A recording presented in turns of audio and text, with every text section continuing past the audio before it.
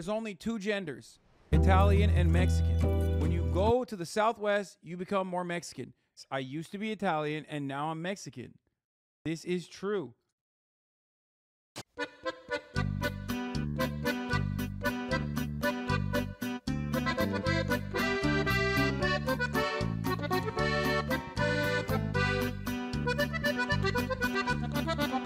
Ya es muy tarde, son las 11 y no llega. ¿Cuánto tiempo estaremos esperando a Hasan? Ha pasado mucho tiempo y no sabemos qué es lo que él está haciendo, cuándo va a comenzar. Todos los días cuando entro yo pregunto ¿dónde está el hombre turco? Y me pongo a llorar. Y de repente mis pantallas se refrescan, la canción está sonando, vamos ya a comenzar.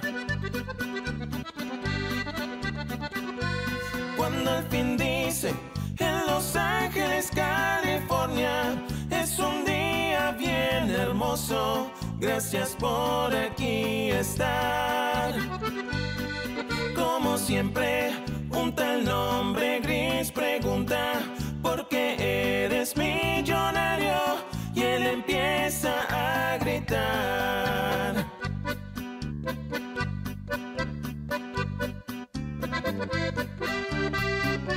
What's going on, everybody? Hope everyone's having a fantastic evening, afternoon, pre-noon, no matter where you are in the world. I'm Hasan Piker, and this is the HasanAbi broadcast coming to you live from sunny California, Los Angeles, folks. We're live and alive. I hope all the boys, I hope all the girls, and I hope all the MBs are having a fucking fantastic one, ladies and gentlemen. Because it's a beautiful day here. It's a wonderful day here. A fantastic day here in California, Los Angeles. The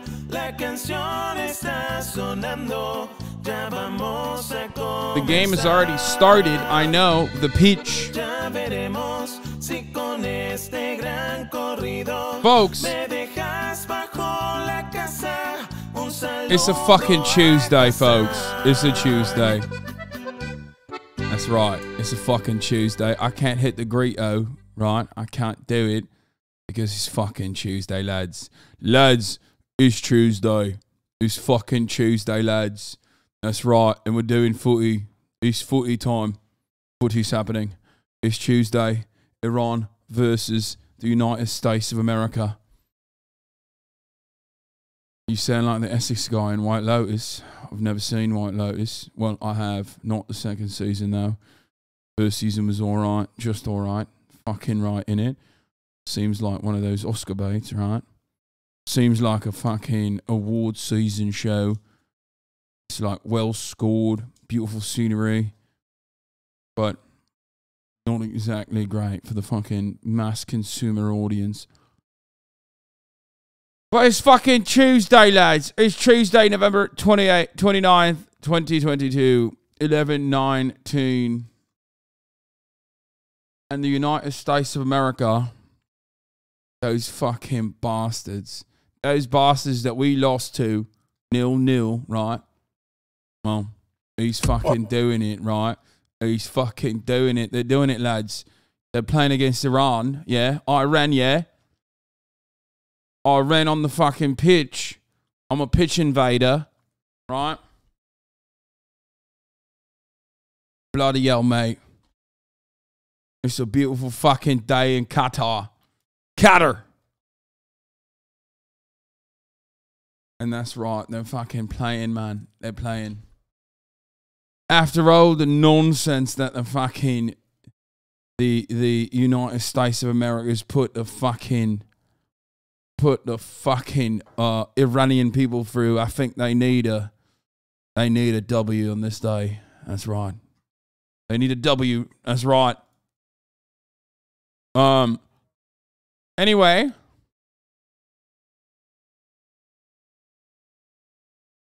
Tim Pool drama. What? Yeah, we'll do that.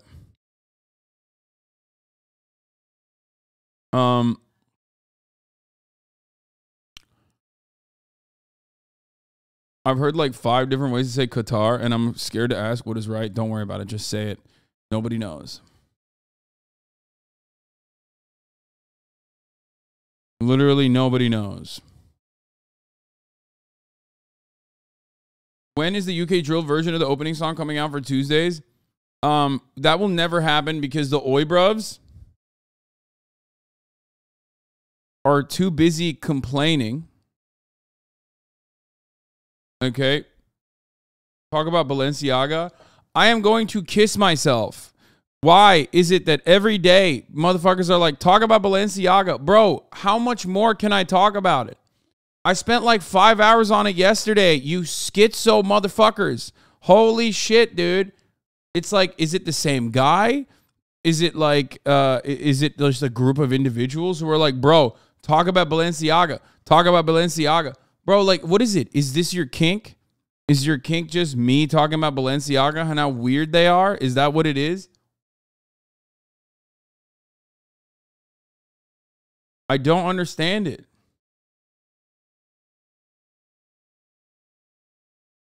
Yeah, I know. We're gonna do the fucking LIVERKING steroid cycle, alleged steroid cycle leaked. This was a big problem. Ladies and gentlemen, this was a big problem at the gym earlier today, you know? Yeah. Got a stack, though. Seems like we got his fucking stack mapped out.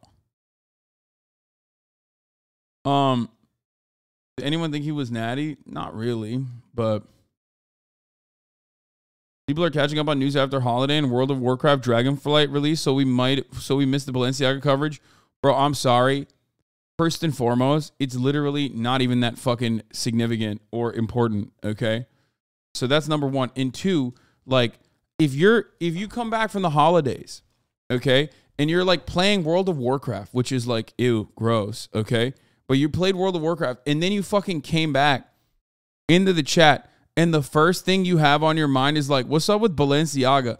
Another high fashion brand with like weird fucking aesthetics that has done like weird shit, okay?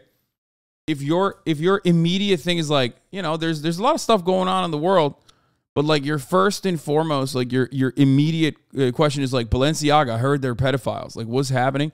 I don't know what to tell you. Like, reorient your priorities, dude. WoW players love high fashion. It's not even about high fashion. It's just, it is quite literally just another group of like pedo hunters who have like kind of lost their fucking minds, but like kind of have accidentally arrived on at least like 1 degree of accuracy with respect to like high fashion.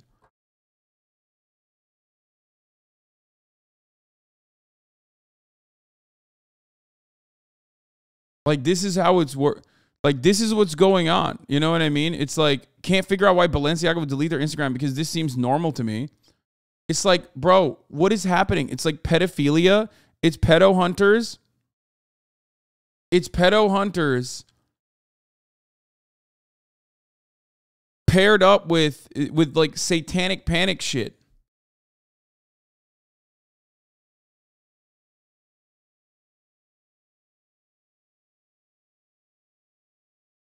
Don't call it high fashion, dude. Is overpriced garbage. I mean, who cares? Yeah, that's literally, that's just you just said high fashion twice.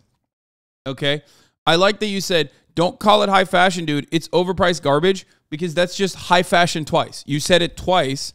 It's redundant. Okay. And even if Loda Volkova posted it, or even if Balenciaga posted this, who gives a fuck, dude? I don't understand. What the fuck? What do you mean? Bro, take pedophilia seriously? Yeah. Wait, what? Maybe people are just annoyed you don't take pedophilia that seriously. To be honest, it's not just you. Seems to be a major problem on the left. I'm the left. No, dude. I take pedophilia seriously, which is why when I see like some schizophrenic fucking loser on the internet, you picking up fucking pieces of wool and tying it together to create this like massive fucking pedophile conspiracy, I laugh at you because you're fucking insane.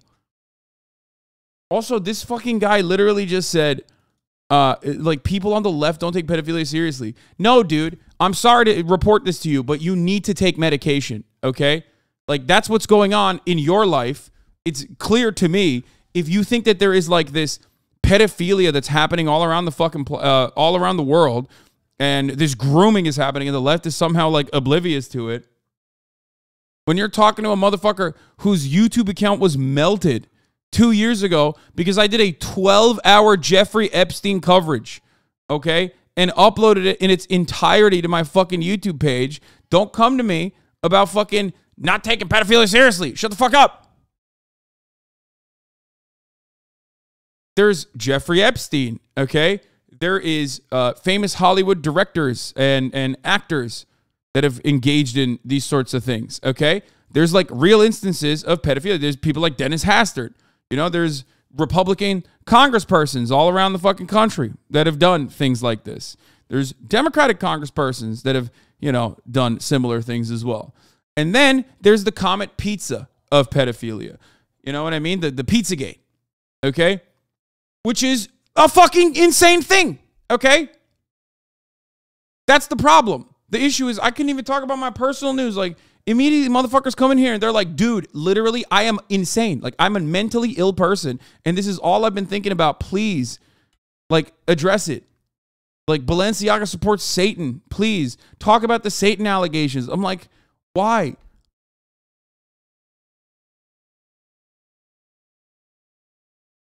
When I hear this shit, I don't know if you're leftist or not, man. This is like a super disingenuous way to frame this conversation, to assume that like the left doesn't take pedophilia seriously.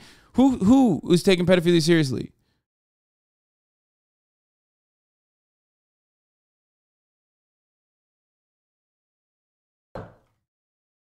Anyway.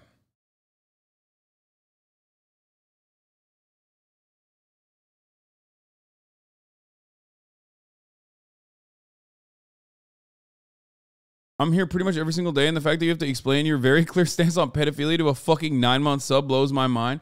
It's because a lot of people aren't here every day, okay? And also there are a lot of unique opinions on the internet that people might fall in and out of. Someone might have been a fucking 9-month subscriber while simultaneously watching Tim Pool videos and thinking to himself in his like little fucking manic state because he's in like in the corner of the internet. There's no sense of community whatsoever. There's no real world interaction. So all your fucking experience in the real world through is like literally your phone and the computer that's in front of you. So maybe you're a 9-month subscriber here, but you're like peeking into other communities, and then that seems a little bit more tempting to you. You know what I mean? You're like, wait a minute. I wonder what's going on. Maybe the left are fucking grooming people. This drag queen power hour in the right-wing framing of it seems really fucking weird. Seems really gross, actually. Maybe the left is not taking this grooming stuff seriously. Maybe they're just not taking pedophilia seriously. And then before you know it, you literally just like, you have lost your fucking mind. You dove deep into this like weird right-wing reactionary pit of despair where you're like looking at shapes and sizes and you're doing like analysis, like numerical analysis, right? Like you're doing numerology where you're like, oh man, holy shit, actually like fucking, you know, there's actually like a deep state pedophile ring that's being run through the Balenciaga Instagram account.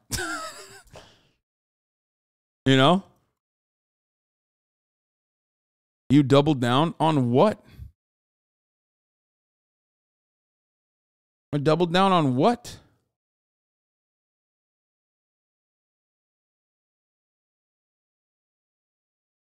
Yeah, we talked about the state trooper from VA that drove across the country after catfishing a teenager and killing her family and then burning their fucking house and then getting domed by cops in Riverside or San Bernardino police.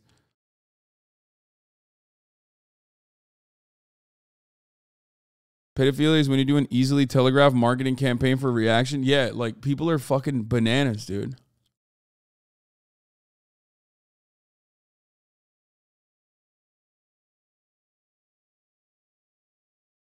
Anyway.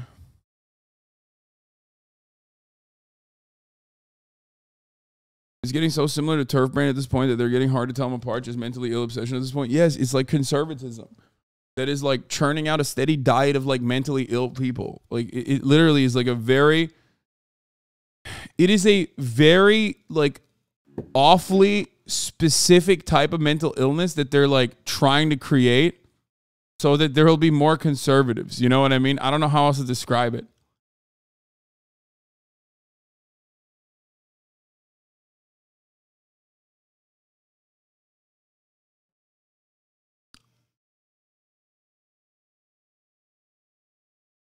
All these fashion brands delete their photos from social media between seasons. Yeah, I know.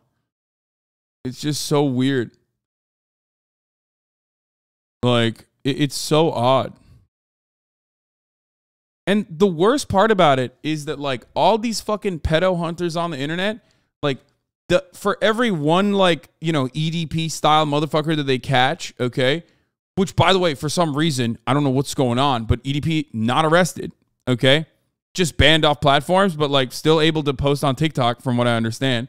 But for every EDP style person that they fucking go after, they're spending like 75% of their fucking time on like, you know, drawing conclusions from like very obviously like viral marketing campaigns from fucking weirdo PhD art majors that love smoking cigarettes and doing ketamine and then think that it's like super aesthetic to show like 90s satanic panic imagery. Okay, if you see an art hoe with a fucking with the turf bangs who smokes like 11 cigarettes an hour, okay, who loves doing ket, like that person is weird. Okay, that person is like a weird, gross art person. Okay, they're not a part of like some intricate like international pedophile ring. Okay.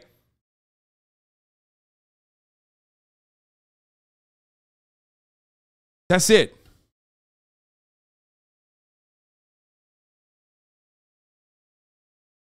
Also, some of them are very hot, the art hoes, okay? No disrespect to the art hoes. I love my art hoes, okay? Do not misunderstand me. That's just a European, to be honest. Yeah, I mean, that's like literally everyone in fucking... I feel like Williamsburg is like a dated reference at this point. Like, this is like, you know, East LA gentrifiers. I fucking don't know what else to say, but like they're trying to be European. They're trying to look European. Boyle Heights, Bushwick now, baby. Yeah, Williamsburg is like dated now. It's like Williamsburg is now all techie weirdos, right? Yeah, Silver Lake is what I'm talking about. Yeah. Art hoes don't need your reassurance. They have ket. True.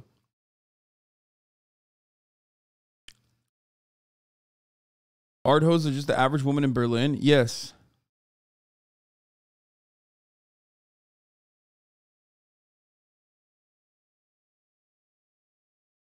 Anyway, hey, some of us still keep it classy and only do coke. I think ket is, I am not going to get into illegal drugs and which one's better. You know, I was about to do that, but I'm not going to do that. You know what I'm saying? Not going to do that today. I don't do any drugs. So I have, but I don't anymore. I guess like there's some, I mean, I guess it's not even, it comes from the ground. Okay. Mushrooms, used to say psilocybin or shiitake. You know what I mean? Like that's nothing. That's not a thing. That's not a drug. Okay. Yeah, why do fucking drugs when I can sit in my goddamn studio for like 3 more hours after I'm done streaming, after streaming for 12 hours, and play Valorant? You know? Why do that? For me, I don't need drugs because I got crack. Valorant. Anyway, Hey, there's a reason ketamine is used for PTSD treatment. No, not to try it. Dude, I know, man. I know. That's why I was about to say ketamine has like better medical usage than fucking cocaine does. I know. Thank you. Like, motherfuckers acting like doctor prescribed ketamine for like literally just crippling PTSD. Like people who are straight up multiple time rape victims, or people who are like fucking in war and watch their shit get blown off, getting ketamine treatment to art hoes eating ket on the fucking weekends. Shut up. Just say you like it. It's okay. That's just it. You don't have to like try to fucking justify it. Yes, ketamine treatments are very common now. It's something that people do.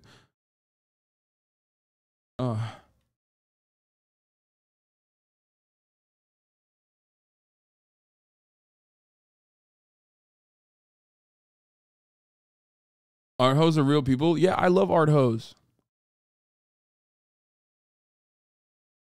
I'm a refugee from Syria, and these art hoes gave me ket therapy. Not gonna lie.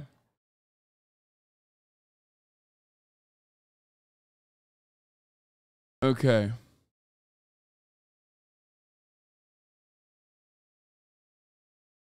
Where was I? Where the fuck was I? We're gonna talk about Liver King and shit too, but here, I need to blast off. I forgot before I forget. Okay.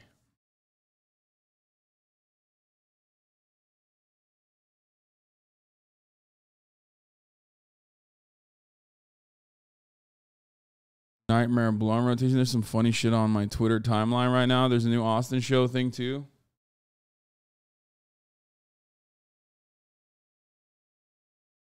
Okay. USA versus Iran on the pitch. Liver King. Steroid allegations.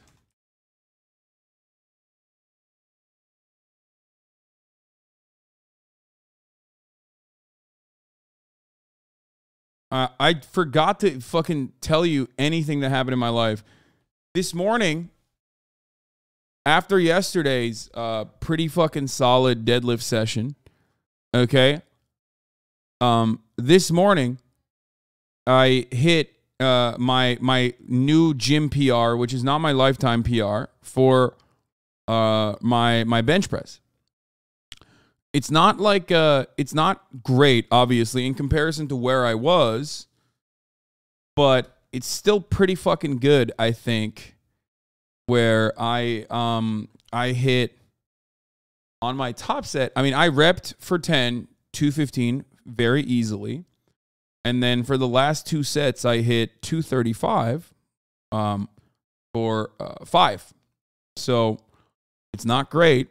And I know it's not great. 235 is all right. Like, that's not like big boy weight at all. However, 235 for me, especially since like post-COVID, well, not post-COVID, but like post, lockdowns and all this shit, has been the highest that I've hit on flat bench press, which is closer to my, lifetime PR than I've gotten. Lifetime PR, I think it was like 265 for 8. My bench press has always been not as strong as my deadlifts or my squats, but that's normal for everyone. I think it was like 265 for 8 or 10. I can't remember. And I've never done like a 1.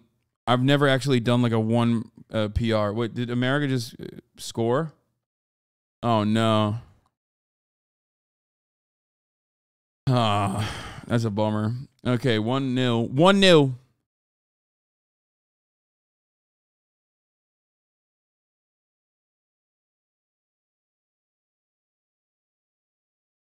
A bench as heavy as your squat would mean you have underdeveloped legs. Yeah, no, I know. I'm just saying that like my deadlifts and my legs were like adequate.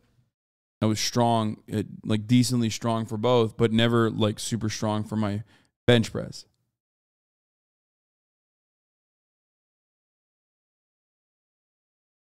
out here benching my best deadlift weight and calling it not great. I mean, yeah, 235 for 5.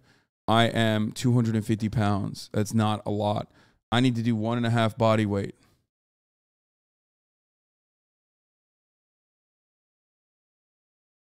Eventually. One day.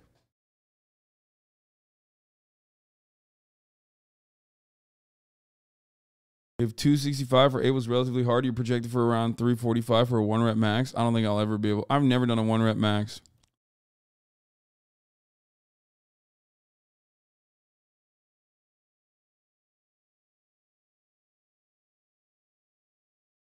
You have the game on the second screen? No, I'm just looking at my chat. Who's watching it on the other screen?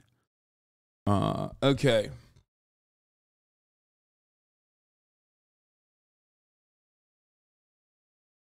I mean, at the moment I'll be happy with like benching my body weight. But we're not gonna get there anytime soon. LIVERKING steroid allegations.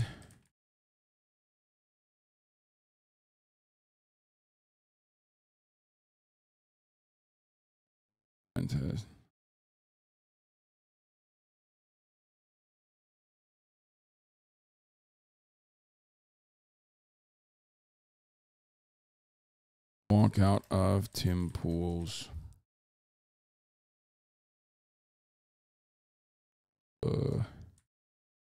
interview after fight back. Oh, also, we might watch Community today. We might start the new React arc today. I did a 5x5 bench with 235 a couple days ago. That's pretty good. I mean, I don't know how much you weigh, but like once you get above 225, oh yeah, rail strikes too.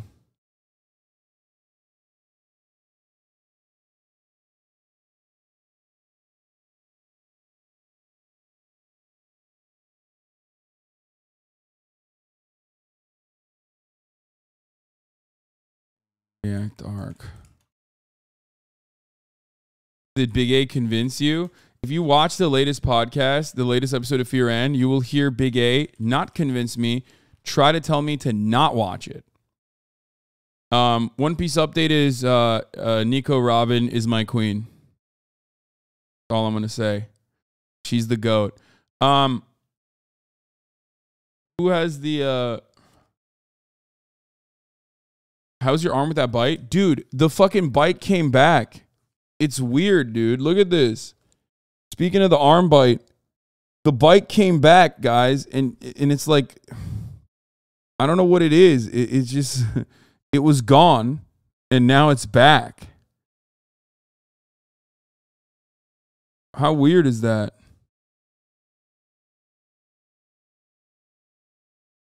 It doesn't look bad. It's not. I don't think it's bad at all, but it's just odd that the bite was like gone. And I thought I was fine, but it's back now.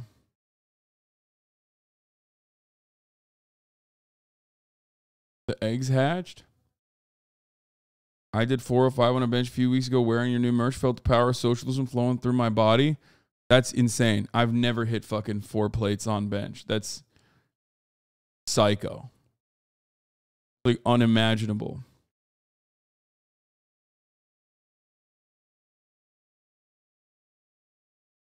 You know? Okay.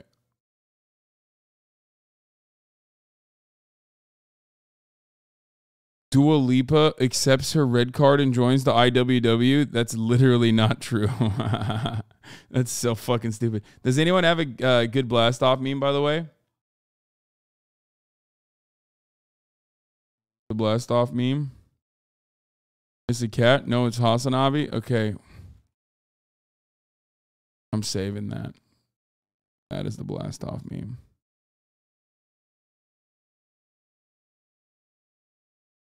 Okay, we got a lot of fucking fun little things to watch as well here. I'm gonna blast off right now real quick. I remember a chatter telling you that Bite would come back. Bro, there were like a million fucking different predictions from chat, okay? That was not the only one. People were also predicting that I would die. So I'm not going to sit here and take the chat and their predictions seriously.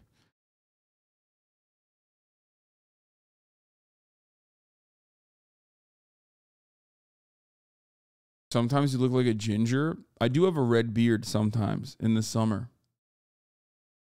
Get that bite check. That could be MRSA. What? No, it can't. I don't know if you mentioned, but the podcast is out. Yeah, we're gonna do that in a second. Here, juice it, juice it, juice it, juice it, juice it. My beard turns red sometimes, and I have hella freckles. So I guess like I have, you know, I'm ginger adjacent. Like I don't have the card, but I'm telling you, it's just an Aedes genus mosquito. There's a lot of them in SoCal now. It's fine. Chat are maniacs. Yeah. Chat literally fucking said. Chat literally said that it's MRSA. Okay? Like something that you can unironically see, okay? Like a bacterial infection that is so gross and like I think smelly too.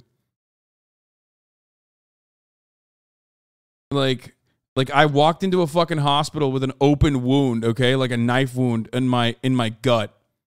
And then some bacteria got in there and now I have MRSA. Like that's what you're talking about, okay? You are right. You aren't one of us. Know your place.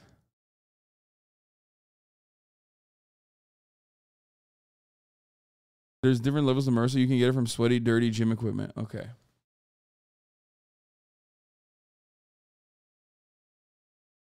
Right when he's upset about a few Albanians dancing. Not an invasion? Wait, why? Bro, these are the least patriotic Albanians, dude. What do you mean? They're celebrating Dua Lipa's getting a citizenship.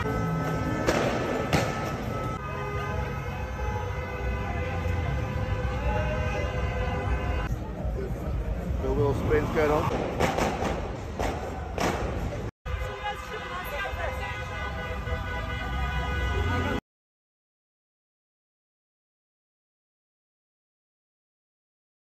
Okay, can we just stop fucking talking about this little bite that I have? Jesus Christ, dude. It's not a big deal. It's just itchy. I had a classmate that was Albanian, and it was all she ever talked about. Independence Day, actually. Man, shut up. No, it's because they're...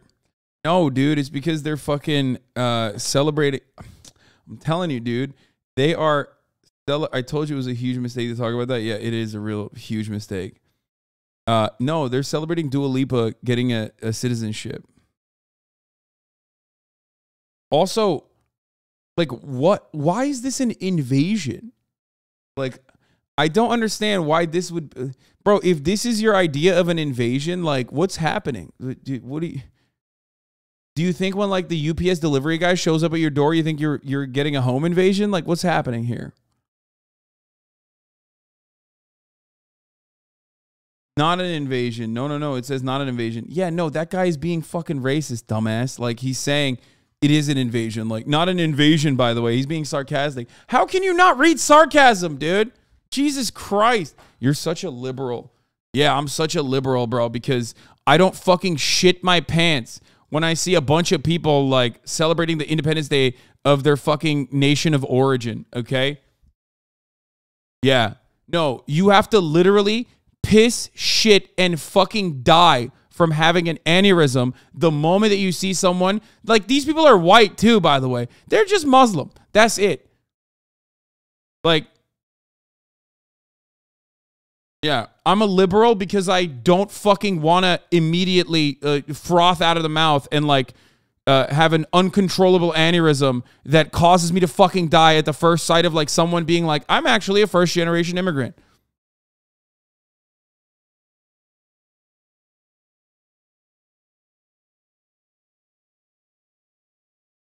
Which is funny, like, quite literally, openly fucking stating that conservatism is about shitting your pants when someone says, like, that their parents weren't born in the same fucking state that you were born in.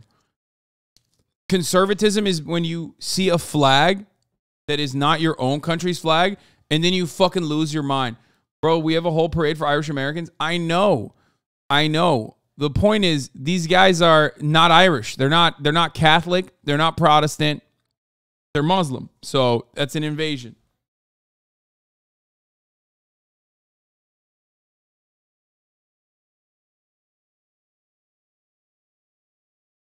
By the way, let's take a look. This guy's a cleric in holy orders. What is this? FR Calvin Robinson, a media personality?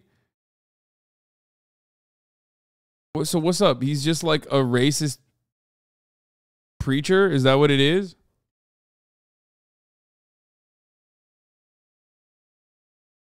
Charlie Kirk, Lori Penny, and 2 others you know.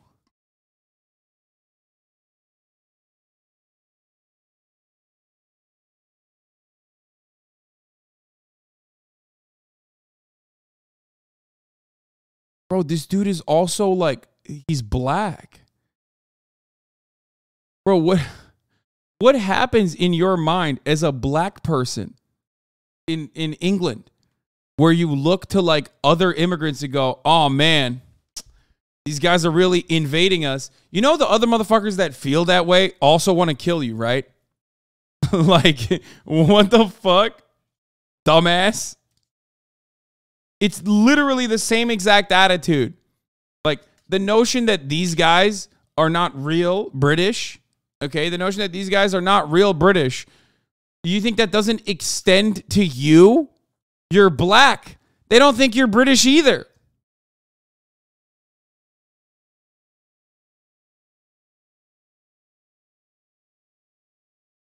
Calvin Robinson. Right-wing British political commentator, broadcaster, and clergyman who was a deacon in the Free Church of England. He was a video games journalist? Oh my God, dude. Oh my God. Oh my God, he was a video game journalist. Oh my God. He taught computer science and then went right-wing as fuck.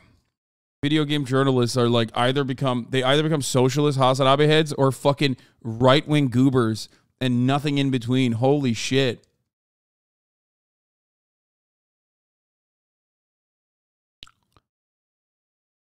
God is a geek? Oh, God.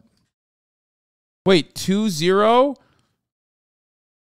Oh, no. Oh, no, dude. America is benefiting from its own sanctions, dude. It's like cheating. The Iranian soccer team doesn't have access to the fucking same food and amenities that like every other soccer team has.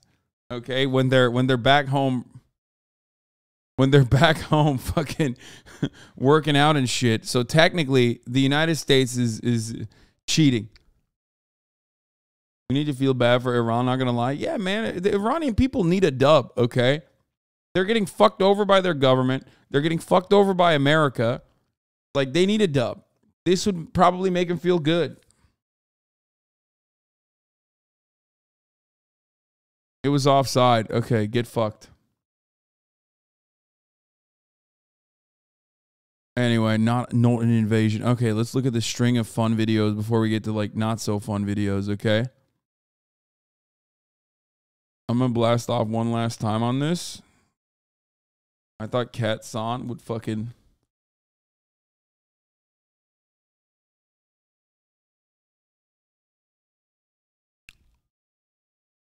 Dav crying at Pixels again. Where did he go? He like just stepped off over there in line. Is this a spoiler? It is. Oh my God, when he saw,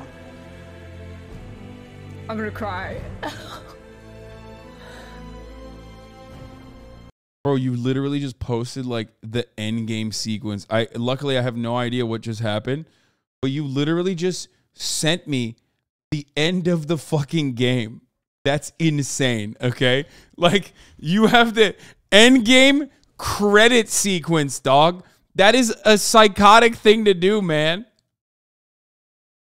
That's crazy, bro. What the fuck? My man really said, yo, check out this fun clip. That is the end game credit sequence, dude.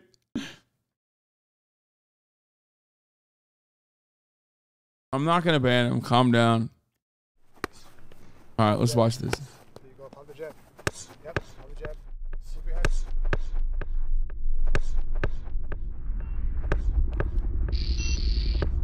Luckily, I have no idea what that was about, so it's fine. I didn't understand it.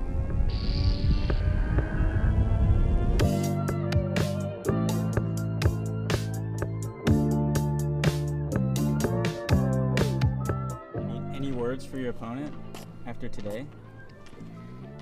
Good luck. That's it. I'm not gonna lie, that bench is stronger than the American economy, okay? Like, it is wild to me. That bench is stronger than fiat currency in comparison to fucking to crypto. I've been sitting on that bench for like 10 years almost, okay? And that thing has been broken right there. Like, this is such an oddly specific thing to mention, but that bench has been broken in that exact same fucking spot for 10 years, dude. Okay? I do not understand. First of all, I don't understand why they just don't change it. Okay? I don't know why they're like, no, we're going to keep that bench until it fucking breaks and, you know, someone breaks their ass.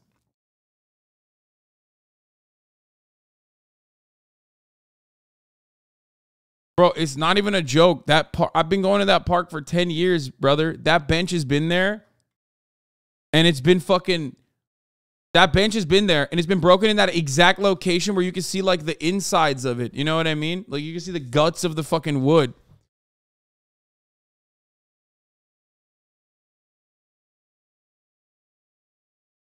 That's it. And I'm pretty sure that bench has been around for even longer than that. Okay, Nightmare Blunt rotation. What is this? You're gonna make a take. How would I slip up? Dude, you're gonna have a dog shit take because I know what you really think, bro. Oh. I know what you really think about your Nvidia stocks and the poor. I know everything what you think. What do I think about the poor? Wait, Oh, why the are poor? you why are you leaking his private conversations, which I've heard as well? Oh, well, that's a great question, Hasan. The reason why I'm doing it is because it's time to take back what's ours. Yeah, well, you're a hero. You're a hero for doing this that. Guy, we were trying to board a fucking flight, and he kept saying, "We're gonna take back what's ours." Hey, you know the code word? I would walk by him on the aisle and be like, the trigger phrase is ravioli. He's literally talking like a fucking terrorist, and he looks, you know, he's skinhead. What? What do you mean? He's literally. just Whoa, dude! You're being messed up that's what right I'm saying. now. That is fucked up. Slip up number one. If I'm judging, then how about the lady next to me who's hearing him say the trigger phrase over and over? To be fair, though, she to can be take fair- back what's ours. You're gonna make a take. Yeah, he was being baldest. Trigger warning.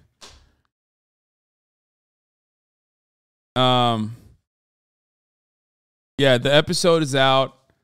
I had a lot of fun. Okay. Yep. With Slime, Cutie Cinderella, and Atrioc. And I talked about way more in depth, talked about my Vegas experiences and everything else. If someone is repeatedly saying ravioli on my flight, I'm freaking the fuck out.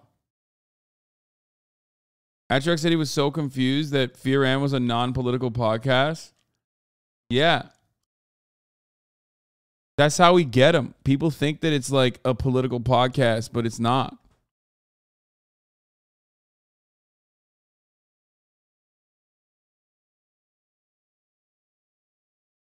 Is Will ever going to be on again? Yes. Will is back this week, finally. Anyway. Not to mention Cutie dropped some crazy information. She did. And she dropped even more on the fucking paywalled episode. Patreon.com/FearEnd. Patreon.com/FearEnd. Okay.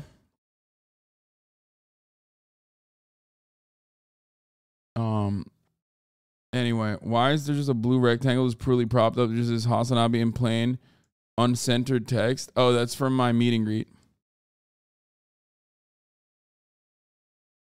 US is up 1-0 in the half, bruv. I know. Why do you paywall the pod? Because I love capitalism.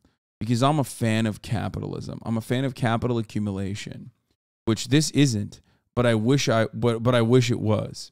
Think of it like I'm a landlord for my own labor, which dramatically changes the entire dynamic of being a landlord. But also, you're probably a leftist on the internet, which means that you don't understand any of these things, and you just kind of senselessly and endlessly run around. The thing that I love the most is the top of the hour ad break, though, where I paywall for 60 seconds, which is slated to increase to 4 minutes an hour, an ad, where I paywall the content for specifically the duration of the ad. And then I tell you, you no longer want to see those fucking ads. All you need to do is subscribe. Okay? You're doing that thing Soda Pop talked about. I'm not like shitting on him. I'm just memeing. At the top of the hour, there's a 60-second ad break. If you no longer want to see those ads, all you need to do is subscribe, which you can do for $5 or for free with a Twitch Prime by connecting your Amazon Prime account to your Twitch account, where you get 1 free Prime subscription a month, or by getting gifted a sub. Here's the 1 minute ad break. Now, people saying that's a 0, by the way, are silly. You're silly billies. That was a great fucking segue. Here's the 1 minute ad break now.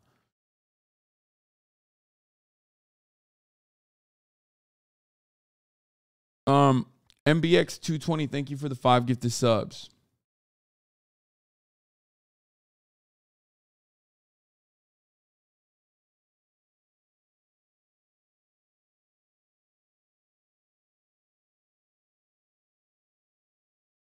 Yeah. We're going to listen to Kanye's take on Steven Crowder's take on Kanye's anti-Semitism in a second. Red Wolfles, thank you for the 5 tier 1 gifted subs. What happened to Lud? I beat his ass, bro. He told me he was rich. Told me he makes money, so I beat his ass. Never tell Hasan you make money. This meme only works on Twitter, by the way. Like, nobody fucking knows what this is.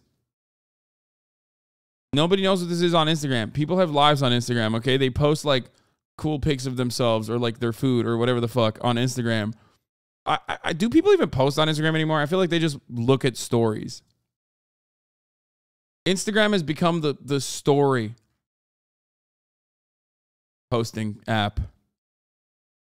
Like, I rarely ever post on Instagram. I just only post stories. Does HasanAbi ever divulge a Spotify Wrapped? There's that privileged information. I don't have a Spotify Wrapped. I don't even have a personal Spotify. I share one with my cousin in Turkey. So I don't even know what the fuck that Spotify Wrapped would look like.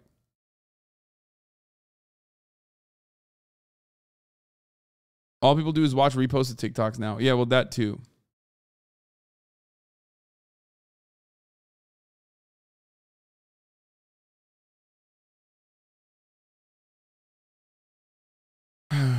Anyway. Okay.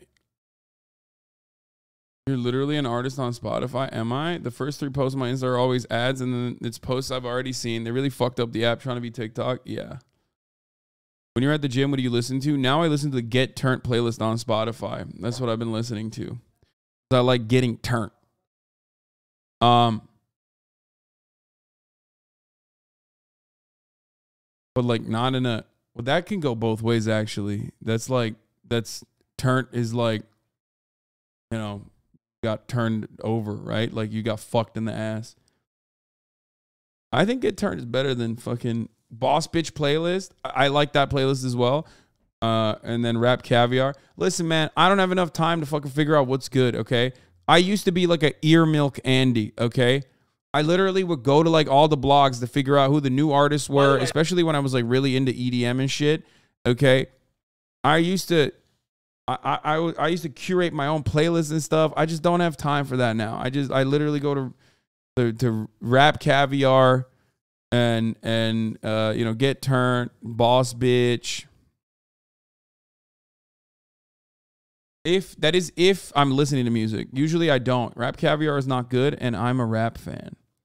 Yeah, I know Rap Caviar is not good. Of course you're an EDM Andy. No, I used to. Ear Milk? You mean Earworm? No.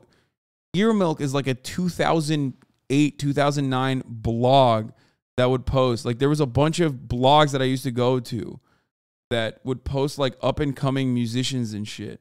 There was another one. Fuck, what was it? Like it was like 8. There was a bunch. You guys don't know anything. Like I've been around the block, okay?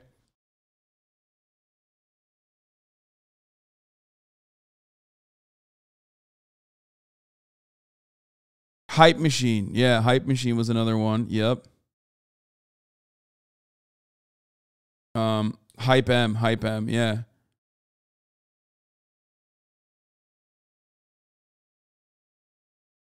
Stereo Gum. I mean, not Pitchfork. Anyway, yeah, all this shit back in the day was on blogs before like TikTok, before Facebook was popping like that. a lot of this stuff was on blogs, and you would have to go to that piff was a shit back then. Yeah, you would have to go to blogs to find like the up and coming latest and greatest artists and shit like that. Yeah. Explaining blogs makes me feel so ancient. Blogs are just like shitty websites. That's it. A shittier version of a regular website. I'm sure they still exist. I just don't really care. All right, let's watch this. This is a new up-and-coming show, apparently. By the way, I've never flown a plane before at all. This December, Hasan, you're pulling up too much. Oh, shit. No, don't worry. Oh, we're going to crash. No. Captain Austin Show and one streamer. Good afternoon, ladies and gentlemen. From the flight deck, this is your Captain Austin speaking. Will take to the skies in a real commercial jet. Today I'm joined by my first officer to my right and lead flight attendant Donna in the back. Hello, everybody! We're anticipating a fairly smooth ride today as we make our way down south. What could go wrong? Tonight, trouble over San Francisco. State authorities are tracking a plane experiencing severe weather conditions that may require an emergency landing. So we're going to have to fly the plane on our own. Oh my fucking... Hasan, this is going to require a lot more focus that I'm honestly, frankly, not very capable of. Air traffic control is having trouble reaching the cockpit. I wonder what this does. Hasan! Their only hope is a man that goes by Captain Show, whose only training has been in Microsoft Flight Simulator. Let's all take a moment to pray for the passengers. This is so good. Bank angle. Bank angle.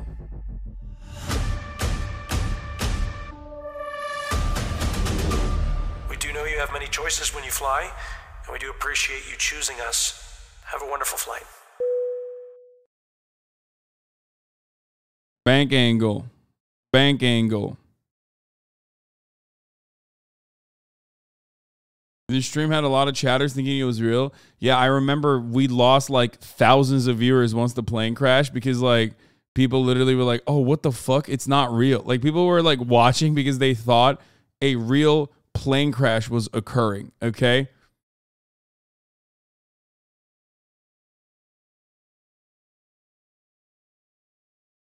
Anyway, so yeah, Austin's got a new show. That's fire. Let's take a look at the USA-Iran. The World Cup for the USA. Tensions are high this morning, hours before the USA and Iran play a deciding match in Qatar. The U.S. must win to get to the second round. Now, the tone of this game was set by a fiery news conference yesterday when the Americans had to play defense. Roxana Saberi has more from Qatar. As the U.S. warms up to face what could be its final foe on the field at this World Cup, this is what the game is gonna be like. Several Iranian state media journalists took aim last night at the team's coach and captain, Tyler Adams. You say you support the Iranian people, but you're pronouncing our country's name wrong. Our country is named Iran, not Iran. Please, once and for all, let's get this clear.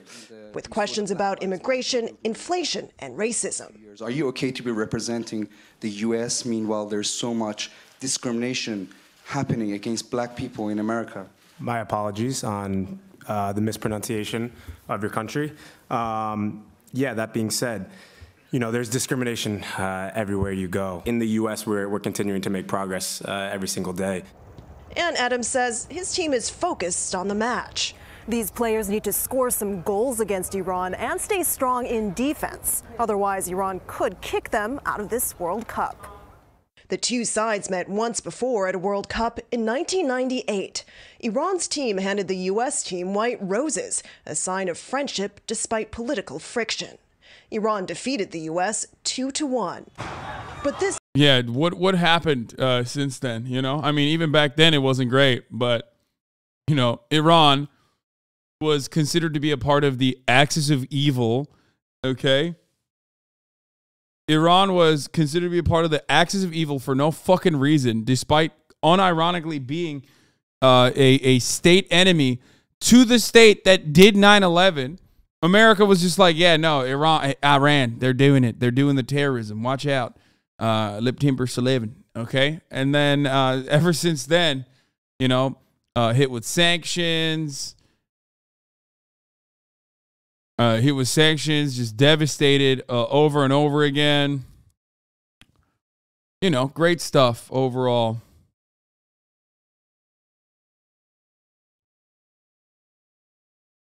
The BBC commentator for the England game mentioned USA and Iran and said, try to keep politics out of football here. I mean, everything is political. Football is political. They asked the U.S. why our warships are off their coast. This year's tournament takes place as anti-regime protests rock Iran. Protecting the Iranian regime again. Pepe Laugh says Kurdistan Kurdish. Yeah, dude, totally. When I say like, I love when Kurdish chatters are like, they act like they don't get targeted by sanctions, you know? How's aligning with America going for you, bro? Turkey's literally fucking doing bombing campaigns in every fucking Kurdish village because an election is coming up, okay? Quite frankly. And you know who's allowing that to happen? The United States of America. Shut the fuck up, idiot. Clearly, that allegiance is not working for you, okay? When America sanctions Iran, you think the Kurdish Iranians are fucking, getting out like bandits there? No.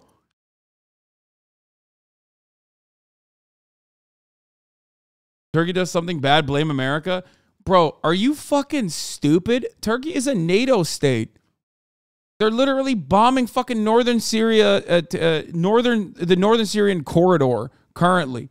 Okay, specifically so they can like galvanize the population as Erdogan's popularity is waning, and you're over here fucking acting like America is a better ally for you.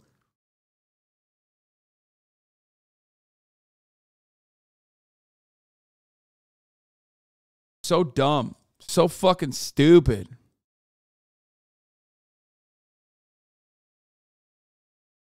Anyway, in 1998 and 1999, USA allowed Turks to bomb Kurds with weapons they got from fighting in the Balkans. Yeah, I mean, that's been going on for a very, very long time. It's not new.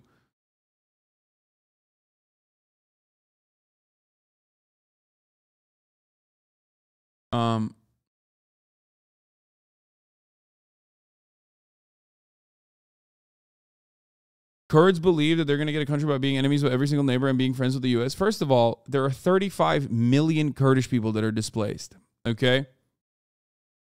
Like, it is understandable for Kurdish people to want a nation state, okay? But the only problem is that while that goal is just, they think that they're going to get a fucking Israel-type nation state, and it's not going to happen. And the reason why it's not going to happen is because, hey, guys, I don't know if you know this, but Americans think you're brown, okay? Like, it's just the reality. That shit ain't happening for a predominantly Muslim country. They're just not going to do that.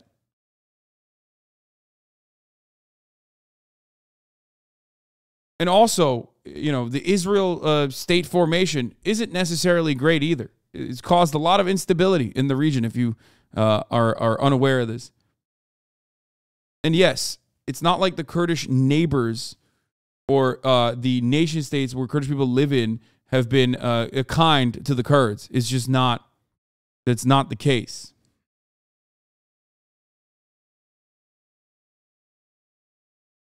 The only thing I have to say here is, I understand why when you're left with no options, where you think the United States will help you, even though you know they never help you in the end, in the long run, and only use you as a weapon for an extended period of time, okay?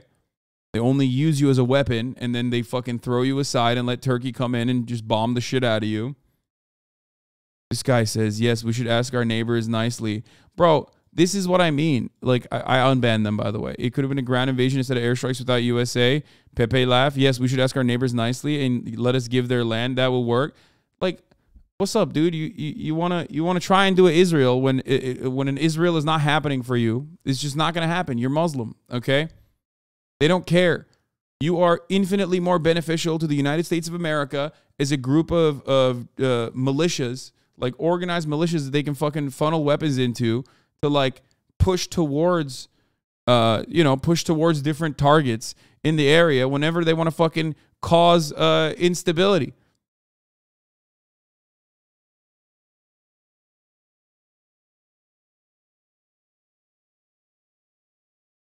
My point wasn't even that like I disagree with the interest of developing a Kurdish nation state. I do understand it, and I do think that it's good. Like I think that is a just cause.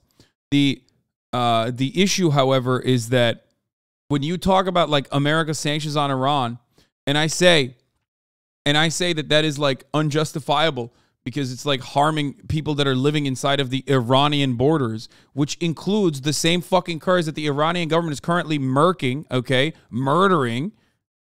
okay? You don't turn around and go, yeah, lol, defending the Iranian state. That's not what I did. I'm defending the Iranian people, okay? Which includes Kurdish people living inside of the borders of Iran.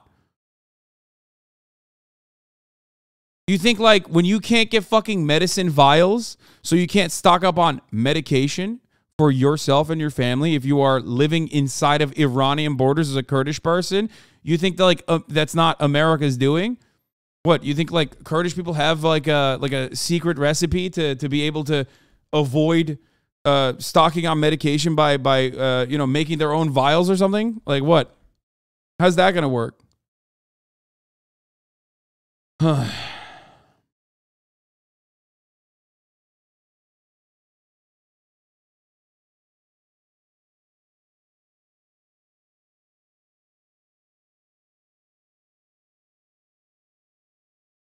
Anyway.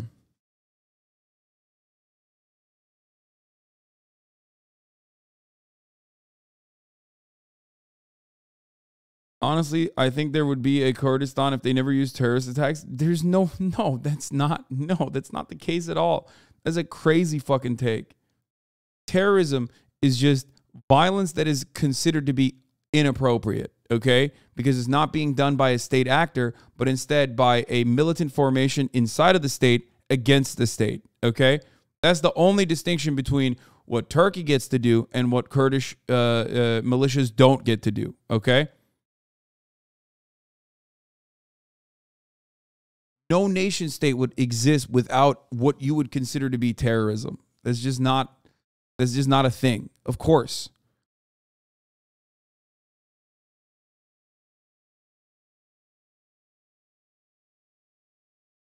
You know, it's like saying there would be a Palestine if not for Hamas when that's not the case at all.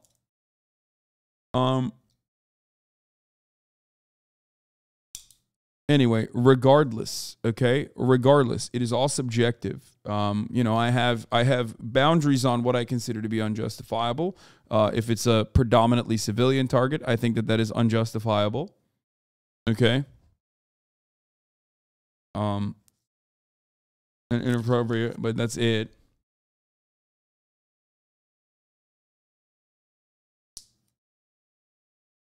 But regardless, I don't know how the fuck we got the Kurdish people here. We were talking about the nation state of Iran and the sanctions that are impacting all Iranian citizens, civilians in Iran, which also include millions of Kurdish people. Do you have a message for the Iranian people? We empathize 100%, and we do support women's rights.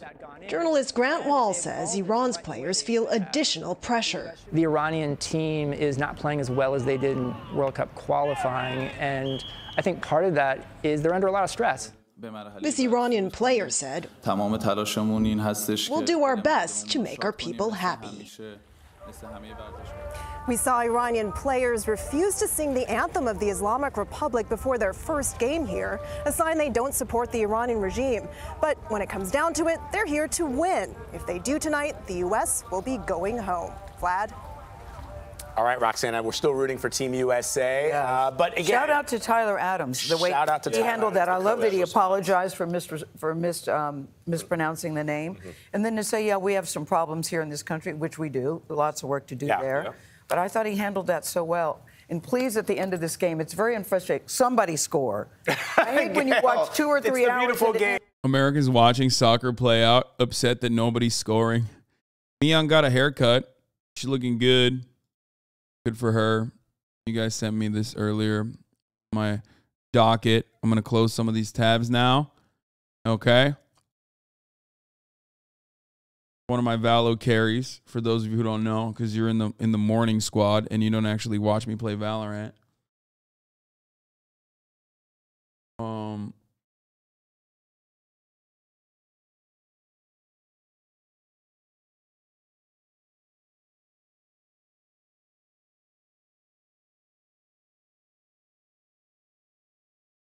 Here is the longer confrontation between Tyler Adams and the Iranian journalist over discrimination in the United States of America.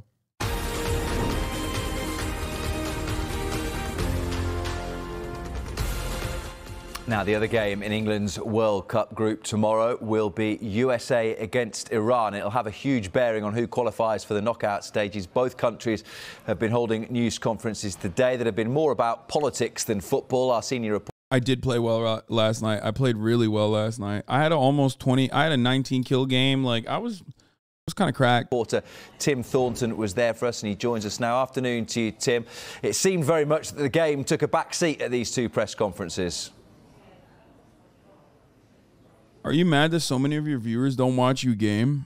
I mean, I'm not mad. I do think that it's like,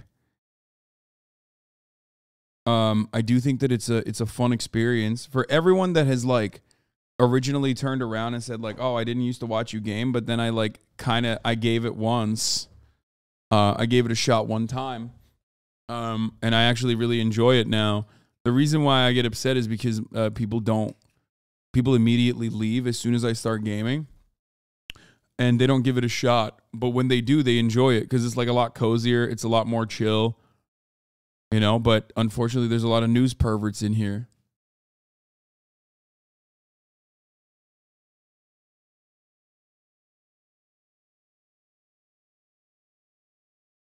Oh, holy shit, I'm being seen. I'm afraid. I mean, fine. I didn't say anything bad.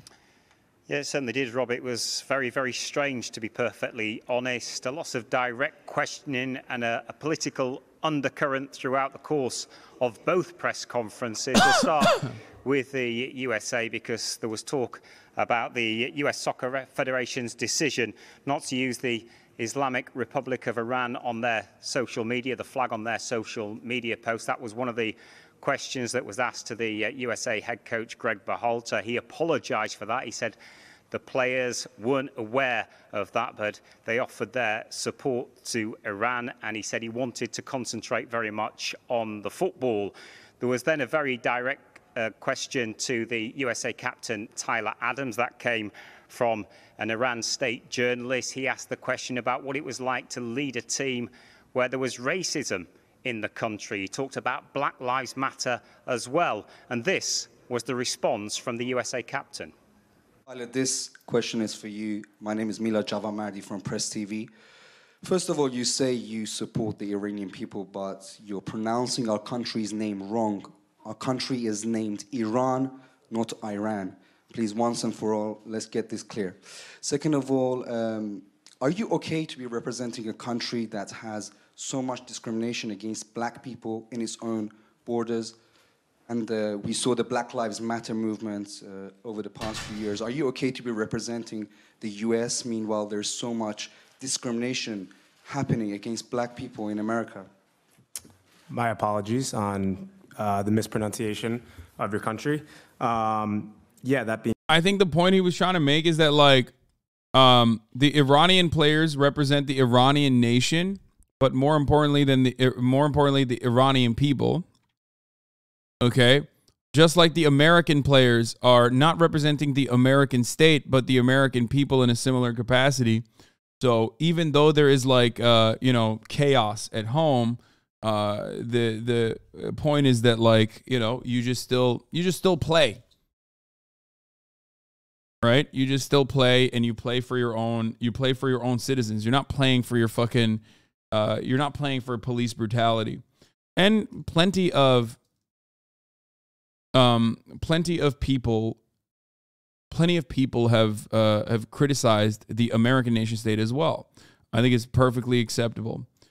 It's just whataboutism. You're reading too much into it. He's saying shut up and dribble. Wait, what? Bro, Iranian players get asked that question nonstop. The fuck do you mean? You said this kid is 23. How old are the Iranian players? Like, is it okay when they're 25? Is it okay when they're 26? What do you mean?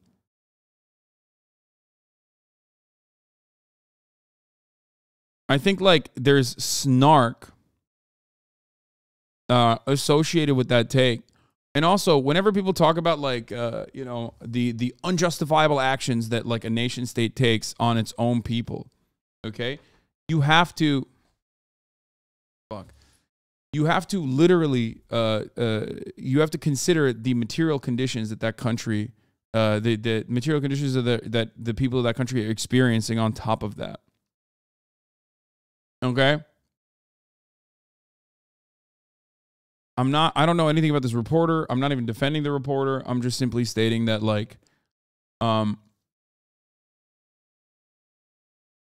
it is interesting that a lot of people are immediately upset at this question when like I said similar things. Like American athletes protest the American government regularly for police brutality. Okay. And for other things like that. And of course, the American state's oppression and the American state's like enforcement mechanism is not going to be as brutal or as gruesome as Iran's state oppression, because Iran's material conditions are very different than America's material conditions. You are comparing the wealthiest nation on earth and what we do in the wealthiest nation on earth to literally one of the poorest nations. Okay. One that is left behind by design as a consequence of worldwide sanctions.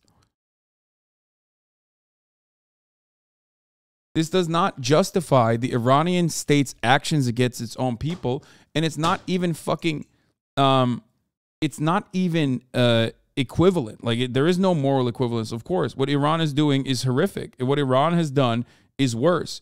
But for some fucking reason, everyone always turns around and uses that as an out for like America's crimes. When we're in America, we're talking about American politics, or we're talking about like, you know, American citizens. Like, I don't know.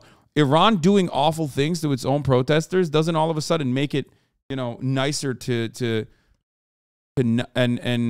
should sedate you into not wanting better conditions, better material conditions for American citizens, you know? Being said, you know, there's discrimination everywhere you go. You know, one thing that I've learned, especially from living abroad in the past years and having to fit in different cultures and kind of assimilate into different cultures, is that in the U.S. we're continuing to make progress every single day.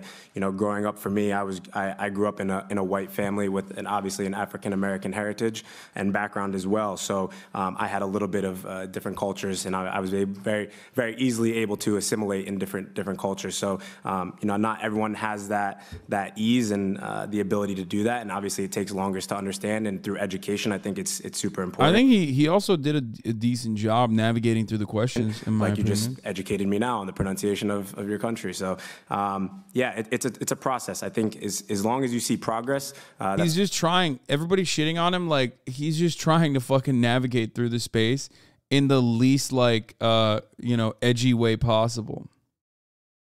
Song speaking is like a class because once you zone out and then you go back into paying attention, you're so lost. Wait, what? So some tough questions there for Tyler Adams, Tim. What about the Iran head coach, Carlos Queiroz? What did he come up against?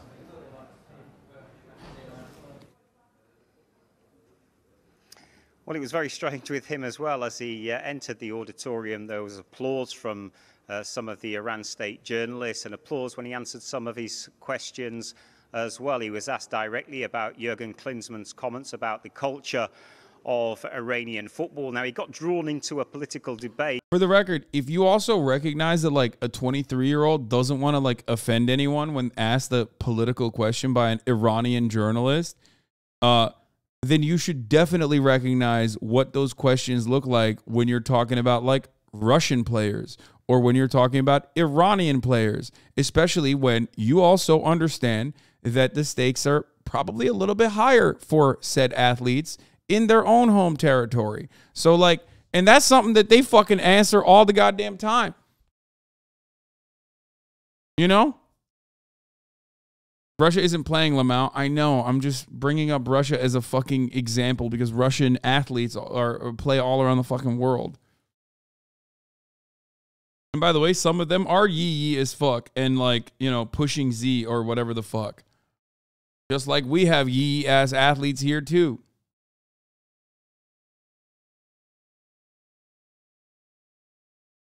Yeah, look, I agree for the most part, except for the case of Ovechkin and other players who would platform Putin and actively promote his crack ass like boys. Yeah, dude, what do you think? You think Aaron Rodgers is a normal guy? You know what I mean? Like, come on, bro. Yeah, they're fucking athletes. Yeah, they have fucking sick, twisted, reactionary sickos in every part of the fucking planet. Earlier in the week at his last press conference, not today, though he played that very much with a straight bat and said he didn't really want to comment on that. And he talked about respect and principles. He also was Brett Favre literally stole from a children's fund, dude. Mr. Wrangler commercial ass Brett fucking Favre, dude. Like, these guys are not exactly great, okay? There's plenty of great examples of athletes, okay? And then there's athletes who are just awful. Other countries talk shit about the U.S. when it's way more socially progressive than them. Says Ron Paul fan. U.S. is one of the most socially progressive countries in the world, right? U.S. is the wealthiest country on the planet, okay? It is the wealthiest country on the planet. It should be the most socially progressive country on the planet. And yet, regardless of some of the amenities, like not murdering people immediately for the crime of being gay, you still have plenty of examples where you have right-wing sick freaks that are institutionalized with their insanely anti-LGBT rhetoric that end up allowing other psychotic, stochastic acts of terror to occur in LGBT communities, okay?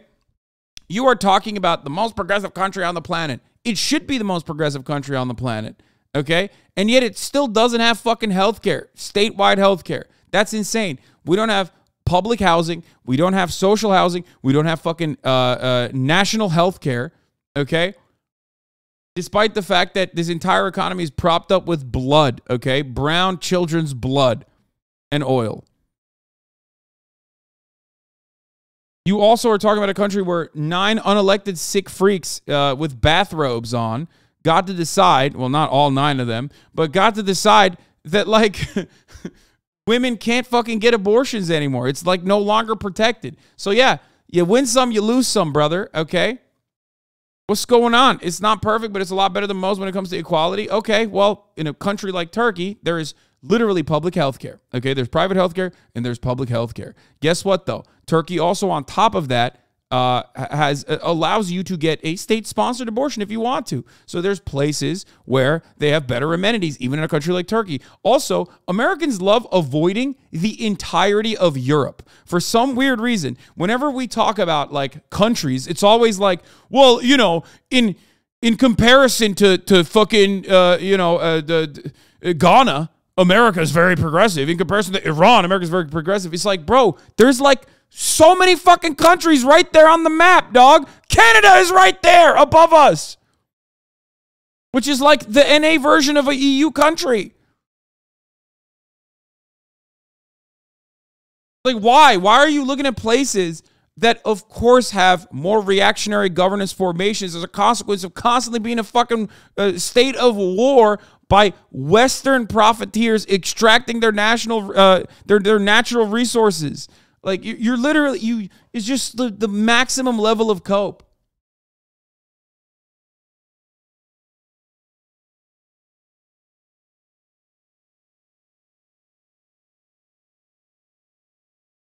Canada is great if you're not native. Brother, I'm going to keep it a $1.50 with you. Canada, native treatment in Canada, still awful, of course. Indigenous genocide is still very real. Still better than the United States of America, okay? It's not great, but it's still better than the U.S. If we're talking about, like, which country is more progressive, then yes. Canadian indigenous treatment is literally better than U.S. indigenous treatment. Our reservations have, like, nuclear fallout, okay, in its water supply. That is, if they're lucky enough to even have working water supply, like a working water system inside of our fucking reservations.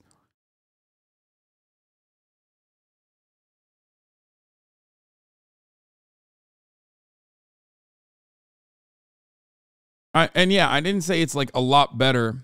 I'm just saying it's still better in comparison.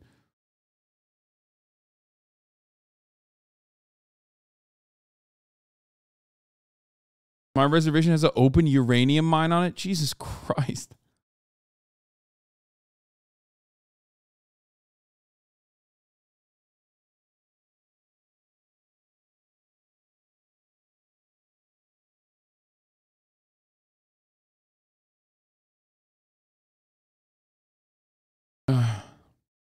Asked about the flag, and his response to that was to talk about the importance of this game for the Iranian people. And he talked about the mission to bring a smile to the faces of the people for at least 90 minutes. Until today, I used to go and work in places, and you don't. Canada is only thought of as worse because they addressed the genocide. Yeah, Canada addressed it and was like, oops, sorry for the genocide. There's also like a compensation mechanism from the government, if I'm not mistaken. If you can like prove you're native, if you can prove that you're First Nation, they give you money or a tax break on top of that, right? Don't they? Isn't that a thing? There's like what is it? A tax-free card? Something like that. Comparing Canadian treatment of First Nations to the USA is like comparing a 4.5 shit to a 5 shit. Okay, my point was, it's still, like, the conversation started because I said America is not the most progressive nation on the planet, even though it should be, okay? And Americans love fucking acting like other countries don't exist. Canada, albeit marginally, okay, when it comes to the treatment of Indigenous people, is still marginally better than America, but still significantly better when it comes to like social progressivism in the fucking country in comparison to the amenities and also some of the social safety nets that it offers. That doesn't mean it's fucking perfect. I never say Canada's great, okay? Make no mistake, Canadians. I'm not saying your country's good. It's shit. It's just less shit than America. I'm talking to a fucking psychotic American here who literally thinks that like other countries don't exist.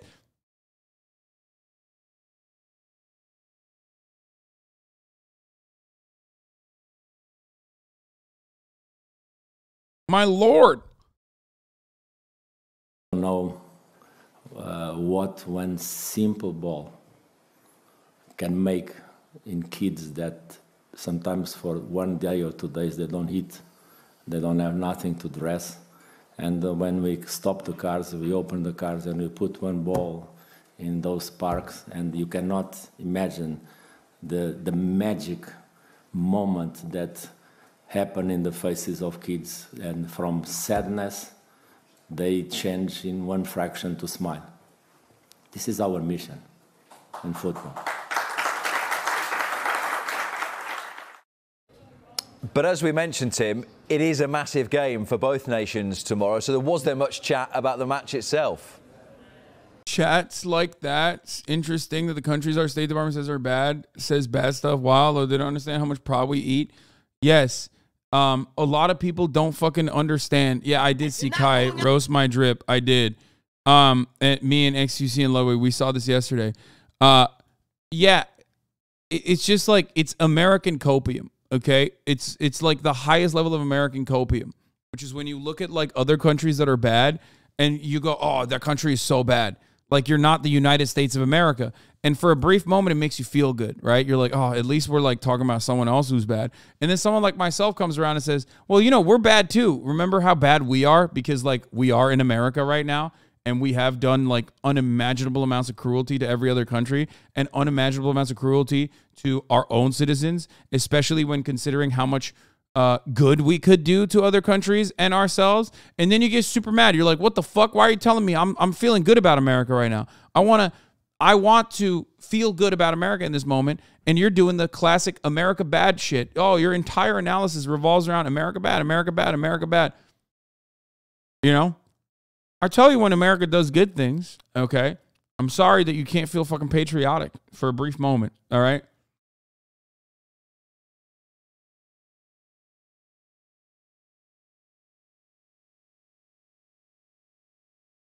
The observation that America is not perfect should be an argument enough to try to improve our nation. Exactly.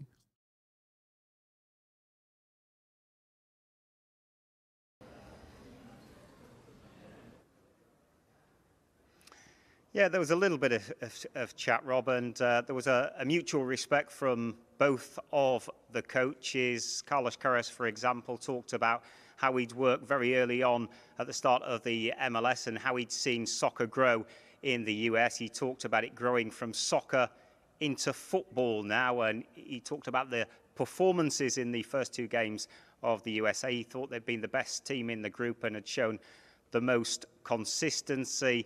And as for Greg Berhalter, well, he was very, very keen to stress that this was a huge game for his side. A must-win game, of course, for the USA, and he was trying to keep the focus. Yeah, but you started with Canada and they got defensive about making America worse, and that's like comparing Russia versus Germany genociding Jews, like they're both horrible and acknowledging hell, so you overdid it a bit. Okay, that's actually a really good fucking take. Which one's the one you know about more and talk about more? Yeah, no, that's a great take, actually. Are you saying that, like, USSR treatment of Jews, which was fucking disastrous and awful under Stalin, is akin to the Holocaust? Because that would be anti-Semitism. You would be dealing with anti-Semitism, even like ADL and all these other fucking organizations do not say that. Like the Never Again Foundation or all of these other fucking literally all of these organizations that would consider that to be like minimizing the impact of the Holocaust.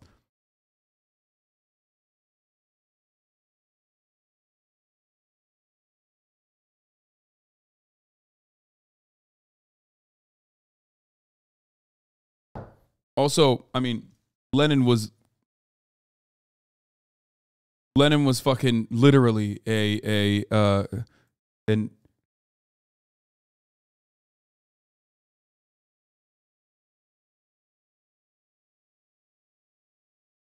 Lenin was definitely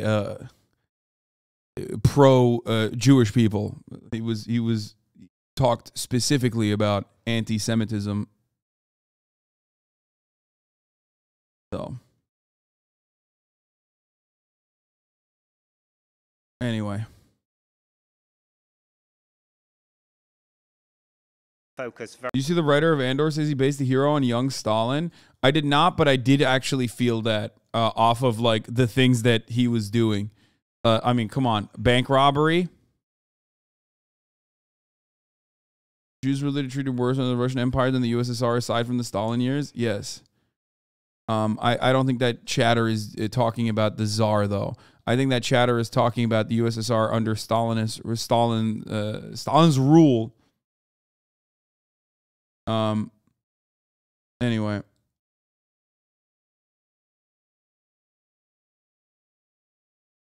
Yeah, but it's a little different, though, because every time you mention another country, you have to bring America into it, which is fine. America's terrible, I agree, but I think people just get tired of every single topic coming back to the U.S. Like, for the time, discuss the topic fully. And not bring up the same U.S. bad talking points for the 100x time.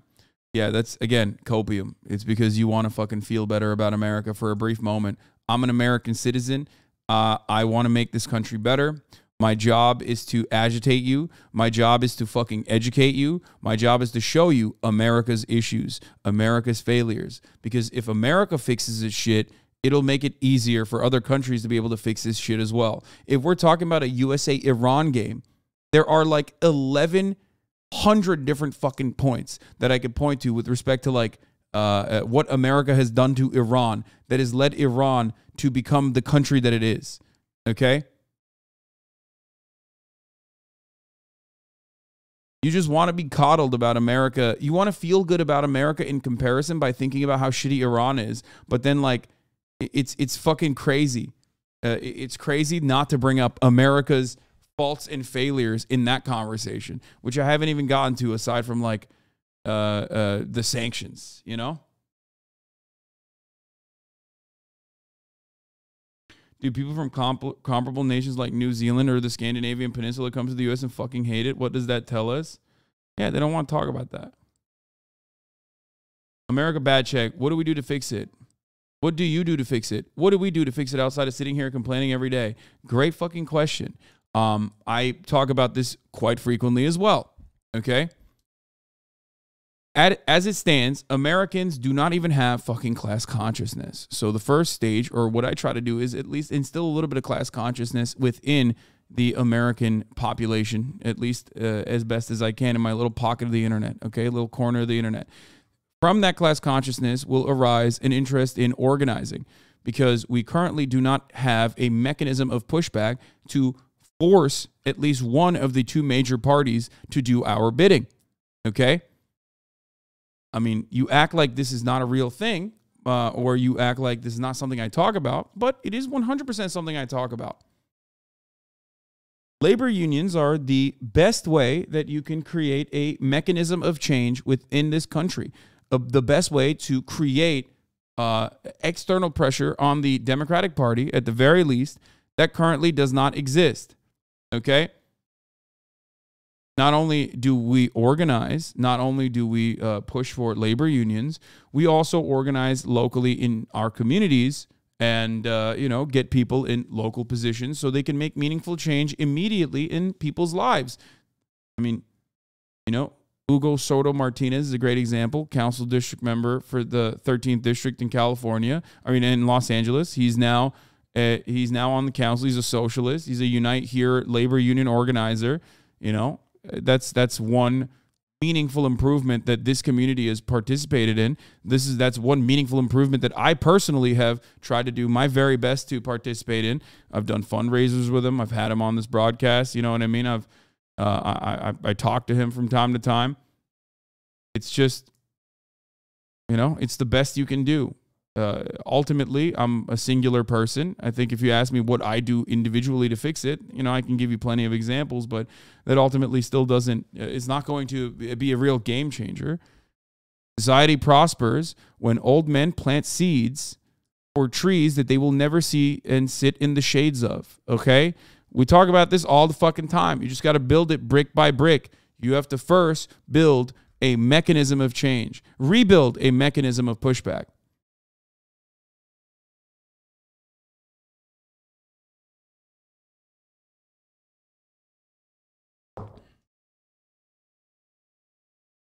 Were the sanctions good? No, the sanctions are unjustifiable and awful. Anyway.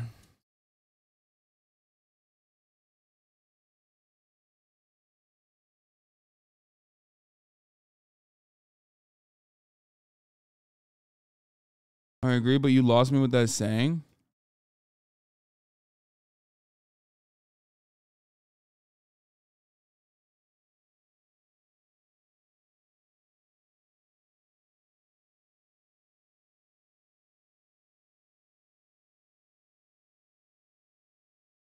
Very good and calm answer to a question that you're asked 5,000 times a day. Yeah, and oftentimes it's like a very snarky way of asking that question too.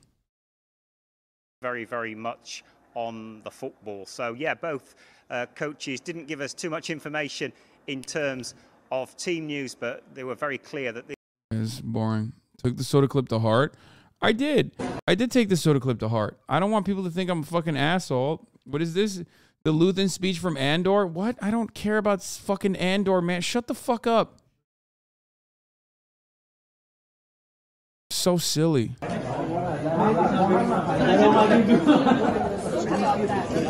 Iran's Mehdi Taremi about his message to protesters back home. The team's manager Carlos Queiroz confronted her, asking if it was fair to ask a political question to an Iranian player. I'm talking with you. I have the right to talk with you. Mr. Queiroz spoke to me. I asked the pleasure to talk with you. Absolutely. I'd love to talk to you, but do you not think that it's fair to ask the question? No, I'm asking one thing to you now. Yes. The press conference finished. Don't you think it's fair also to ask other questions to the other coaches? That's the only question I'm making. Absolutely, but I'm asking an Iranian player about his own country. Why don't ask it to the other coaches? Why don't ask Southgate about what do you think about England and the United States that left Afghanistan and all the women alone? Yeah, this is unironically correct. Like I know that he's trying to deflect here, okay, but you know the one guy, the one Iranian journalist that asked an American player got a lot of mileage, got a lot of coverage. People were like, what the fuck? I can't believe they're asking him about America's politics. And it's like, okay, well, everyone, the only thing that Americans care about from Iranian players is like, what's going on in Iran? and why you won't cover it, which I think is newsworthy for the record. It is newsworthy, okay? It is newsworthy. There's a valid ask. Just like I think it's a valid fucking question for, you know, a valid question that Western journalists could be asking their own fucking players as well. But they're not going to do that. This is an Iranian. This is an Iranian. 4 weeks later, guys, have you watched Andor? That speech was kind of good, KW. No, I already watched Andor, and I like Andor. I just don't want to talk about it right now because we're doing this. Respect.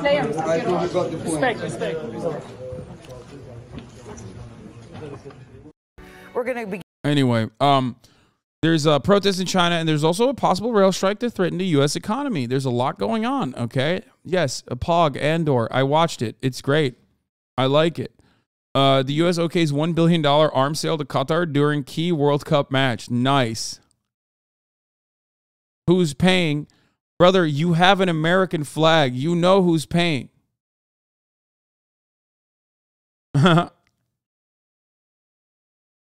Chat made you speedrun personal news and are now annoyed you're not talking about a show you watched. Yeah, I know.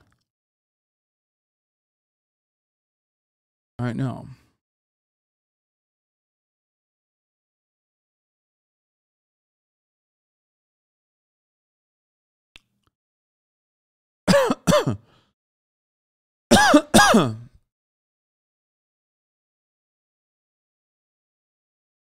Quick clip. Bruce and Kai played COD yesterday and triggered some Trumpies. Captain Bud Light and Captain Mountain Dew.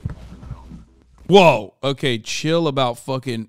Okay, dude. Bud Light, I understand. Mountain Dew? Come on now. Yeah, shut up, Holy nigger. fuck, you are a big nigger, aren't you? And you're a fucking raccoon, broke bitch that lives in shut a the fuck up, raccoon, porch monkey. Eat fucking dogs because you're so fucking broke and poor, you dumb bitch. And you voted for Trump, nigga. Suck my dick. I'll piss in your red. Damn Right, why the fuck would I vote for Joe Biden? Look what he's doing to this fucking country, you liberal piece of fucking dog shit.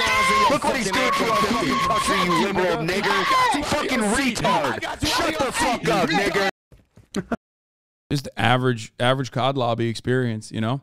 Just the average, normal COD lobby experience. That's, don't know what to tell you other than that.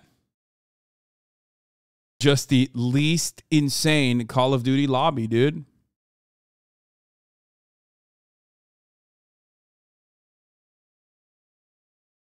I think the Rainbow Six players are spreading. Yeah, this is the most like Rainbow Six Siege ass conversation. Having to deal with that constantly seems fucking horrible. Holy shit. Yeah. This is why I mute immediately when I load in. Yeah, I mean,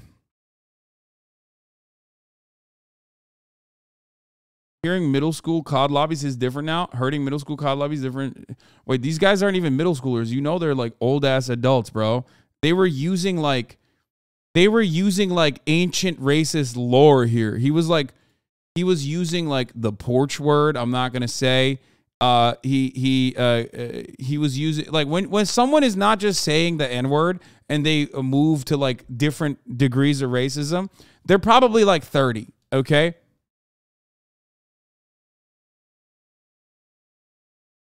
Like that's just like you're playing the old classics, you know, the old hits. At that point, you're like, you know, Golden Girls racist. He was doing the racist equivalent of a wizard casting spells. Yeah. Vintage racism.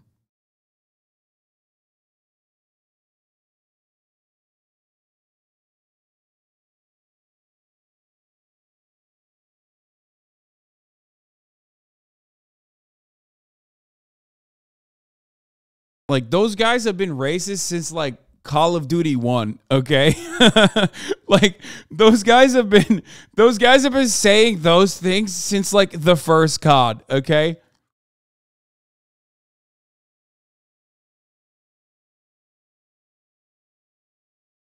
Yeah, they were doing it at Medal of Honor.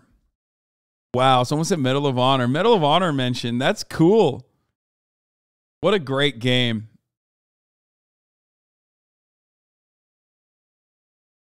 Yeah, I played it.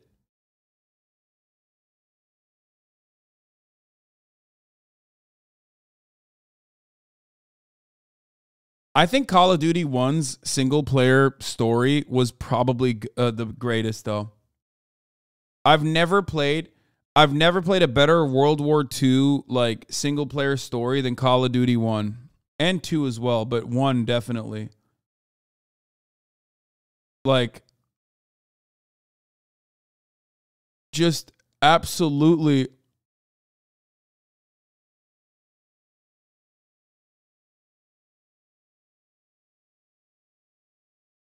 like when you're playing on the Russian campaign, and if you try to run away, your fucking lieutenant shoots you. Like that shit was crazy, dude. You guys remember that?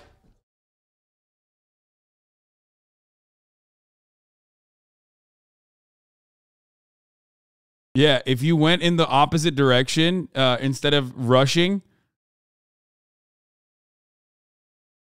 your fucking your lieutenant would just shoot you. Granada!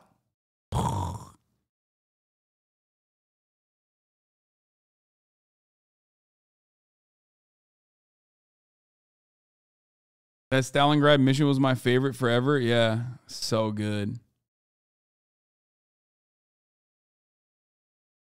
Anyway, and you only had ammo, no gun at first. Yeah, they fucking drop you in there, and you're just like walking around. No, you had a gun but no ammo. They gave you a gun, but you just didn't have ammo, and they're like, rush. One of you gets a gun and one gets ammo.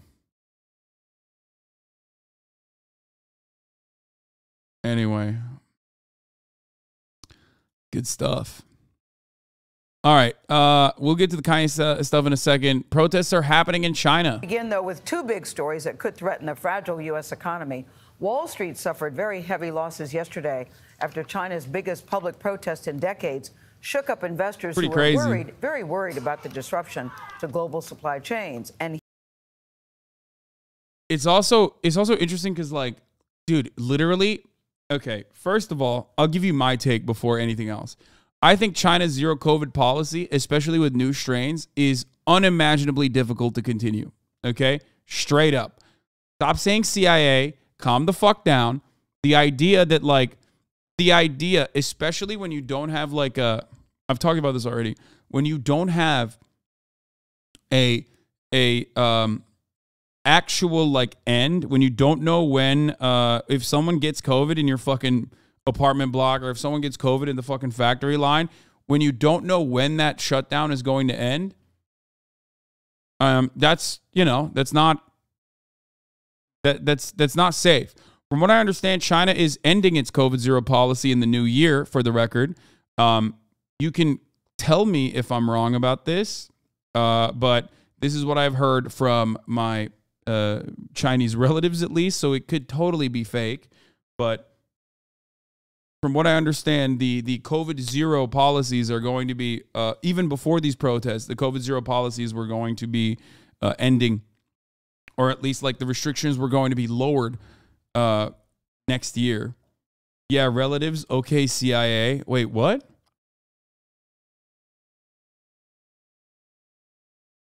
Now, I find that to be conflicting because from what I understand and everything I read, it feels as though what do you call it? Like, this is a big part of the Xi legacy. It's true they are planning to, but the local governments are dog shit at enforcing the zero COVID policy with maximum cruelty, especially in Xinjiang.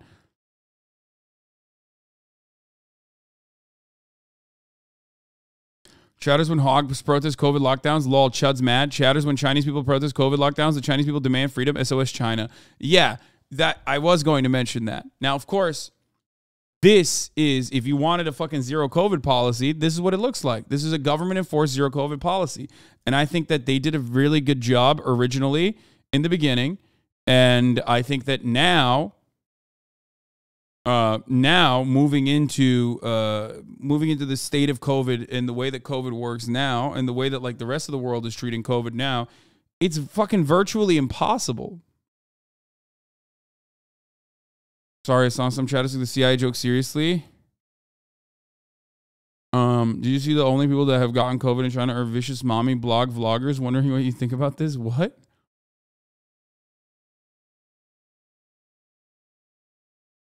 It's really people that are upset with the implementation and not the idea of zero COVID.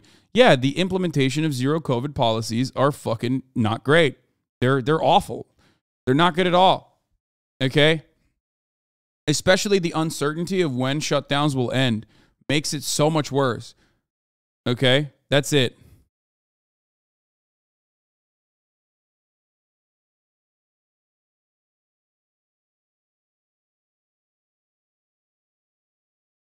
I get the impression it's Western media blowing it way out of proportion, but many people were still upset for very long. I think that it's Lamau, you thought they handled it well and they fucking welded doors shut on apartment buildings? Look, we've fucking addressed that like a million times over. Yes, China in the beginning addressed COVID very well. 100%. The apartment's doors being welded shut were literally fucking exit shit, numerous exits, okay? That they closed down specifically so they could filter people in through one area where they could fucking take a look at where they could control the people moving around. You are literally using 2020 propaganda that reactionary sickos were like saying was happening in China.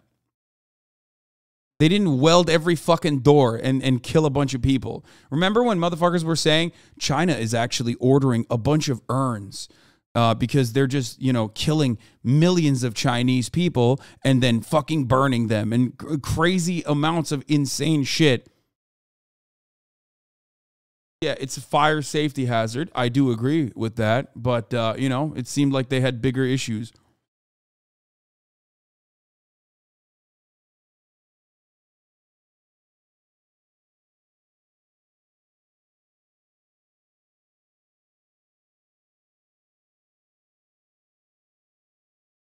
Like, if you think that the Chinese, Chinese government's way of dealing with COVID in comparison to the American government's way of dealing with COVID was not apt, they even beat America on capitalist standards, okay? Like, manufacturing halted for a brief moment, but they were able to fucking literally open up way before the United States was able to. And also on top of that, they were able to just straight up fucking... No pen, please. What?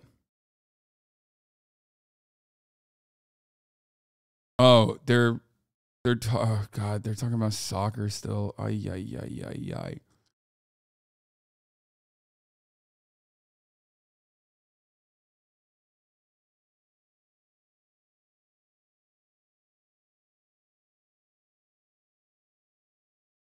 Also, they don't have the mRNA vaccine.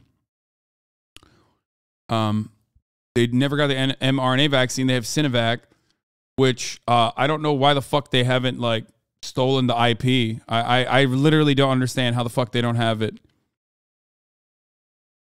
Moderna has refused to hand over China the core intellectual property behind the development of its COVID-19 vaccine, leading to a collapse in negotiations on its sale there, the Financial Times reported on Saturday, citing people familiar with the matter. This literally is a fucking, okay, USA won. We got it. We're talking about something else. Okay, congratulations to the United States of America for winning against Iran.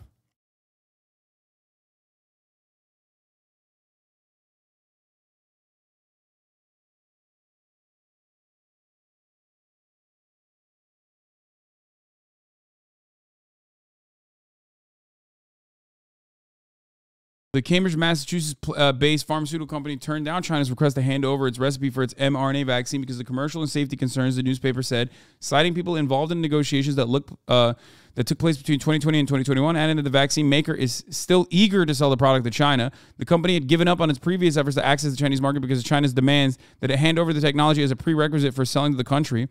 Moderna did not immediately respond to Reuters' request for comment. China has not approved any foreign COVID-19 vaccines and relies on several domestically developed shots, Sinovac. In September, Moderna Chief Medical Officer Paul Burton said that the company was keen to collaborate with China on supplying its mRNA-based COVID-19 vaccine to the country. They want to sell it, but they don't want to give the IP so that China can make its own fucking version, partially because mRNA vaccine technology is going to be the next wave, okay? Which it already is becoming the next wave. mRNA technology with respect to like dealing with COVID might not be like incredibly fucking goated, okay? mRNA technology might not fucking cure COVID or whatever the fuck, but ultimately it is a medical wonder that could eventually lead to promising results in curing HIV, like becoming a vaccine for AIDS. Okay? So part of the reason, bro, people are still talking about USA. I want to end the stream, dude. Why do I do this? We got fucking like 5K people coming in immediately after the game ended. Okay, man, I know, I got it, okay? America won, congratulations, I know, we know. Here, I'll change my title, not that anybody looks at it.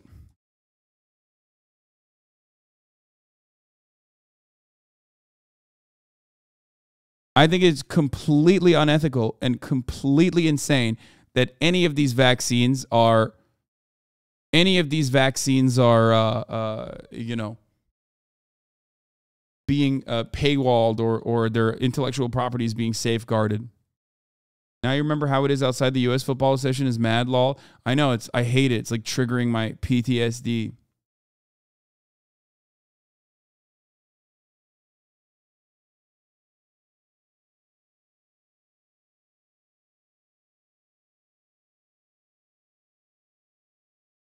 BioNTech was initially researching mRNA for cancer treatment. Yes.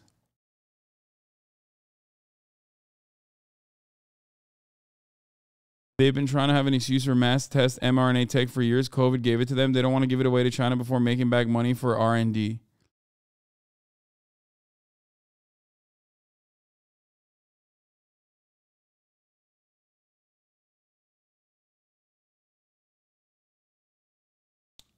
Taylor Dark Zero, thank you for the 10 gift the subs.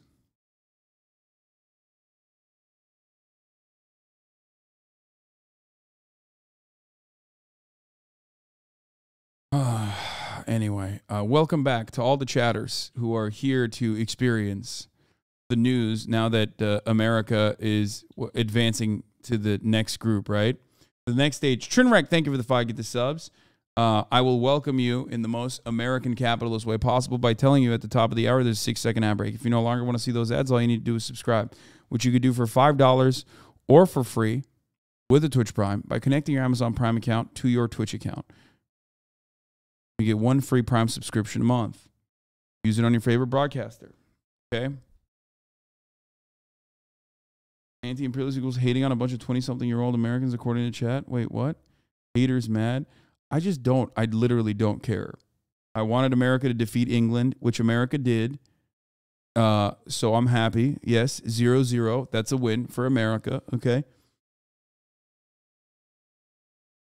And I don't really care necessarily who wins or who loses in the Iran game. I mean, I kind of wished Iran would win. You know, I wanted them to get a dub. Iranian people are so happy to see their team lose against the U.S. because they hate their government. Yeah, dude, totally. Yeah, no, I'm sure the Iranian citizens definitely didn't want the Iranian team to like, advance.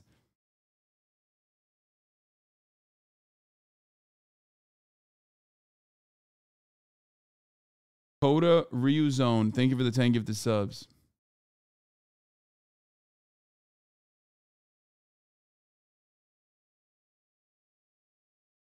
Mr. Biden, my national team yearns for freedom. Yeah, SOS Cuba, SOS Iran, SOS China.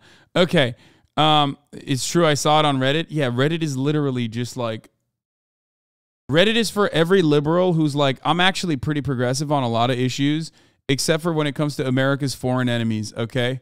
Like, with respect to America's, like, foreign enemies, something breaks my fucking brain, and I just, like, become instantly this, I become the John Bolton.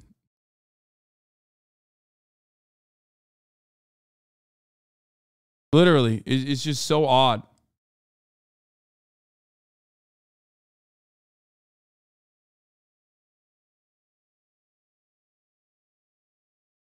Okay. All right. Let's continue with the Chinese protest. Here in the United States, a threat of a railroad strike. Yep, a railroad strike. Wait, what the fuck? They got to talk about the Chinese protest could more, right? disrupt holiday shipping big time. President Biden is now asking Congress to block that. Weijia Zhang is at the White House with more on this story. Weijia, good morning. A lot of people very nervous this morning. Good morning, Gail, and rightfully so, because both of these conflicts could disrupt the supply chain, which would send a... Okay, we'll do the railroad strike in a minute. I want to see the Chinese protest. Beijing. And Selena, you have been covering this now for a long time. You have seen this build up. You're there in Beijing in person. How are authorities responding tonight? Well, when I went to those protests in Beijing, those people there, they were determined to make their voices heard. But at the same time, as you showed there, China's giant censorship machine is in overdrive, determined to make it as if those protests never happened, erasing videos, comments of the protests across the country on all Chinese social media platforms. State media, meanwhile, completely ignoring it all and publishing headlines reiterating that zero COVID is scientific and effective. But the protesters in China know that this is the system they're up against. They chant, Xi Jinping, step down, an extraordinary show of defiance in China. In Shanghai, they chant for freedom, democracy, an end to COVID lockdowns, even targeting the Communist Party and the Supreme Leader himself. Unprecedented protests are erupting across... Is this event a black mark on socialism? What? Why? Bro. Like, first of all, you know, this has nothing to do with socialism. This is a government that is, I think, using as strict protocols for a policy that is COVID, like as a COVID zero policy. Like, this happened in Canada. This happened in America. This happened in every fucking country. What the fuck does this have to do with socialism? Is America socialist, bro? I mean, is China even socialist? Is it actually transitional? Okay? That's an entirely different argument for a totally different day. Okay? But these kinds of protests happened literally everywhere. Everywhere. CNN's take on it when it was in America or in Australia or in Canada was dramatically different. Not K-pop. Thank you for the 10 gifted subs. And the 5 gifted subs also a total of 15 gifted subs. Like, this is happening for the first time in fucking China.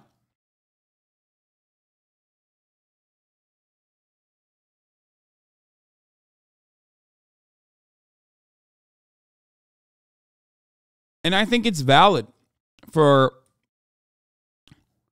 That's definitely not what they're chanting, by the way, especially since they never mentioned Xi. Okay, it doesn't matter. I think that these protests are valid, for the record. I do. I think that, like, I don't know if it's, like, regional governments not handling the shutdowns with adequate care. I don't know if it's, like, Xi Jinping's personal interest in, like, maintaining a COVID-0 policy as a part of his legacy. I don't know if it's, like, their genuine fear of, like, long COVID having generational impact 10 years down the line. Okay. Or maybe a combination of all of these factors that I just mentioned.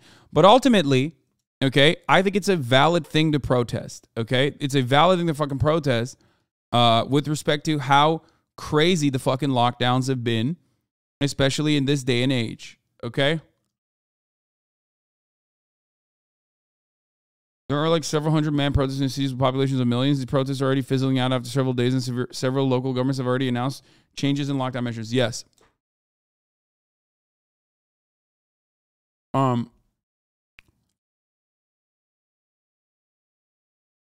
It's a valid protest considering that the shutdowns are some of the most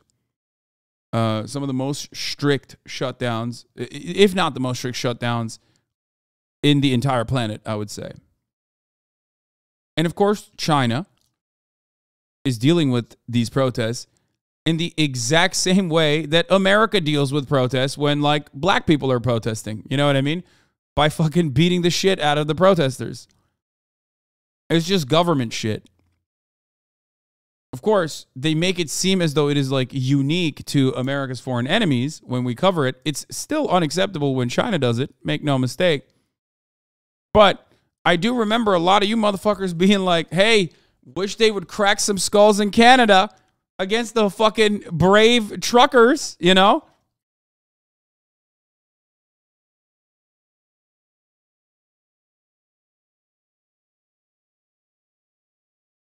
China, from major metropolises to elite college campuses, even far-flung cities.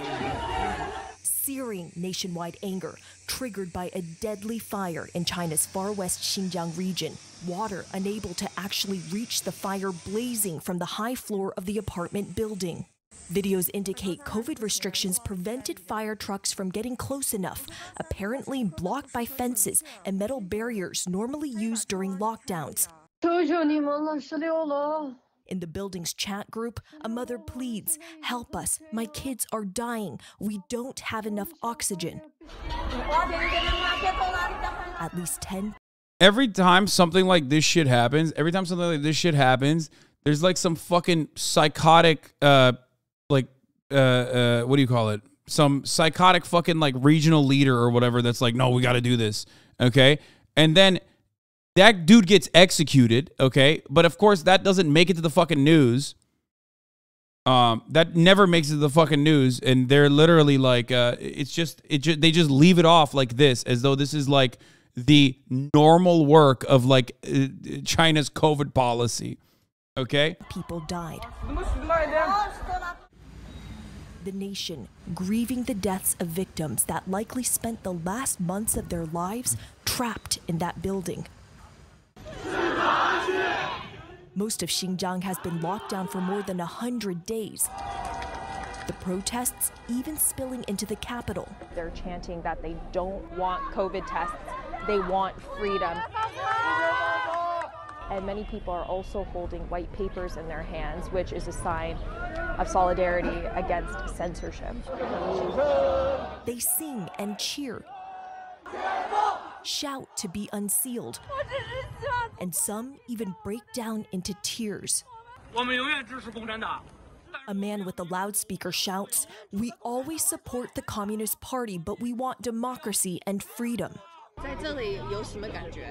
I asked a protester. As is always the case, the worst of the worst with respect to like restrictions, shutdowns, or even like treatment overall from state authorities and state enforcement is going to happen in places like Xinjiang, where the Chinese government is notorious at handling the people there in the worst way possible.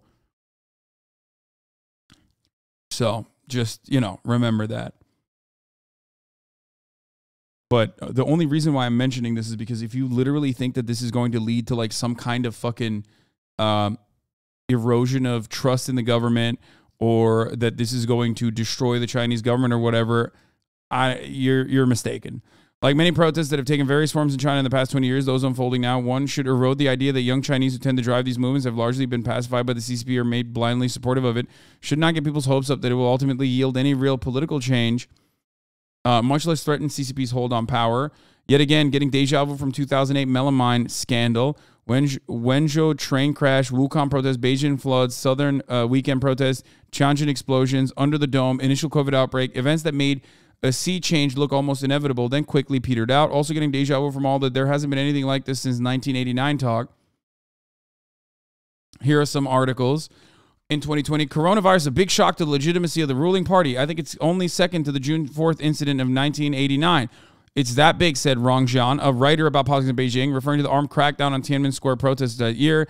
The demonstration on the streets of Hong Kong present China with its biggest political challenge since the pro-democracy movement was crushed in and around Tiananmen Square in 1989. The parallels between demonstrations in Hong Kong and now, and those in Beijing 25 years ago, are eerie. The striking journalists have been supported by crowds of demonstrators by some of the more prominent actors using social media to broadcast the message to many millions of online followers. China is doing one thing very well, okay? You want to know what it is? It's materially improving the lives of literally as many people as they physically can.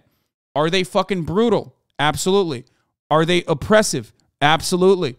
Do they control information flow? Absolutely. But you know what they're doing that is causing people to not fucking, topple the government? It's not the brutal, oppressive structure of the Chinese government that is stopping people from literally taking up arms. You have a country that is famous for its peasant rebellions, okay? These motherfuckers will use rocks and sticks and stones to fight back if they have to. The main reason is because they like the high-speed rail.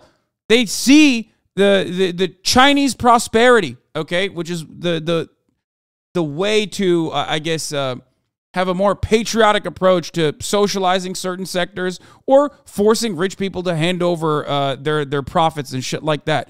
Chinese people understand that the government is fucking ruthless and oppressive, but as long as they keep their fucking head down, okay, they are making China prosper together. They have a social cohesion that is also justified by the genuine improvements that they've seen over the course of the past 20 years. They are in their fucking 80s and 90s era right now, where you have like a robust middle class, okay?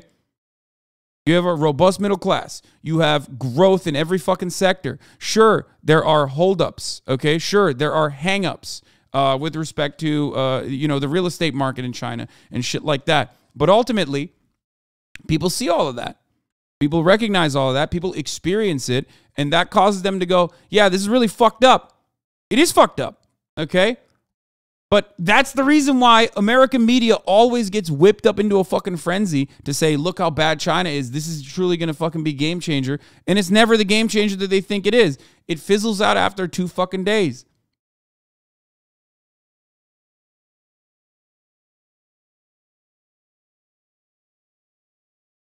It's crazy. It's something that you guys here understand, okay? You guys here understand that reality.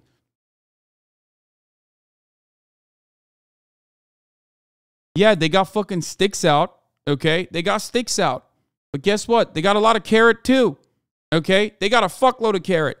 A lot of people don't like the uncertainty and the handling of the COVID lockdowns and stuff like that, for sure, okay? People get very upset because they don't like not knowing when they can go back outside, okay? That's a terrible situation to be in. It's the uncertainty from everyone I've talked to, from everything I've read on the matter. The uncertainty of the issue makes it worse, okay? Significantly worse. That is where a lot of people don't like it. That is where a lot of people don't like the impact of the fucking shutdowns.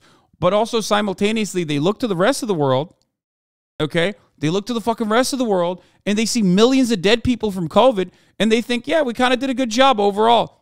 It's the collective understanding of the reality that like China is doing not as bad as the rest of the world. And it's another instance where you're just like, yeah, you're supposed to put your head down and, and keep on trucking.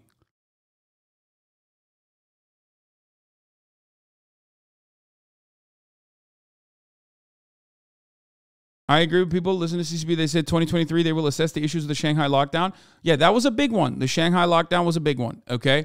That is what pissed off a lot of people.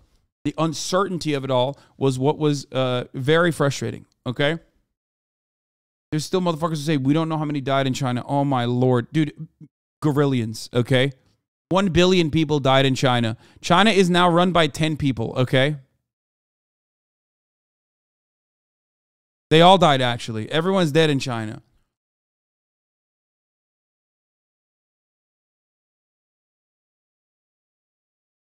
That's American copium. That's nuclear-grade copium. Imagine defending China doing this bullshit. I'm not. I'm not defending it at all. I'm telling you very clearly that China's COVID-0 policy, while good before the vaccines were out, has led to, especially with uncertainty, that they still maintain a COVID-0 policy after the invention of fucking vaccines, which unfortunately they do not have. The mRNA vaccines that they do not have, that's better than Sinovac from what I understand. But also on top of that, the uncertainty of like having urban areas shut down for God knows how many fucking days, 36 days at a time sometimes, okay? That shit is frustrating for people.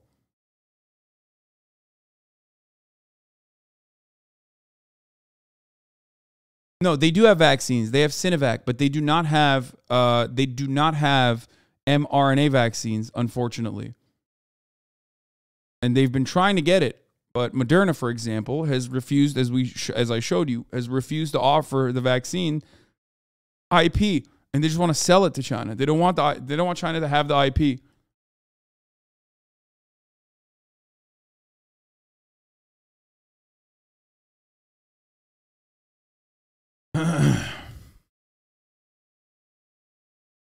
Anyway.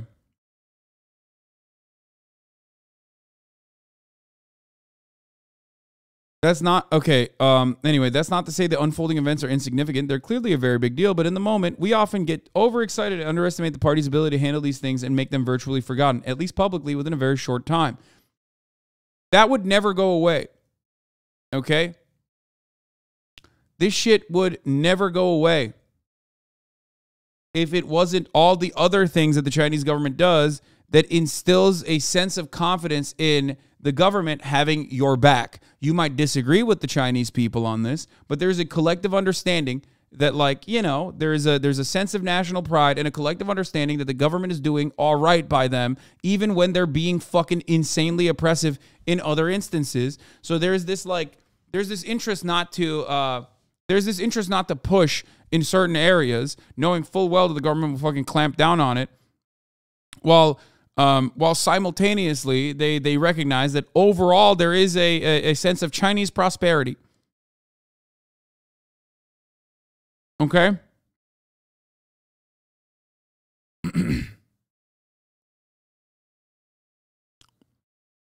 So, but I also won't be surprised if this massive rebuke of authority is also forgotten in the next few months when the next round of simplistic young Chinese have become so pacified by the CCP and brainwashed by patriotic education and censorship articles come out.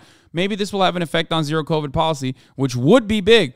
But often the lasting change that comes from instances of mass protests is the CCP learns from them, gets more paranoid, and the stability maintenance apparatus gets even more sophisticated and draconian. I think there's truth to that as well. This is a little bit more anti-China than my approach, I think.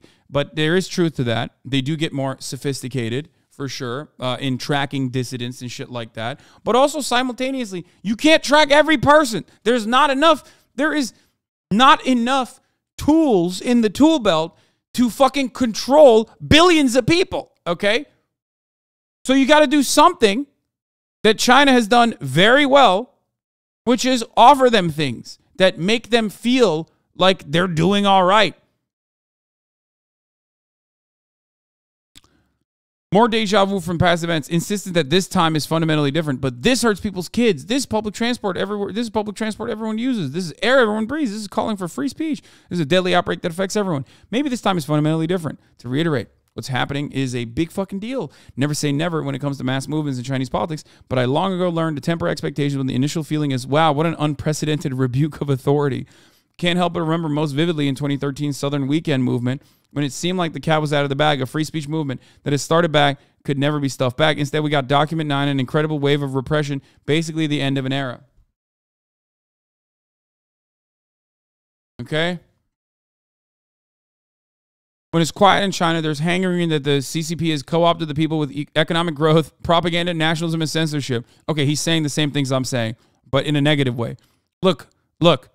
Co-opted the people with economic growth is a psychotic approach, dude. This is literally when people were saying, like, China's actually pacifying the people by building high-speed rail and, like, heavily urbanizing their country.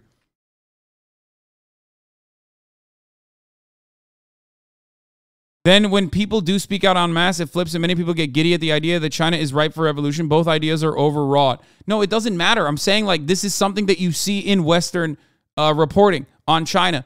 They're co-opting the people with economic growth. How about we fucking co-opt the people with some economic growth, man? How about that? It's literally the same energy as, like, wow, Joe Biden is bribing people by, you know, offering them up to $20,000 in fucking student loan debt relief. No, dog, that's your job. That's what you're supposed to do. That's what the government does. Economic growth isn't an a priori good thing, is it? It has to be spread around evenly to be a good thing. Yeah, well, when they say the people are being co-opted with economic growth, they mean like it's spreading to the masses. Trust me, if China was exclusively fucking focusing on growth sectors and like beefing up their fucking billionaires and they're wealthy instead of like spending a gorillion fucking dollars in insane infrastructure projects, you wouldn't be fucking hearing these people criticize it. Okay?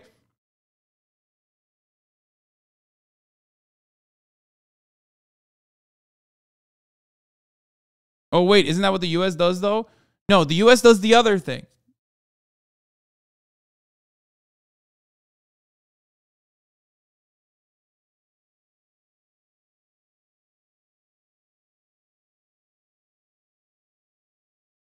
That's a really good take. If that were completely true, I don't think they'd be banning people for gaming for too long in regards to just trying to pacify other people. Yeah, literally. Every facet of fucking... Okay. Chinese social media applications for young kids is dramatically different than the way that we allow the gung-ho, do whatever the fuck you want. Here, take the iPad and let it run generation of children that we have in America, where they're like, their shit is monitored, and like the kinds of content that is like being served to children is like educational in nature, you know what I mean? Instilling a sense of like Chinese patriotism, certainly, okay? But also on top of that, like that means something. That says something. That means that they're not trying to fucking pacify their entire they're not trying to pacify their entire nation. If they wanted to do that, they would just go gung-ho like America does. We're very good at pacifying the nation with a relentless sea of nonsensical information that you just watch and you just dull yourself over and over again. The U.S. does all the repression of state violence and surveillance, but without any of the economic growth and prosperity. Thank you. That's my point, which is why I always say, listen, if this shitty fucking hand that American people are dealt, where they have to deal with like fucking not having working water in certain neighborhoods, not having fucking water pipes that aren't corrosive or full of lead in certain neighborhoods, like poor neighborhoods, or you know, having to live on the fucking streets because they've been priced out of the housing market. Like all of that sort of shit should be eliminated if the American government's gonna fucking keep cracking on people's skulls every time there's a protest.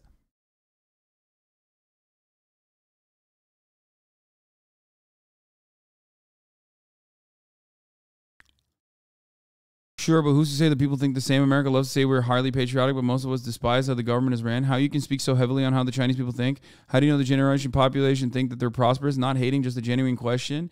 Well, I mean, my main fucking point of concern here is that they're not fucking killing their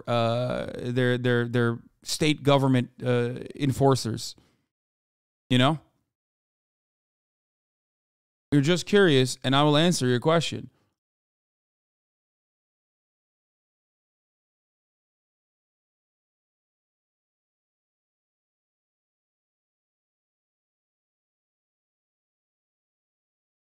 Speaking of China, what's your take on the Western media is calling draconian COVID measures? I think the Chinese... Oh, wait, U.S. economic growth this year is outperforming China, but that doesn't help your argument? Wait, what? You're saying that... You mean U.S. economic growth this year that's outperforming China? I mean, first and foremost, I literally told you that, like, the Chinese COVID lockdowns, Libstini, originally were good, okay? I'm not talking about right now. I do think that China's COVID zero policies are bad. I already told you. Also, this is a sad and silly and pathetic dub if you think that this is, like, a big dub for you. Apologizing for the Chinese government. Come on, bro. Come on.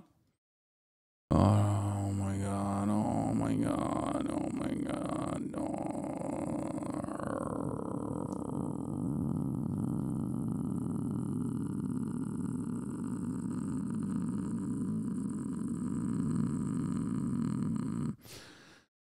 Oh.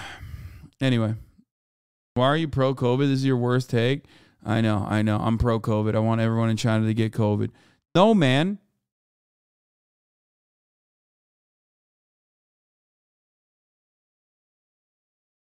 Look at my prior post. I didn't criticize China on COVID. I know. That's why I'm saying, like, you're a fucking idiot. for bringing that up. You literally admit, I'm going to take a seat on this one. After our COVID death toll, January 6th, multiple state capitals surrounded. Even a Western simp like me doesn't think like this is going to change anything, although these COVID lockdowns are having a material effect in the cities. And that is a factor, not just enough to lead to a bigger movement. Yes, because guess what China's going to do? Okay? They're going to recognize that they can't continue to fucking have endless lockdowns and lower the restrictions. And this is something that I also stated. Okay?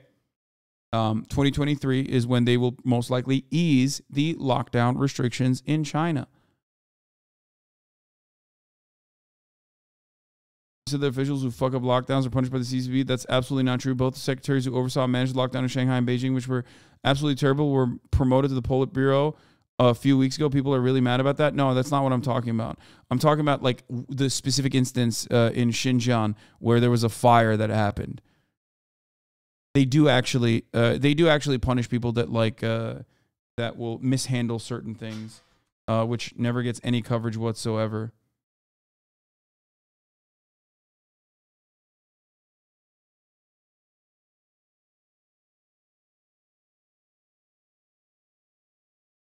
As soon as you say China, Chad's eyes instantly see red. It's actually crazy. Yeah.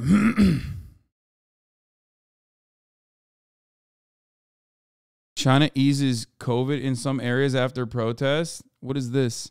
China eased some COVID-19 restrictions on Monday after a long weekend of protests against the country's zero COVID policy, which morphed into one of the largest opposition movements in the ruling Chinese Communist Party in decades. In Beijing, city government officials announced that they would no longer block access to apartments that where infected residents live. That policy sparked protests after a deadly fire broke out in northwest China's Xinjiang region last week and killed 10 people. Fire engines were reportedly blocked from getting to the apartment fire because of pandemic barriers. In the city of Urumqi, where the fire broke out, authorities said public bus services would resume and some businesses and markets would open.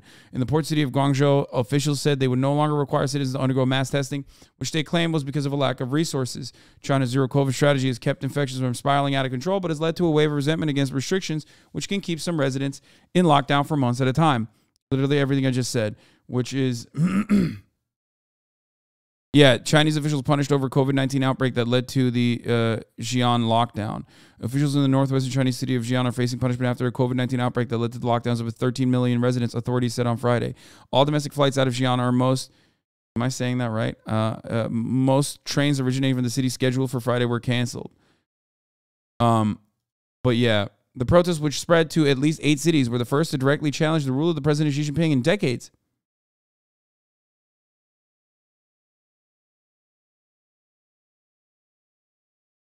The West doesn't report when authorities are punished for mistakes. Yeah, I know. That's what I was saying.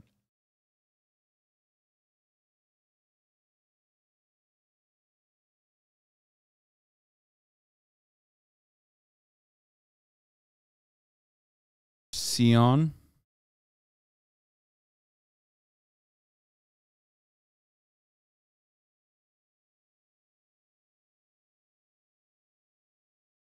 Xi'an.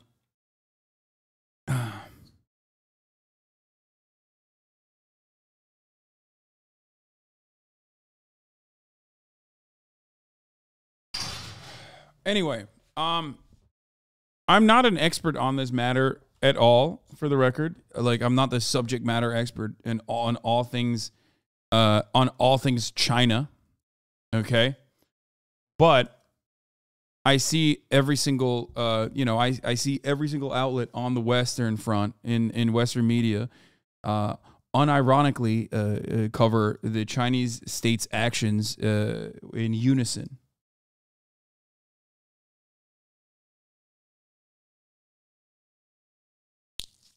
You know?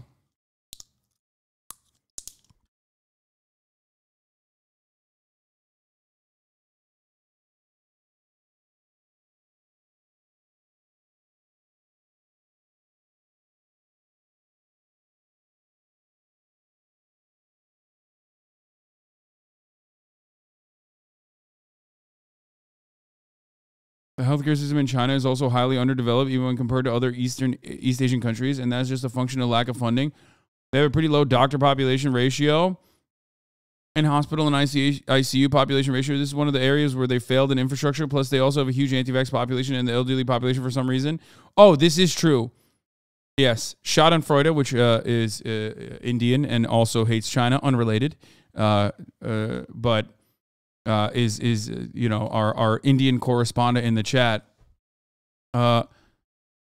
is unrelated, is correct on that. China's healthcare infrastructure is actually probably their you know, weakest spot. They're also not great at dealing with like homeless people or you know, allowing free travel to poor people from place to place. Let's be real. There's a lot of issues. This is a very very poor country that is no longer very, very poor and became not very, very poor over the course of a very short period of time. Okay?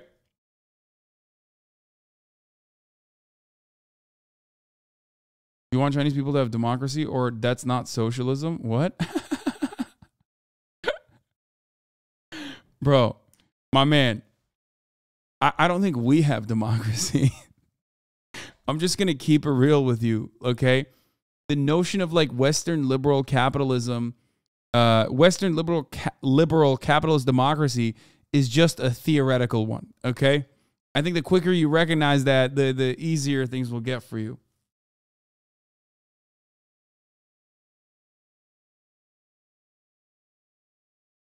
Like, I want democracy. I am a fan of that.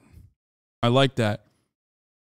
But it's kind of funny to say, like, do you want Chinese people to have democracy in a country where, like, you literally just saw 75% of the country is like, yeah, don't touch abortion. It's fine. And then, like, Supreme Court was like, nah, actually, fuck that. In red states, you can just, you know, completely criminalize women trying to get abortion, a medical procedure. And then you're still like, yeah, you know, we got democracy. What happened? Oh, well, the red wave didn't happen. Oh, sick, man. That seems really democratic. I'm so glad that, like, Republicans now have like a one-person majority on the fucking Chad Thunderdog. If this talk is why leftists don't vote, then yeah, nice. Yeah, I'm gonna stop leftists from voting because I said that in America, even the theoretical democratic process is just a theory and doesn't work. Yeah, now everyone voting rate drops to 0.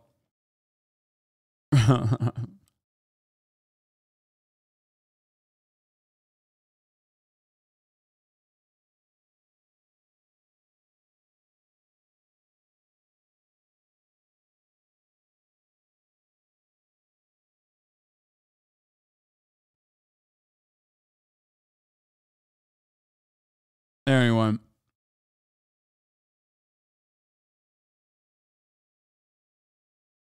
What's gross to me is the way American media spoke on the BLM protests and now the China protests. Both were fighting against the government and institutional oppression, but it get twisted. So one is great and one is awful. Fuck mainstream media. They talked about Black Lives Matter for a very long time in negative ways until Donald Trump, you know, was against it. And then they changed their attitude. Tester how he was feeling. Overwhelmed, he said. I gotta pee. I'll be back in a second. Here, watch some propaganda. All conscientious Chinese people should come here and stand together. I said, you realize there's a risk being here. Of course there is, he responded. And if we just turn the camera around, you'll see there is a row of police. Hours later, masses of police filed in, pushing the protesters back. Demonstrators shout towards the authorities, "We are not your enemy. We are in this together." These are unbelievable scenes in China, where public criticism of the party can lead to prison time or even worse.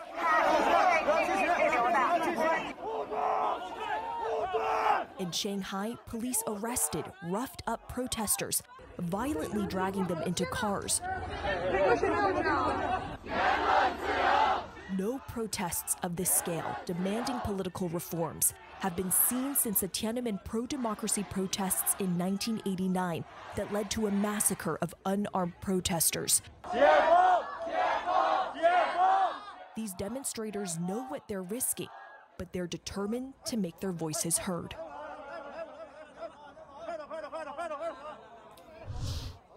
And Aaron, there is now a heavy security presence in places where there have been protests, including here in Beijing. Last night, I went back to that exact place where I was the day before there at the protest, and we filmed video. When we drove by, you can see that it's eerily quiet with a giant row of police vans parked with their lights flashing. This is a stark reminder that this is a police state with far-reaching security, surveillance capabilities. It's also a country where social media like Facebook and Twitter are banned. The main messaging platform is monitored by authorities. It's not easy for protesters to communicate, mobilize, and continue to have their voices heard in China.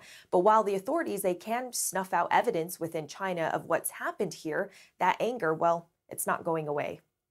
Incredible. All right, thank you so much, Selena Wang, as you can see, in Beijing and was at the protest there this weekend. It is stunning, Selena, showing that image of the day after, just with all those lights on and completely blocking off. I want to go now to Yanjun Huang, who's a senior fellow for global health at the Council on Foreign Relations and author of Toxic Politics, China's Environmental Health Crisis and its Challenge to the Chinese State, along with Ian Bremmer, the president and founder of the Eurasia Group and the author of The Power of Crisis. So, Ian, you know, it is really amazing seeing Selena there on the streets, right, amidst protests. New chat just dropped on Chinese TikTok. Oh, yeah. This is not a new chat. This is an old chat. The fuck do you mean? This is not even a new chat. Why is there no political commentators to cover politics outside the U.S.? Is it a hard job? Well, I think a lot of people don't want to. First of all, people do cover it, but not a lot of people cover it with my kind of perspective because, I mean, literally, look at the chat for the past hour and you will understand why. People want to make themselves feel more comfortable about their particular circumstances, their set of circumstances. So, like, one of the easiest ways you can do that is by saying, oh, Hasan just hates America and loves China. Like, when I'm talking about nuanced subject matter, they will say Hasan actually has an unnuanced approach to it. And he loves China and hates America. And that's it. That makes me feel a lot better about my perspective.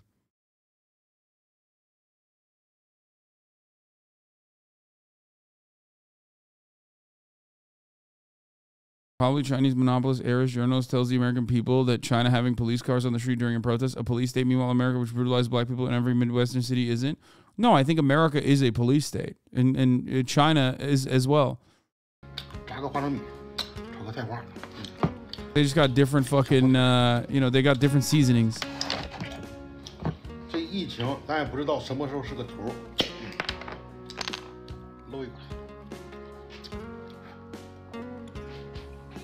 What a goat. What a fucking king. Bro is a Chinese spy? Yeah, totally. Dude, I wish.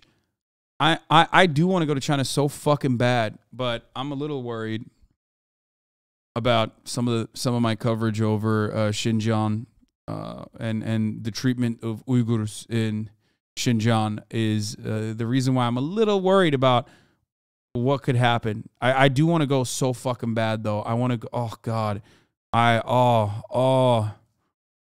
They don't know about you, bro. Trust. I don't think so. I don't think that they would you know.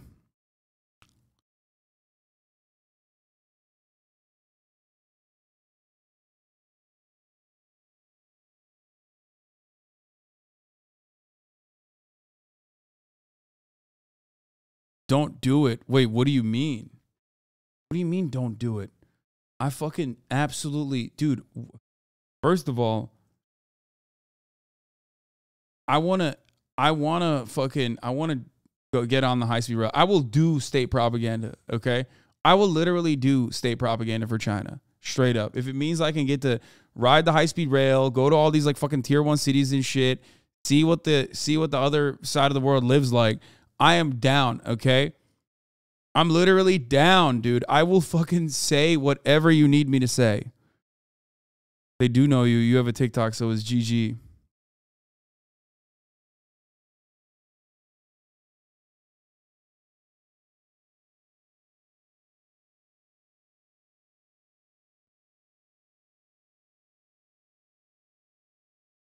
On your John Cena arc, dude, I'd make John Cena look like a fucking disloyal state dissident, okay? With the amount of dick riding I would do for the CCP, John Cena would literally look like Adrian Zenz, okay? With the amount of dick riding I would do. I would do David Beckham style agitprop 100%.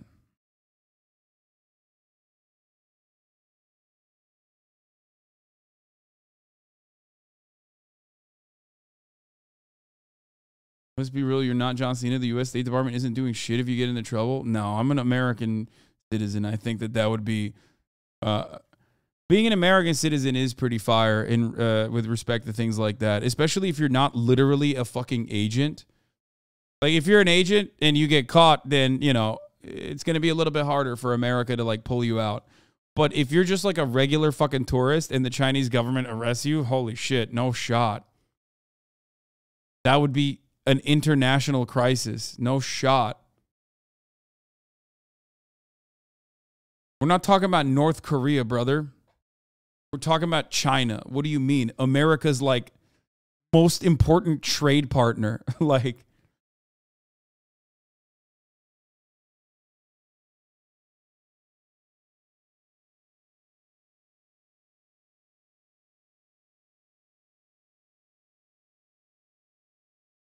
starting an international crisis would like anyone caring about you? Yeah, no, I don't think that it would be a thing.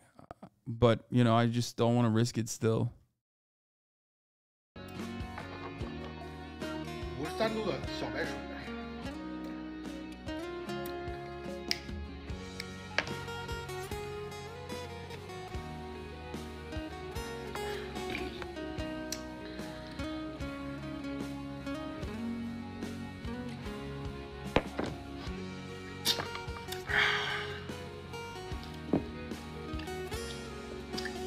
It's a wild thing that this guy is doing where he smokes a cigarette while also eating food. I don't understand that at all.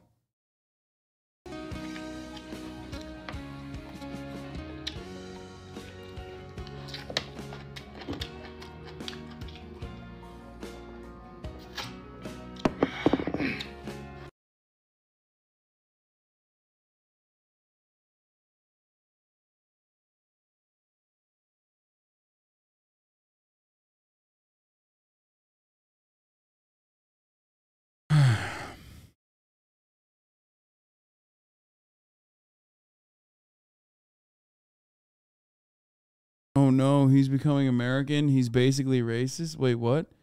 Smoking in between food is crazy. Smoking after food is the best.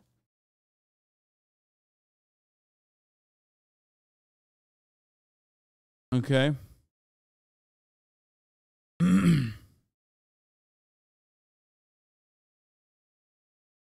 Oh, here. Smoking is banned indoors, but a lot of places don't enforce it. We're gonna talk about the railroad strike in a second. Okay. Did you guys get your China shit out? Like, did we get the China shit out? We're gonna begin though with soaring even more, trying impact without interfering, especially in China amid. Let's talk about the railroad strikes now. Risky.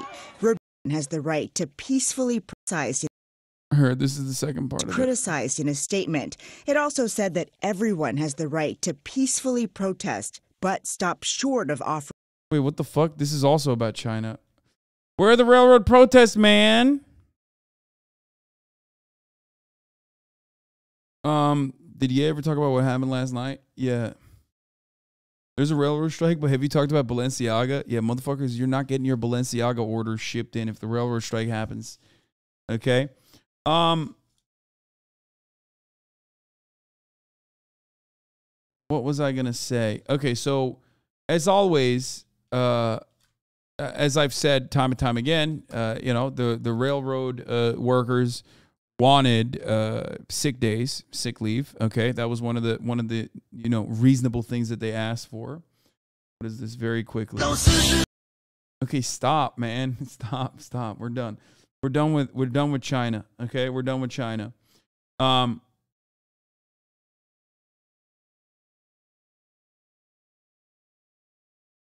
Marco Rubio, the railways and workers should go back and negotiate a deal that the workers, not just the union bosses, will accept. But if Congress is forced to quit or is forced to do it, I will not vote to impose a deal that doesn't have the support of the rail workers. What the fuck? What?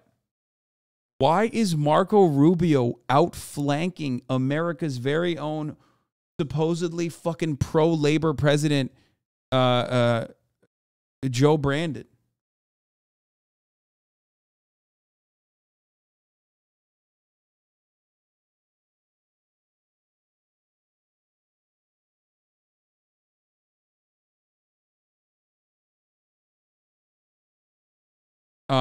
Anyway, in 1992, Senator Joe Biden voted against ending a major rail strike. He argued that by intervening, Congress would be rewarding the railroad companies for years of bad faith negotiation. Yesterday, President Biden asked Congress to intervene to prevent a national rail strike.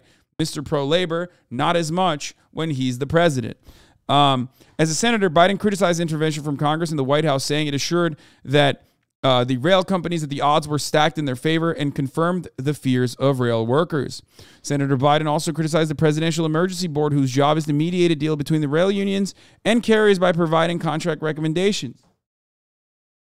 He said it's a reasonable system in theory that has turned insidious in practice because, of course, the American government is a loyal servant of capital and not the other way around. So that is how it works. Nothing has changed. In 2022, Presidential Emergency Board sided with the rail carriers on nearly every major issue. Chief among those was sick time. The unions asked for 15 sick days. The companies wanted zero. The PEB recommended 0 sick days. The deal that Biden administration brokered between the rail unions and companies still does not give workers paid sick days. 3 of the 5 largest rail unions have voted to reject it, but Biden is urging Congress to intervene and impose a deal on workers to avert a strike. We already covered this. We already watched this video. Rail workers told us in their own words why they rejected the deal. They're asking Congress to improve the deal and guarantee sick days or not intervene at all. Support us or stay out is what they say. Brandon came out yesterday and literally said, you know, I'm pro-labor, Jack, but you got to get your ass back to work. Get your ass back to work. The current deal that was not ratified. The current deal that was not ratified by the rank and file is the labor union leaders that are democratically voted on, okay, will go and negotiate, okay? And then there was a tentative agreement that was reached within the union leadership, but then the union leadership comes back and they put that deal in front of the rank and file because this is a democratic process. They turn around and they say, hey, will you vote? Do you like these terms? This is the best we got so far. If you don't like it, we will go to fucking strike. We will go strike, okay? 3 out of 5, yes. 2 out of 5 did ratify it, but 3 out of 5 did not.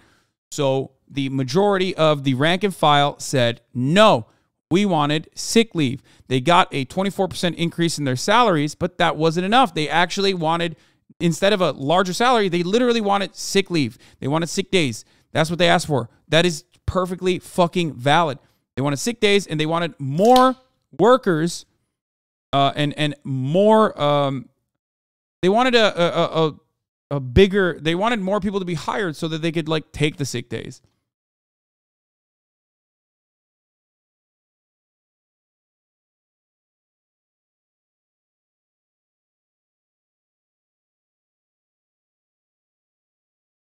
Here's the press release from the Railroad Workers United.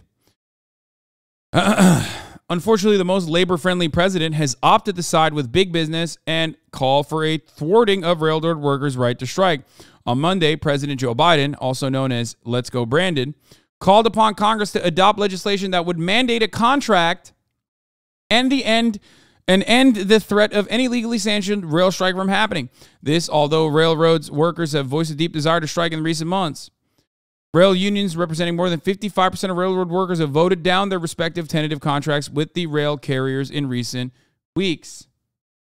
My email.constantcontact.com. Why are you making fun?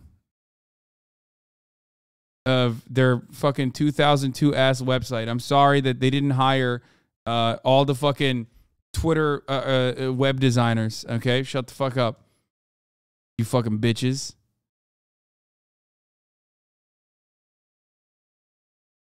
Oh my God.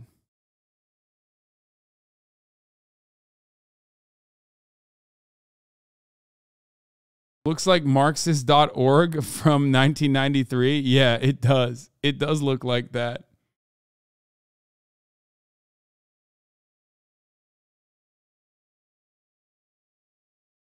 Okay, let's continue. Can you read the fucking words? That's all you need to know. Shut the fuck up. Okay? Shut up, bitch.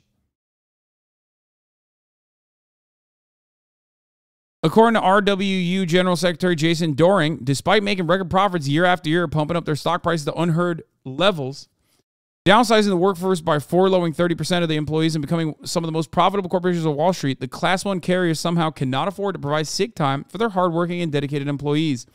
In September, Republican lawmakers attempted to end the strike threat with legislation that would preempt that possibility. Senator Bernie Sanders was able to squelch that attempt just before the strike deadline. On September 15th, literally paving the way for the Biden-Walsh brokered deal with the operating crafts and the signal maintainers. Ironically, now Sanders is telling Democrats not to deny rail labor rights to its strike. If the Biden administration has its way, Democrats will join Republicans in turning their backs on the needs of rail workers, states Ross Gruder's RWU co-chair. Both parties would be taking away the ability of rail labor to determine their working conditions. Railroad workers have been vociferous in their opposition to a contract that fails to address critical quality work-life issues. That is the main fucking point of contention, and it was not addressed in the negotiations. It was not. This was not afforded to them. This was not given to them. The paid sick leave. Okay.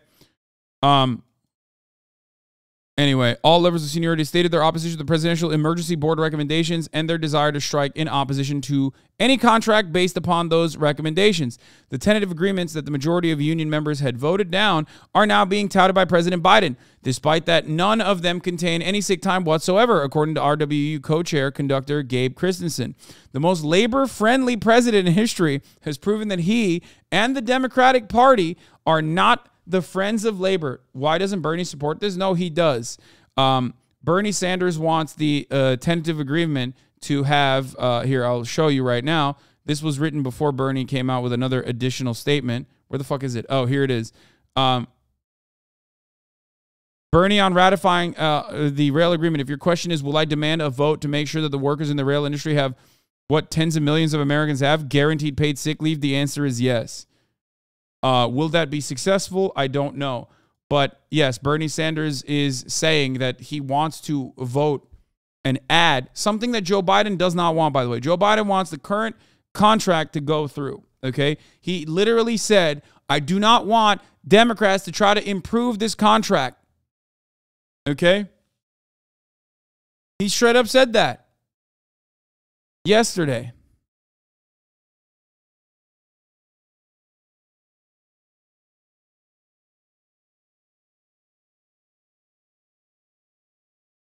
At a time of record profits in the rail industry, it's unacceptable that rail workers have zero guaranteed paid sick days. It's my intention to block consideration on the rail legislation until a roll call vote occurs on guaranteeing 7 paid sick days to rail workers in America.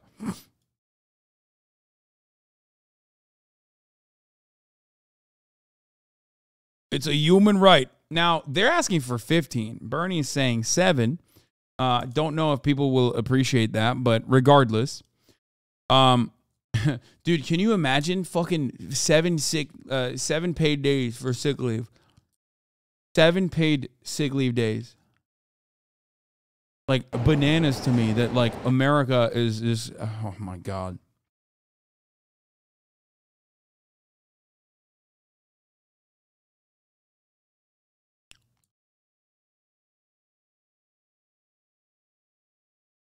Oh, yeah. Okay. The most labor-friendly president in the history has proven that he and the Democratic Party are not friends of labor they have touted themselves to be.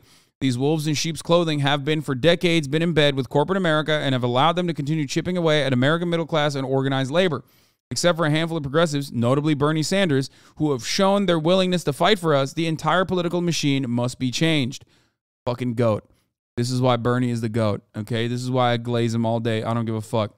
Under the terms of the Railway Labor Act, Congress has the option to take a wide variety of actions when faced with a situation like what we are seeing in this round of bargaining. According to RWU Treasurer Hugh Sawyer, Joe Biden blew it. He had the opportunity to prove his labor-friendly pedigree to millions of workers by simply asking Congress for legislation to end the threat of a national strike on terms more favorable to workers. Literally. Straight up. That's all he needed to do. He needed to say, listen, at the top of the hour, there's a 6-second ad break. But if you no longer want those ads, then you can get gifted a subject.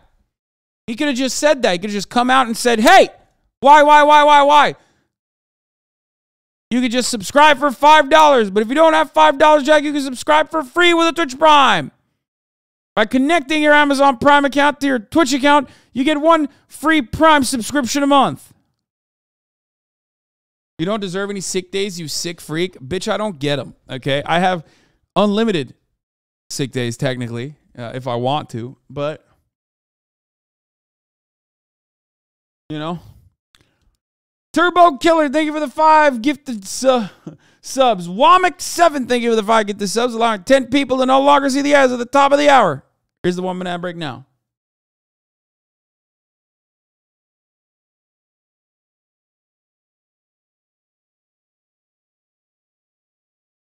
Yeah, I had COVID and I literally stream with COVID. Except I'm not a fucking railroad worker, okay? My job allows me to fucking stream while I'm sick. And I want to. And if I don't want to stream, I don't stream. When you're a fucking railway worker, you do not have that benefit. You do not have that luxury. It's seen as a fucking luxury in America.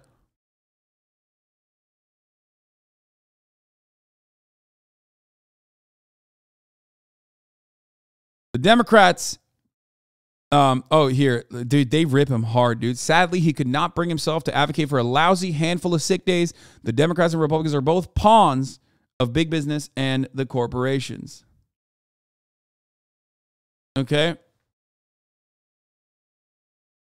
Railroad Workers United will continue to fight for better contract for railroad workers in this round and future rounds of contract bargaining. According to RWU, organizer Ron Kamenkow, we are in this for the long haul. Railroad workers are feeling their power, their potential, but we need dynamic new leadership capable of responding to the carriers' attacks, and we need rock-solid solidarity of all crafts in order to achieve victory. In the months and years ahead, RWU will be organizing to achieve solidarity, unity, and democracy. We need to build a movement that can take on the big rail carriers and win. Top of the hour bot gave me a 7.7 out of 10. Nice.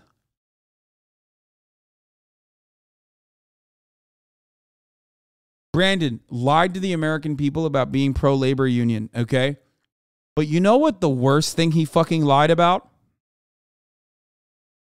Being pro-trains, dude. How fucking disgusting. How dare you? How dare you fucking pose around Amtrak and go, oh my God, I love trains. I love trains. This is not the behavior of a man who actually likes trains.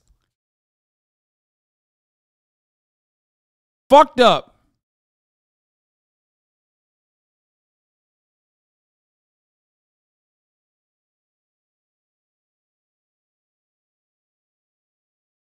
This is such an easy layup that Biden can use to get more popular. Instead, he's fumbling the fucking ball. And as Marco Rubio running left of him, supporting sick leave, I hate it here.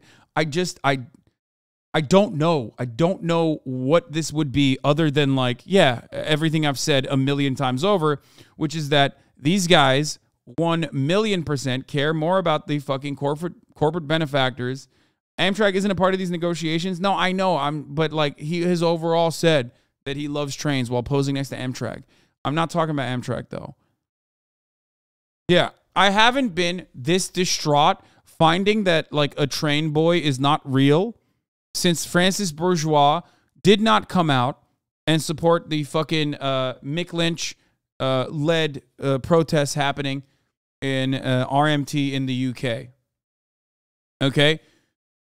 Francis Bourgeois and his silence on the railroad strikes, okay, were deafening. His silence was loud. His silence was violence. His last name is Bourgeois, so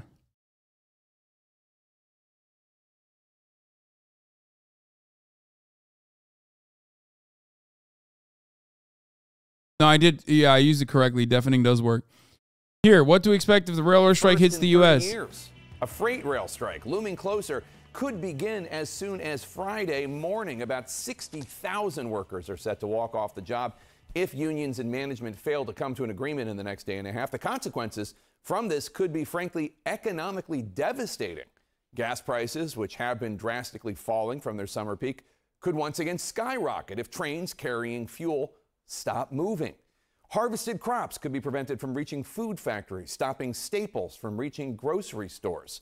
Amtrak is already canceling almost all of its long-distance passenger trains starting tomorrow, as most of their routes run on freight tracks, disrupting travel across parts of the United States. And even your holiday... For the record, this was 2 months ago. Shopping could be at risk. The National Retail Federation saying that the rail strike could prevent stores from stocking up on goods ahead of the holiday rush. We're going to start our coverage today with CNN's Pete Montine, who is tracking the down-to-the-wire negotiations between the unions and rail management companies, and the one detail that both sides cannot seem to agree upon. It is the latest effort to put the brakes on a possible rail worker strike that could deal a major blow to the economy. Wednesday, bosses representing unions and railroads met with the labor secretary in a last-ditch effort to reach a deal by midnight Thursday. That's when 60,000 workers could walk off the job in solidarity with train engineers fighting for sick time. A strike will mean freight rail, which makes up 40% of all freight in the U.S., will grind to a halt, impacting everything from parts for cars to fertilizer for farming. Transportation's a big part of the cost to the consumer, and I don't believe there's one person in the country that it won't affect. Man, that's crazy. Yeah, no shit, dude. Is this just going to stoke anti-union sentiment when Americans travel to Europe and experience a strike, they get so triggered? Yeah, of course it will. Because even in Europe and also in the United States of America as well, well, you don't really experience it in the U.S. because, like, there's rarely ever any, like, serious union action. But in Europe, when this shit happens, the European media is just like the American media. They are an arm of capital. So they will cover it as though it is the fault of the fucking workers. There are two parties to a negotiation, okay? They never talk about the other side that could also end the negotiations. You know? You know what side I'm talking about? The bosses, man. It's always the same shit. They rarely ever cover it as though, like, the management, the bosses, the side of capital has any power to end a fucking strike. They do.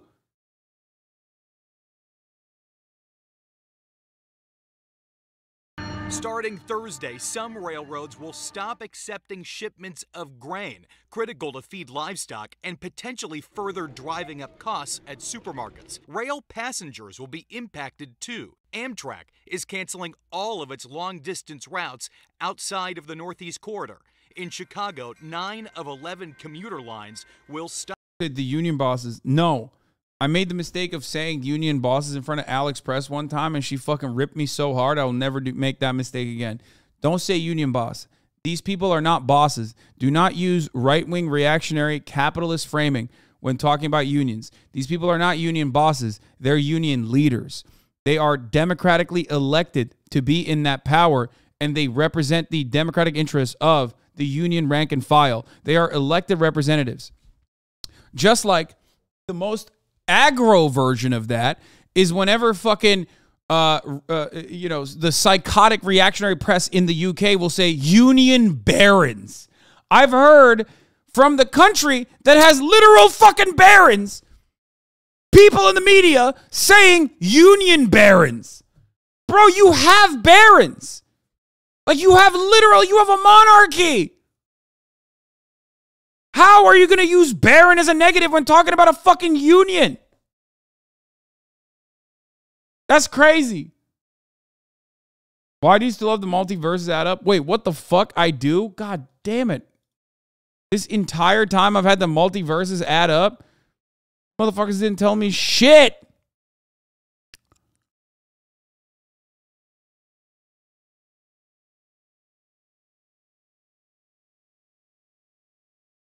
I just deleted it. I never look at that.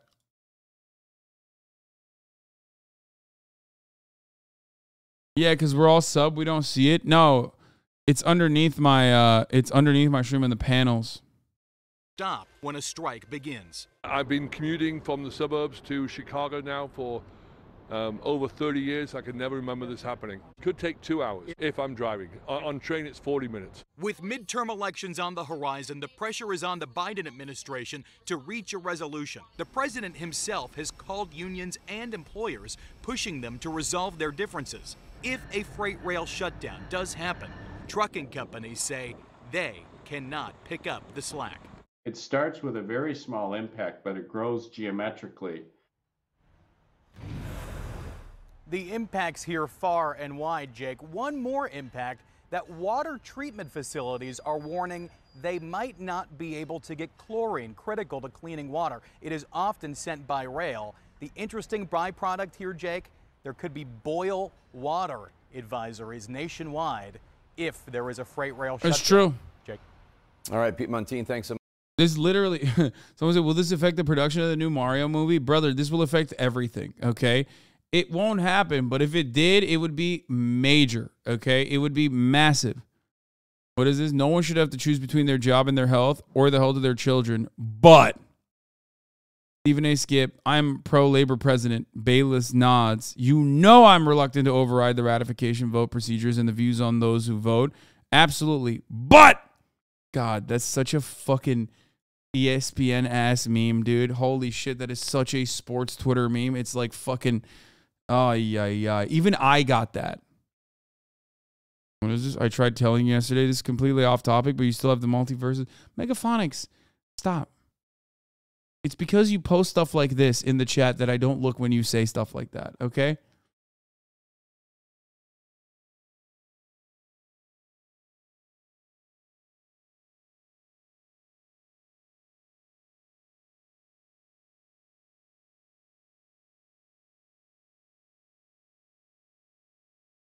Alex Press correcting you. I found 3 years, but still, you know, that's okay. I have to correct you on one thing, Hasan. Going forward, so embarrassing. You can't say union boss. These are elected leaders, right? I mean, truly, that is a line out of right-wing media. Don't do it. Even liberal media doesn't say union boss as much these days. So you're to the right of the New York Times on that one. Okay, I'm sorry that I don't have a fucking style guide. Sometimes I say union bosses. Okay, labor union leadership. Right. Sorry, you're right. You're right.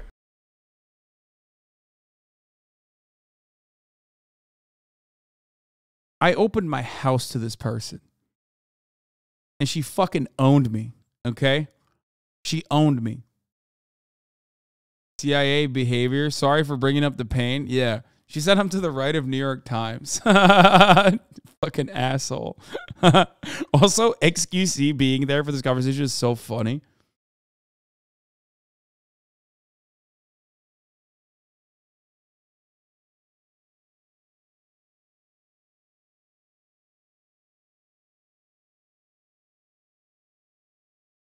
Bro, everyone you let stay with you cut the rope, but then tie together to get closer, dude. Yeah, exactly. Since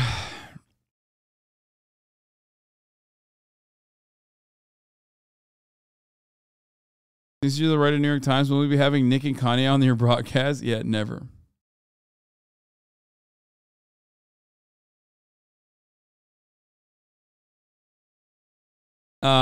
Wait, hold on. Let's finish this. And then as Pete noted, railroad and union officials were summoned to Washington, D.C. today to meet with the Secretary of Labor, Marty Walsh. This comes as the Biden administration is working overtime to prevent a strike. Let's bring in CNN's MJ Lee, who covers the White House for us. MJ, this meeting's still ongoing after several hours of negotiations.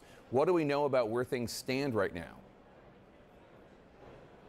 Yeah, Jake, while President Biden has been spending the day here at the Detroit Auto Show, we know that the White House has been very closely monitoring these ongoing talks, and these talks do appear to still be ongoing. We know that union and railroad officials have been meeting with Marty Walsh, the labor secretary, and that meeting has been ongoing for hours. And in the last hour or so, a White House official giving me an update that those talks are still happening in good faith. Now, the president himself in recent days has also gotten involved, directly picking up the phone. This is earlier. This is earlier. This is earlier. This is from this is from 2 months ago. Chat. This is from 2 months ago. This is from 2 months ago. This is from 2 months ago. And calling some of these parties to try to get them past this impasse. And the goal, of course, is to avert a strike, because White House officials know very well how economically damaging all of this could be. But that having been said, we are told by a White House official that they are still working on contingency plans, including figuring out other methods of potential transportation to get some of these goods moving, and also to try to figure out and isolate what kinds of commodities would be most severely hit. So they are planning for all possibilities, but very much still hoping that something. Stop playing then? Wait, what? Why would I stop playing the fucking video from 2 months ago when it's still informative about what might happen if the contract is not ratified, which it wasn't, and the railways strike and what the government can do to stop them from doing so? What the fuck? Motherfuckers be like, wait a minute. When was this video published? 5 minutes ago? Get fucking wrecked, idiot. Why aren't you watching a live video right now, you fucking dumbass? Hold up now. This is old news. Thing will come to a deal. MJ, I don't need to tell you this, but the railroads work under a unique labor law, which allows the federal government to intervene to prevent a strike. They can impose temporary regulations while continuing negotiations with the unions. Are you hearing any word that anyone in the government is considering this? Yeah, you know, the short answer for now seems to be that Congress is not very interested in intervening. Just take a note of the fact that yesterday, Senator Dick Durbin told our colleague Ali Zazoff on Capitol Hill, he said, I don't think it's likely that we will intervene. What he basically said was that he thinks it is up to the different parties to get to the negotiating table and figure out a deal on their own. And also House Speaker Nancy Pelosi just today telling reporters, I'd rather see the negotiations prevail so that Congress doesn't have to act. So all in.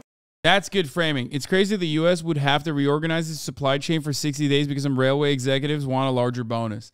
That is the perfect way to frame this argument. Okay? Because the media will frame this as this is the labor unions against all the other workers type thing, type argument, when in fact, that's not the case. Okay? So remember that.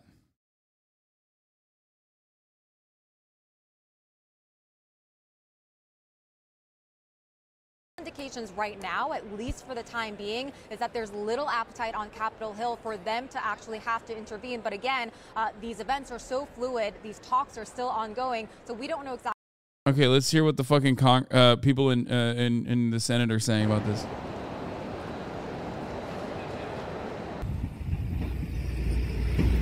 President Joe Biden is calling on Congress to pass legislation to intervene in a potential rail strike before next month's deadline in the stalled contract talks.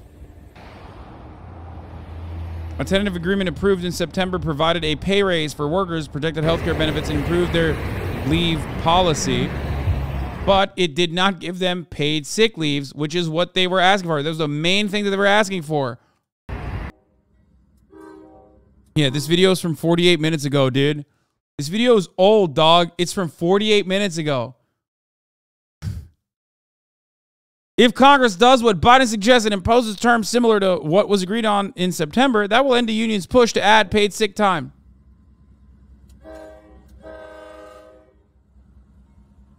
In the first 3 quarters of this year alone, 3 quarters, the railroad industry made $21 billion in profit, record-breaking profits.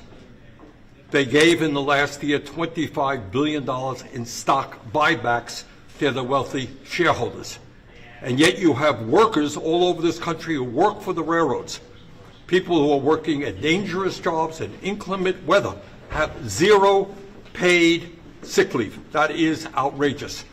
And I think it's incumbent upon Congress to do everything that it can to protect these workers, to make sure that the railroad starts treating them with the respect and the dignity that they deserve. Lawmakers are weighing on the government's role in a potential rail strike that could have far-reaching effects on the U.S. economy. I would much prefer us not to intervene, but at the same time, for this to shut down will be horrendous for Kansas as well as for Kansas agriculture. So I think all the cards are on the table right now. I haven't decided what I'll do. Both the unions and railroads have been lobbying Congress while contract talks continue.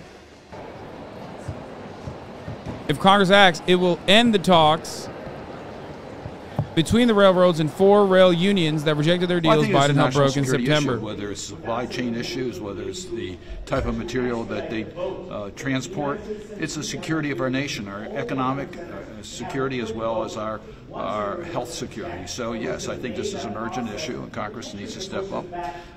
We don't like to. Yes, I'm going to talk about LIVERKING eventually. I'm going to talk about LIVERKING eventually. I'm going to talk about LIVERKING eventually, I promise. Do this. We'd rather see the parties do it through labor negotiations, but at this point, there's no other alternative.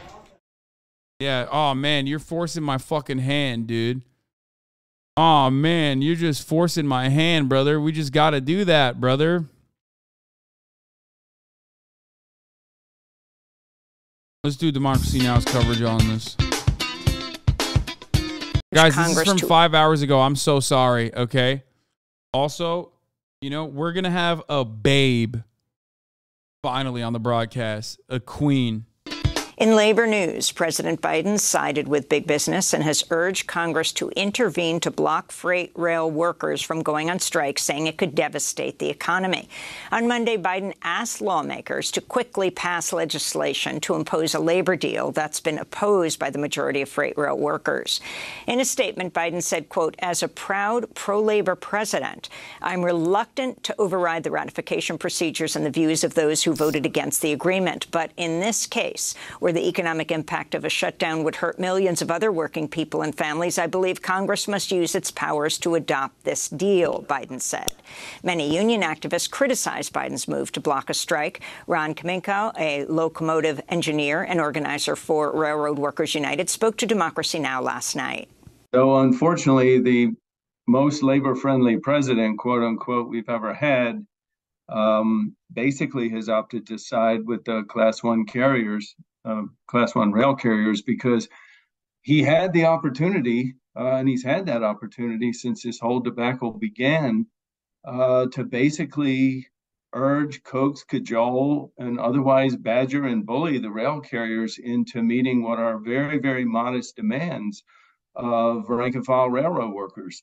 And in his latest request here to Congress to legislate us basically back to work before we even had a chance to strike, under the terms and conditions of the tentative agreement, which is not very popular with the rank and file. We have unions that represent 55% of rail labor have voted this contract down. And so we could have seen Biden actually opt for telling Congress he would like to see Congress pass legislation. Guys, what people don't understand is when Biden says he's pro-labor, he means like he wants more labor happening. He doesn't care if it's happening at gunpoint, okay? He's just like, I like labor, Jack. I want it. I want it. Maybe it's free, but it's still labor. I like that kind of labor, Jack. I don't care if you don't got paid sick leave. That means not labor happening. I want that to not happen. That mediates an end to the conflict, under which more favorable terms to the workers, which is to say a handful of sick days. And that's what this has come down to. Railroad workers traditionally have had no sick time. And now with the very, very harsh attendance policies that we're faced with, railroad workers get very, very little time off work. And it has come to a crunch point. We're seeing workers leaving the industry in droves, in numbers never, ever believed possible. People with 15 and 20 years seniority are leaving the industry. Why doesn't the railroad industry hire more people? I don't know. Where did they fucking furlough 30% of their staff? Because in order to improve profits, you can do something called eliminating redundancy, okay? When a workforce is operating at maximum efficiency, what a capitalist means by that is we are going to make 2 people do the work of 10, okay? How are we going to do that? By forcing them to get the fuck back to work and telling them you'll be fired if you don't actually do the job we're telling you to do. That's how this shit works. Remember. Okay? That's what's happening here. And there's a crisis out there. And I don't believe the Biden administration quite understands the depth of this crisis. And I don't think they understand that they could have actually taken an approach that would have benefited rail labor and potentially benefited the rail industry itself. Instead, unfortunately, the president is urging Congress to basically legislate an agreement based upon what he brokered along with Marty Walsh, Secretary of Labor, 2 months ago. But the rank and file have made it very clear that they are not content with this contract that simply does not address the quality of work-life issues. This all comes as profits soar for the freight rail industry, which has reduced the rail workforce by 30% over the last 6 years. Since I entered the industry more than a quarter century ago, I have watched as the rail industry has made record profits. The operating ratio... Bro, this motherfucker was there when the first rail was placed on the ground, okay? And I hired in, I believe, was somewhere in the mid-80s. It dropped into the 70s, 60s. The rail industry is hell-bent on achieving a 0.50 operating ratio, and who knows where they might even want to go from there. Stock buybacks has reached record proportion. The dividends that have been paid out to stockholders are enormous. Warren Buffett was, for one, who bought BNSF outright a decade ago, will state unequivocally that his investment has paid off to him way more than he even expected it to. The wealth that has been accumulated by these rail carriers over the last quarter century, while they have moved less freight than they did 16 years ago, shippers from practically every major shipping group that ships by rail is in a state of total discontent. They have complained vociferously to the Surface Transportation Board, demanding better service. The rail industry has gouged their customers. They've shed themselves of about a third of their employees in the last 6 years. And they've basically pissed off just about everybody in the country except for their stockholders. And now we come down to the wire in contract negotiations where literally what separates the parties is a handful of sick time that most workers actually have achieved decades and decades ago, but railroad workers have traditionally gone without. And we finally have said enough is enough. We want a handful of sick days, and yet the rail carriers see fit to dig in their heels.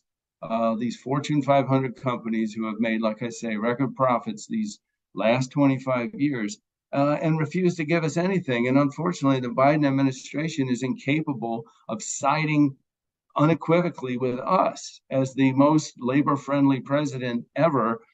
We would have expected that from him. So there's a lot of upset and a lot of discontent right now amongst the working railroaders. There it is. Biden sides with big business and urges Congress to block major freight rail strike. So yeah, you got fucking Marco Rubio to the left of POTUS, by the way. Danny DeVito says, no, Joseph, while you're fixing the things with the railroad, get him to pass the Equality Act affording civil rights to the LGBTQ community and extend child tax credit. How about the $35 cap on insulin? That's all I'm saying. Few things already passed in the House. Come on, buddy. No, Joe, you're supposed to help the railroad workers. You got it backwards. A handful of sick days. Come on, workers of the world, unite. Absolute fucking ledge. That's Danny DeVito Absolute fucking ledge, man. What a ledge. Absolute fucking legend, yeah. Danny DeVito also loves democracy now, much like myself. Okay. Short King.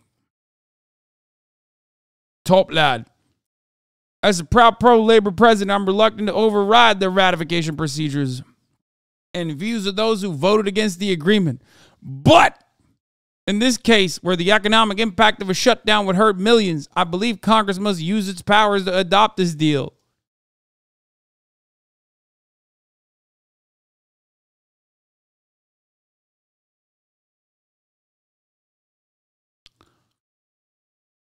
He said, but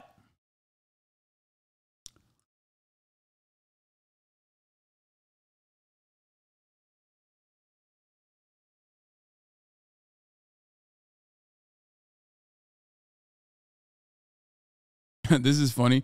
Everyone's watching football, soccer, upcoming rail strike. Majority party might not be able to form a government. America's becoming Europe. Yeah, it's true.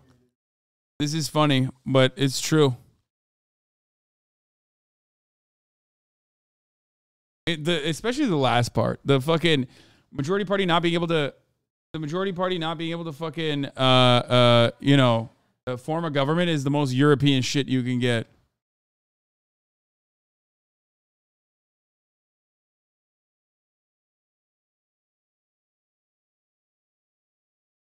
Oh, breaking news, by the way. The University of California and the UAW have reached a tentative agreement for postdocs and academic researchers 15 days into the largest strike of the year. They remain on strike in solidarity with other units. Some info below on raises and other wins. Here it is. Congratulations to the UC system. The workers, the postdoc, UC, you know, all the PhD Andes in the chat. Compensation to address the cost of living. Most postdocs will receive a 20 to 23 salary increase up to $12,000 by October 2023. Over the course of 5 years as a postdoc at the UC, the current lowest paid postdoc would see a 57% salary increase. For 2024 and 2027, 7.2% annual increase for postdocs on the scale, 3.5% scale increase, and 3.7% experience step. Faster timelines to receive experience-based step increases. What about housing? That's important. Increase from 4 weeks to 8 weeks of parental and family leave, paid at 100% for all postdocs. Childcare subsidies that will start at $2,500 annually and increase to $2,800 annually. The first time postdocs have won a childcare subsidy in 12 years of fighting. Lengthen initial appointments from 1 year to 2 years to ensure job security and longer visas. New respectful work environment article. Industry setting protections against abusive conduct and bullying that are fully grievable and arbitrable. That's huge. New immigration article with guaranteed leave time for immigration appointments and protections if immigration laws change. Protections for workers with disabilities beyond the ADA. Commitment to implement free transit passes within 3 years and a commitment to bargain if free passes have not been implemented in that time frame. E-bike discount of at least 15%. That last part's funny. Oh, God. Academic researcher contract highlights include compensation that addresses the cost of living, 29% salary increases, 8 weeks of parental and family leave, better job security, longer appointments for merit review, fewer exceptions to 1 year minimum appointments. New respectful work environment article. We already covered that. Protection for workers with disabilities. We already covered that. Commitment to free transit passes. Covered that. E-bike discounts again of at least 15%. An improved union security article to keep our union strong and a better grievance and arbitration process to enforce the contract.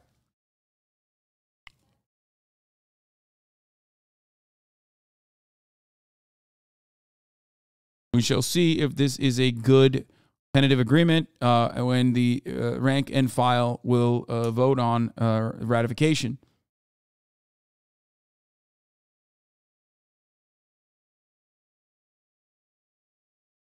I'll shock you. I agree with you on the train strike. This is about safety. The current worker requirements are inhumane and unjustifiable. Biden is wrong on this. Him, Gareth, of our YouTube train gods.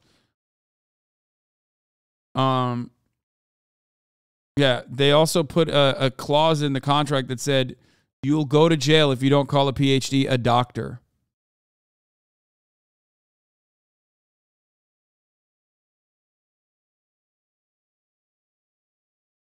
Okay. Here is Democrat Senator Hickenlooper saying of averting the rail strike, any bill should include 7 days of sick leave for rail workers that the rail workers have asked for. That's crazy. Okay. That's crazy, dude. This man right here. This man literally drank fracking cum. Okay. This is a man who drank fracking cum.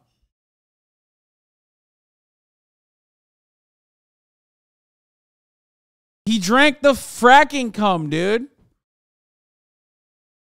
Joe Brandon's to the right of a man who is such a loyal dog, a loyal servant to the fucking fracking, to the big oil industry, that he drank the fucking fracking cum.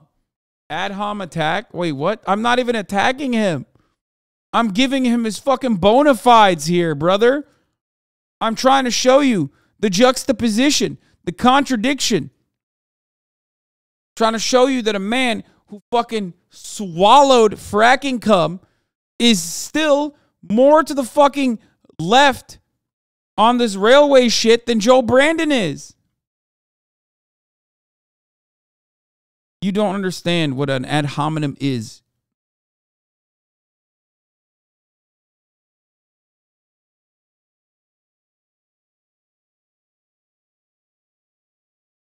You're saying the C word to him? What? You're calling him C? What? Here. Thank you, Governor. Since I have you, I just want to talk to you a little bit about the 2005 Energy Policy Act exempted underground injections associated with fracking from Federal Safe Drinking Water Act jurisdiction. Now, we've had concerns over groundwater contamination that have been raised, even documented by EPA. You mean polluted water or fracking bribes?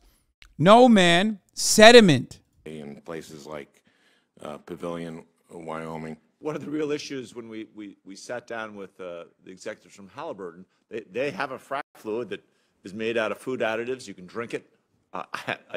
We did drink it around the tables, almost ritual-like in a funny way. But it demonstrated that it was like a pact, like a.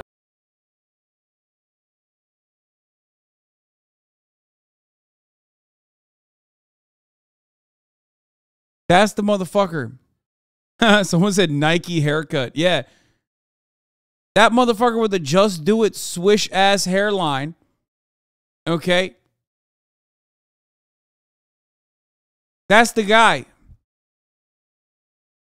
God. Here he is justifying, how fracking fluid does not actually destroy the natural water supply, by the way. Also, yes, Megaphonics, you are correct. For those of you who don't remember, this man ran for president, but that's how boring and shitty the Democratic contenders are that you probably don't even remember. Here he is. Wait, where the fuck did I delete it? Oh, what the fuck? Hold on. Here he is standing with another man who also ran for president that you also forgot ran for president. Sex god motherfucking Michael Bennett. The absolute god of sex, dude. Look at how fucking hot he is. Look at what a sex pistol, what a dynamo this man is, dude. Look at him. Okay, there he is. No. What? What is it? Where did it come from? I don't know, Mom. God, he's so fucking hot, dude. God, my mom had to come in and stop me while I'm talking about how sexy Michael Bennett is. Man, I wish Al Franken wasn't a handsy little pervert. He could be top 3 senators right now easily. Yeah, I mean, dude, the Al Franken shit is like, it's just funny because like he literally did, I mean, what he did was wrong, okay?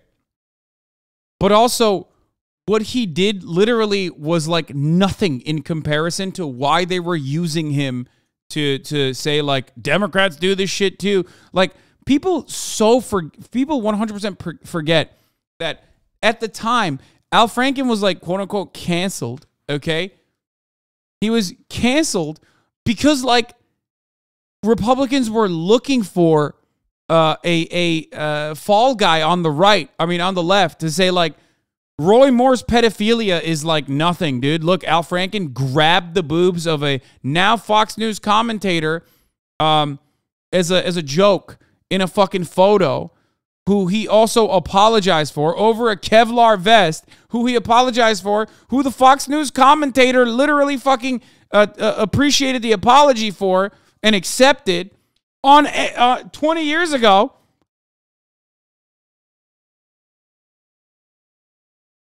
He didn't even grab him. He like fake grabbed him.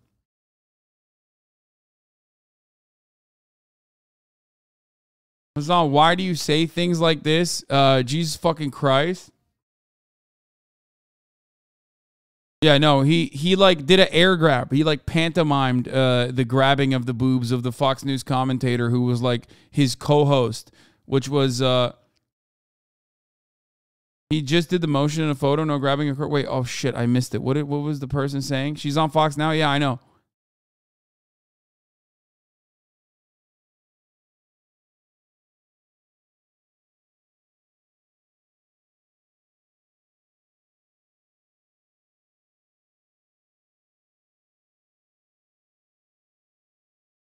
Thank you, Mom. Yarısımı.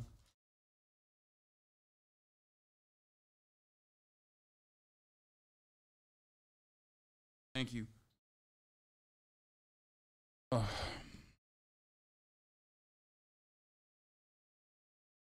It wasn't the fake grabbing, but she wasn't awake. It wasn't that he was fake grabbing, but she wasn't awake and couldn't give consent. Yeah, I know. And then people said like Al Franken is like grab people's asses at like a staffer's ass or something. Like he had some weirdo shit that he did. Like he did some sexual assault for sure. If I remember correctly. I don't know why two things can't be correct at the same time. Like you 100% can have like a dude who's an asshole and did bad things, and then also admit when someone is like genuinely weaponizing it in the media at a time when everyone was understandably saying Roy Moore is a pedophile and he's running for Senate in Alabama. That's completely unacceptable. I despise the Democratic Party and liberals for this fucking reason. Like they can't even see. Like they can't even see when they're being fucking duped. You're so easily like Al Franken sucks. It's not like he's a good person. I mean, he's better than like a lot of other Democrats, certainly.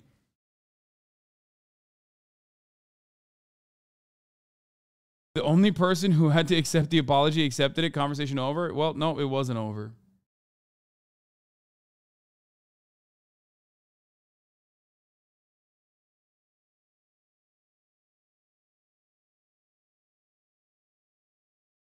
That's the kinder take. I think they lean into it like chumps. They do lean into it like chumps. They are chumps.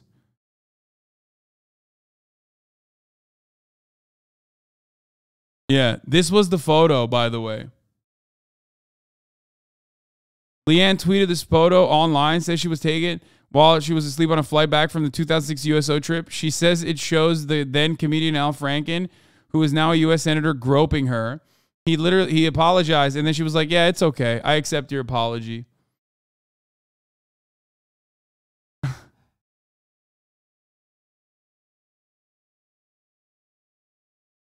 That was wild, dude. That was wild, straight up.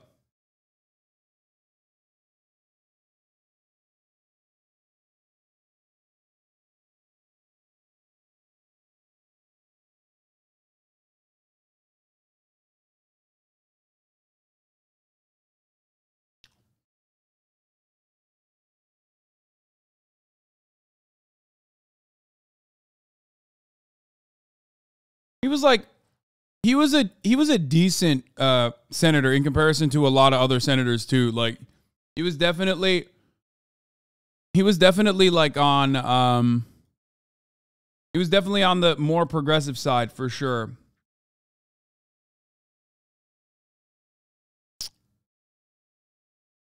The whole Al Franken thing is when I knew liberals were absolutely insane. She then brought it up for years later in the midst of the Me Too, specifically to score points with the GOP, which the Democrats swallowed hook, line, and sinker. Yeah.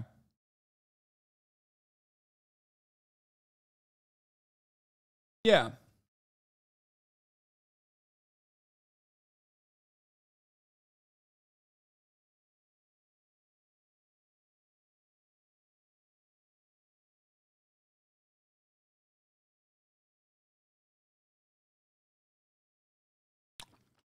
He started his Air America show by saying he supported the war in Afghanistan.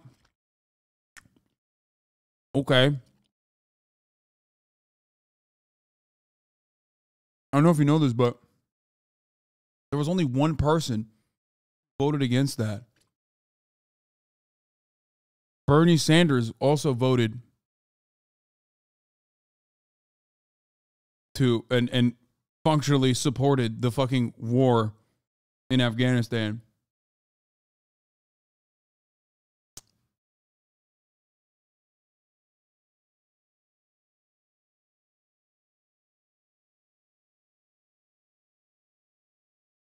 Anyway, it's just it's yet another one of those like interesting stories where like you just can't have that conversation. Like you can't even fucking bring that up. Like that's a perfectly valid situation. That was what was supposed to happen. You know what I mean?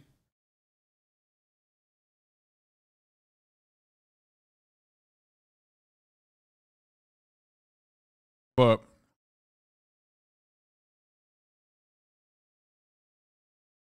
there it is. Railroad workers grind themselves to the bone for this country as their labor produces billions for Wall Street. They demand basic dignity to pay sick days. I stand with them. If Congress intervenes, it should be to have workers' backs and secure their demands in legislation. Yeah. Bro, everyone from the left and right is just like shitting on Brandon now. It's so weird. What the fuck is he doing? What an idiot.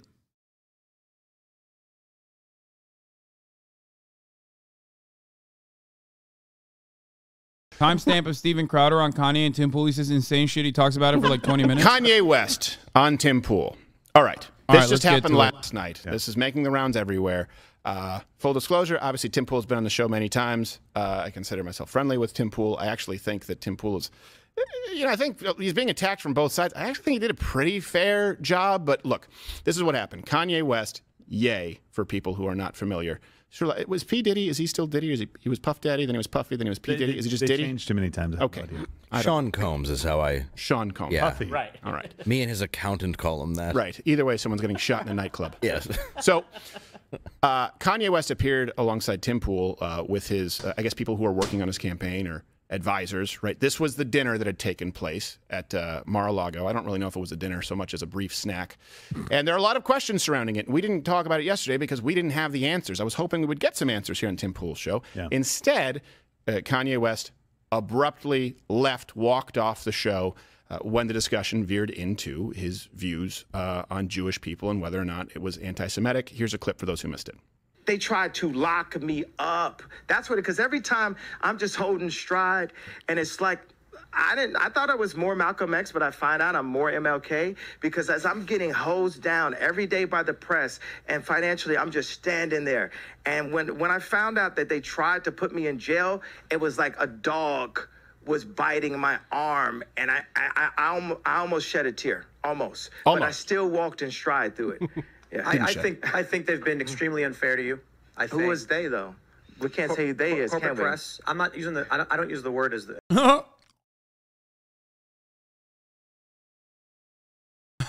It's like I'm the MLK of anti-Semitism. Okay, like the opposite, in the opposite direction. I decided to be the MLK of bigotry. As the way I guess you guys use. I'm talking about. It is them, though, isn't it? I mean, because because when you think about it, consider it. In 2018. What do you mean it's not? What do I mean? Like, okay, so how about? Already the walk-off. That's a problem. He's on. Well, Kanye I'll say it right now. Ask him a question. You guys want to bring that stuff up? And then think we're not going to have a conversation? Like, have the discussion. Like you think Ye's going to come in here and say, here's my pain, here's my suffering. I'm going to say, I hear you. And then he's going to say, and it was Jewish people. And I'm going to be like, okay, but don't you consider, it's like, I'm not going to do this. I refuse. Make sure he's cool. Yeah, so look, that's a problem if you're running for office, period, especially if you're running for office on the platform of free speech and exchange of ideas, right? If you ask someone a question and they disagree with you in a way that I think is... These guys are such losers, dude. Oh my God, he doesn't value free speech. Bitch, you don't value it either. You ran away from fucking Sam Cedar. Like, shut the fuck up. None of these bitches would ever fucking have like a conversation that's contentious, okay? They won't. Is pretty respectful. You can't walk off in a huff. That about tells you how capable Kanye West is at being potentially president of the United States. Personally, I was in that chair a week and a half ago, and now Kanye West is. He's not mentally well. No, I'm not entirely sure. We shouldn't share a chair. No. Okay, that's actually a good joke and literally true. That is the first time I've heard this motherfucker say something funny. Holy fuck. I gotta run that back. Of the United States. Personally, I was in that chair a week and a half ago, and now Kanye West is. He's not mentally well. No, I'm not entirely sure. We shouldn't share a chair. No. Oh. Oh. This is good. Here. It also ties into this thing that I retweeted recently. Kanye really went from clubbing with Jay-Z and Pharrell to getting hibachi at a suburban strip mall with Nick Fuentes, dude. That's when you realize, like, look at his face, bro. He has to know he fucked up. There is no fucking way, dude. There's just absolutely no fucking way. Bro, what's worse? Like being caught at a fucking hibachi in the middle of like in the middle of a strip mall in Frederick with a Nazi who eats his own boogers, or like whatever fucking drugs that they were making you take for your various mental health complications. Like I think I go back to the drugs, man. I'm just going to say it. I would go back to the fucking pills immediately.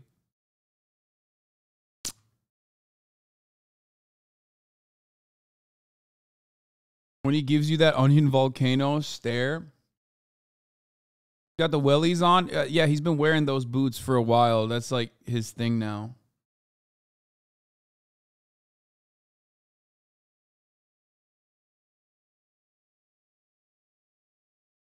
This photo may be the exact moment he's realizing he's made a mistake. Like, he's not a good guy and his life was not going well, but they could have at least kept doing, he could have at least kept doing the fashion stuff, partying, so long as he didn't say, I like Hitler, and now his life will be going to Buca di Beppo in Exton, PA, next to kids celebrating junior prom.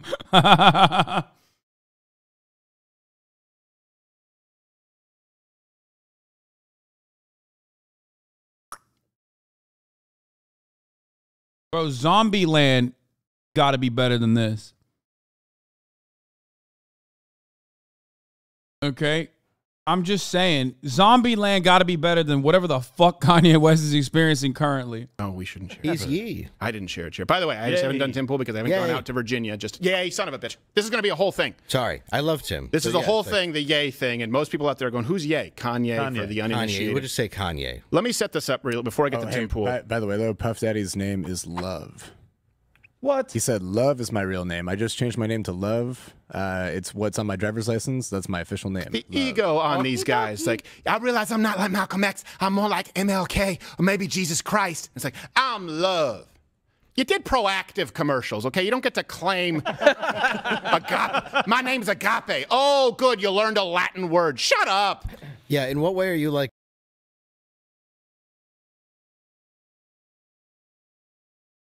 Steven Crowder is like a unique racist because like he can't even fucking hide like his just sheer disdain for black people. Even when he's like gonna weaponize a black person to just advance the conservative agenda. You know what I mean? Like he can't even fake he can't even fake it. Like, he just has to be the worst person. He's like a couple steps removed from being a Nick Fuentes racist. I don't think he's ever said like anti-Semitic shit. I think that's a line that he doesn't cross deliberately. Nick Fuentes, on the other hand, is so horny, he can't stop himself from crossing that line all the time and dancing all over it on the other side. Like Malcolm X and MLK, because there's two things that happen to them and you're fine. Yeah. Well, I will say he's not necessarily fine. So let me present my point of view here. Yeah, Kanye West has been wronged. Okay, this is absolutely true. He has been wronged. We'll get into. He was medicated. He was institutionalized. He's been threatened. He was wronged. And I do think that he has valid reasons to be upset. And I think what people are missing now, people saying, oh, he should be able to say, sure, he should be able to say whatever he wants. And I don't necessarily know which portions, well, I shouldn't say I don't know. Every portion that I've heard, I can tell you which part is anti-Semitic or which part isn't. I don't know all of the comments that he's made. Let me put it that way. But Kanye West has been wronged, and the people right now who are supporting him saying, hey, he's being silenced for what he said, sure, I understand. But he's being wronged now. Wait. I have never seen Steven Crowder be like very openly and aggressively anti-Semitic. It's like the one kind of bigotry that he doesn't usually engage in. I am kind of excited at this moment. This is a new leaf, a new chapter in his blossoming career. Yes, but I can't read. Yes, you have. You fucking called Sam Cedar a velveteen rabbit, which is advanced dog whistle anti-Semitism. Remember, dude, that's no. Bro, listen, I am literally, look. I have read the ancient tomes of racism. Okay, the way I see it, like, is if Sam Cedar himself, who didn't understand what the fuck that was at the time, I don't think that he implied like that in an anti-Semitic capacity. Okay, I mean, I don't think so. I think that was like I'm an elite level racism understander, dude. Like, I had to look that shit up. Do I think he's anti-Semitic? I'd be shocked if he's not. I'd be shocked if he's not. I'm Jewish and I didn't know that was anti-Semitic. Yeah, no, Chaz being like fucking radlib. Beady eyes? What does that mean? What is that? I don't know what that means. Like, we're comparing someone who literally is like Jews control the media to someone who was like, you look like you have velveteen rabbit eyes. Yeah, I think this is runes on the floor, CPAC type shit. Yeah. Anyway, I think he's about to say some. I think he's about to say some anti-Semitic shit right now while defending Kanye, though. It's a trait of the criminal and the mentally ill. He's being wronged by a new set of people who are taking advantage of him, trying to say, look how wrong you've been in the past. It just happens that the people who are wronging him now, they're not Jewish. And I don't, by the way, just to be clear, I am not someone who is against speaking in generalizations. What I am against is speaking in unspecified, unsubstantiated generalizations. For example, if I were to say, hey, 80-something% of divorces in this country are initiated by women. That's a generalization. I'm giving you a statistic. If I were to say, hey, as a voting bloc, American Jews tend to vote pretty liberal, which would seem to go against their self-interest in a lot of ways, considering people who are practicing Jews and their values. Wait, what? I mean, both of those stats that you just mentioned are correct. Also, it's not the stat that you just mentioned that's like the problem. It's what your assertion is. What the fuck? What do you mean, dude? What the fuck? First of all, Jews are not a monolith, dog. What are you talking about? What is this like united interest that Jews have?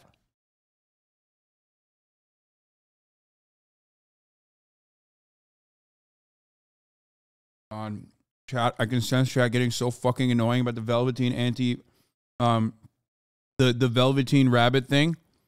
I'm sensing it. Chat is gonna fucking hyper focus on that and not stop. I know. No, they're like, no. You always do this. You always do this. You like hyper focus on one thing. My man's about to say the 14 words over here. He's about to get real anti-Semitic with it, and you're like, ah, you said Velveteen Rabbit!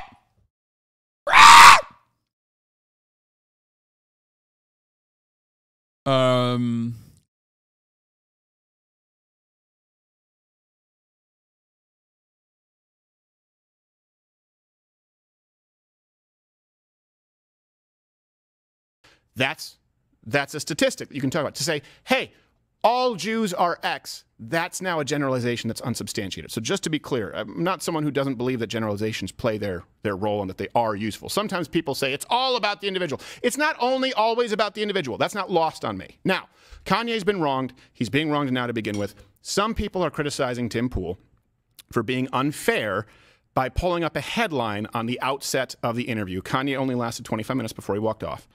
And the headline included, bro, please listen to at least some of the Jews here. BDI is an anti-Semitic trope because of the implication that we're greedy, and another commonly overlooked anti-Semitic dogma was calling Jewish people greasy, oily because it's implied to what? Imply we're conniving and slick. What? I'm gonna kiss myself, dude. Bro, oh my God.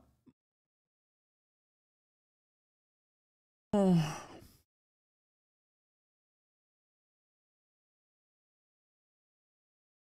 I don't care. I don't care. If it's anti-Semitic, then good, okay? That's how I feel about it. Shut the fuck up, okay? Shut your stupid fucking mouth, chatters. I don't care.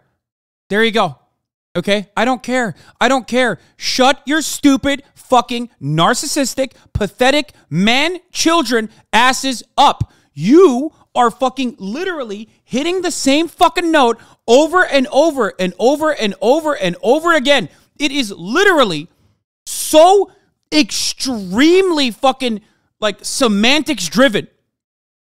It is so insanely like out there on the long list of anti-Semitic takes.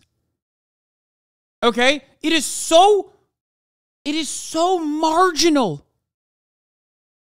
Okay? It is so insanely marginal that you hyper-focusing on this implies that you're out of your fucking mind. Shut the fuck up! Why? Why are you like this? Why? They're not trolling me. Turbo Killer is actually a very positive chatter. Okay?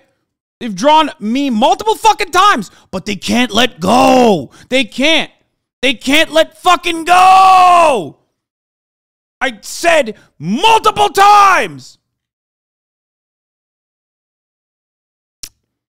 Let it go. It is like such deep, such advanced, like possible anti-Semitism, okay? In a sea of instances where Steven Crowder could have been like overtly anti-Semitic, who he probably is about to be overtly anti-Semitic here in defense of Kanye West, but you are so hyper-focusing on like the BDI thing is actually anti-Semitic, Hasan. It's so anti-Semitic, Hasan. Shut the fuck up! Why is it angering me so much? Because the incessant hyper-focus and the lack of interest in like continuing the flow of conversation from chat makes me want to fucking kiss myself.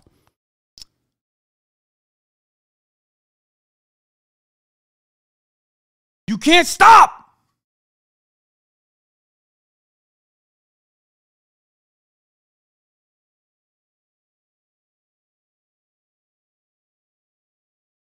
Chat is hyperfixating because they view it as something to correct you or call you out on. That's why. Exactly.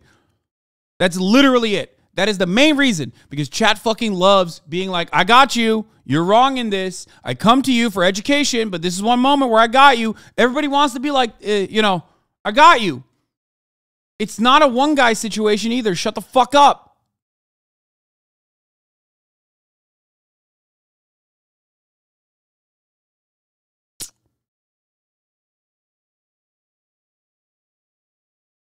Thank you.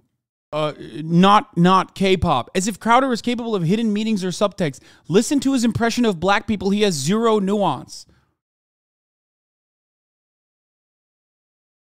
Like, you're talking about a guy who only does Chris Tucker when talking about Barack Obama or Morgan Freeman or P. Diddy, okay?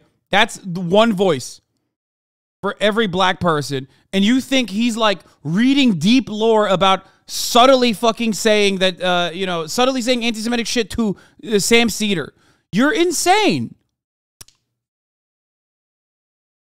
The anti-Semitic stuff has already happened, implying that non-practicing Jews aren't as smart or worth. It's like the Nordic runes on stage at CPAC. I know, I said that, and they fucking couldn't move on. It's not hidden. It's one of the oldest tropes. What are you saying, dude? What the fuck are you saying? Bro, you're acting like one of the oldest anti-Semitic tropes, not a thing. Of course, Jews are annoyed. There are more Jews in this chat that are like, I didn't even know that was a thing, okay? Than you, is now lying and saying that this is literally the most fucking common way that people are anti-Semitic. What are you talking about, dude? What the fuck are you talking about? No, it's the fucking greedy merchant meme. It's the nose shit, okay? Like, this goes back thousands of fucking years, okay? Anti-Semitism is at the heart of every fucking conspiracy. Pogroms have happened. Blood libel. There's plenty of fucking ancient, antiquated anti-Semitic shit. The reference point that you are hyper-focusing on is completely irrelevant. I'm not defending Crowder. I hate you. I'm not defending Crowder. I hate you because you're fucking stupid. Oh, I need to stop. I'm moving on. Here's the top of the hour ad break. We're just going to keep watching this. I despise some of you in the chat, though. I can't stop myself from screaming at you because you literally just go, this is the one thing. We need to keep chipping away. We need to keep chipping away at this. You're not establishing anything, okay? You're not doing anything. You're not doing anything positive. I'm going fucking insane. I have the same mental illness that you have now. Notion of anti-Semitism. Here's a clip. I'll just pull up this story from The Hill, which is from earlier today at 5 p.m. Pence says Trump should apologize. It's wrong to give anti-Semite a seat at the table. This, of course, is related to a dinner that happened, and I was wrong a little on the details. So a dinner happened. Nick, you were there. Ye, you were there. I just want to start off by, how did this dinner come to happen, and what happened?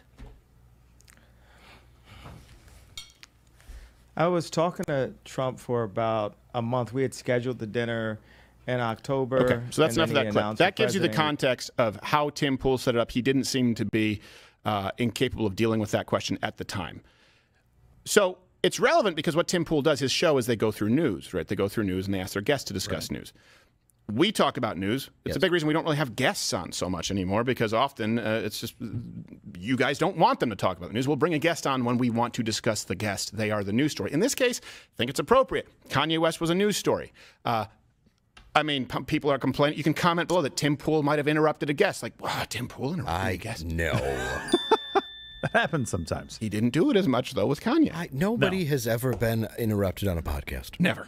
Never. Doesn't Kanye should have. Hey, hold on a second. I like to have a laugh. No, but it's true. Well, look, so Tim addressed the point that you made just a second ago at the outset, because Kanye said when we were backstage, you said I would, or backstage in the green room, whatever, you said that I would do well with the black vote. And Tim clarified, and he's like, yeah, I think you would resonate kind of with an everyman. He goes, but you're looking at the black vote as a they. And he goes, no, what I'm saying is historically the black vote has tended to go one direction, and I think you would do. Yeah. I love that nobody is even fucking talking about how stupid of a statement that is.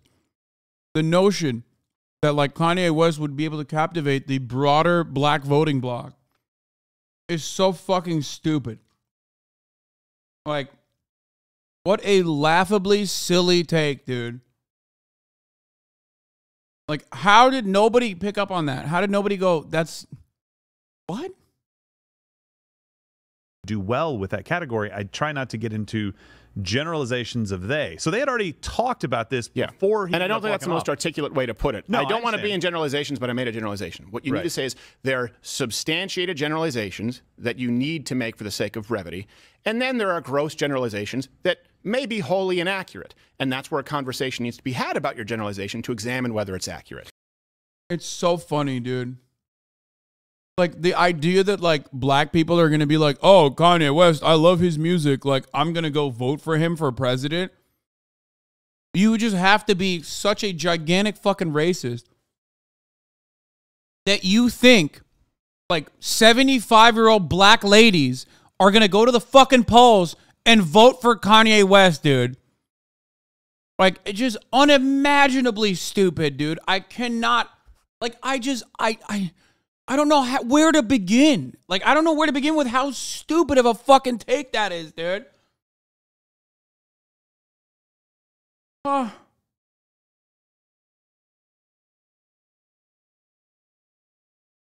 Yeah, I mean, I can definitely see certain things as a misstep like that, but I think really being in that situation, you have Yee in there, and he's got the same issues that, you know, you do, which is he does.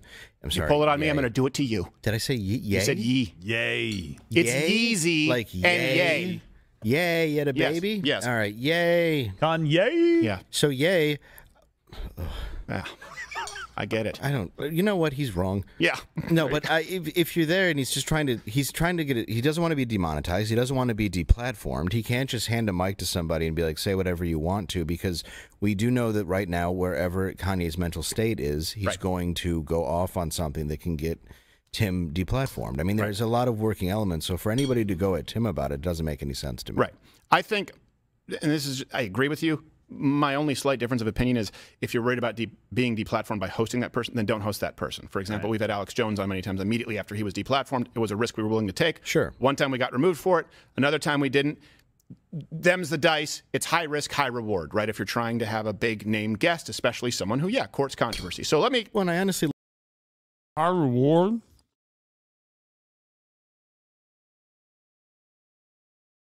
Like Kanye, though, honestly, and I don't think he hates Jewish people. I really don't. No, I don't think he hates Jewish people. I think he's been wronged, and I think that he's aiming sometimes a howitzer. He's being imprecise. Right. Yes. But he's not wrong about every. What? Bro, he literally is like, Kanye West has said he's anti-Semitic in every way that you can understand the word.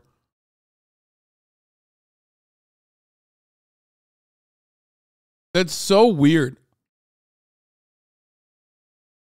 Like, there's no reason to fucking, you know, jump on that and be like, yeah, well, you know, he's just, here are the reasons. It's like,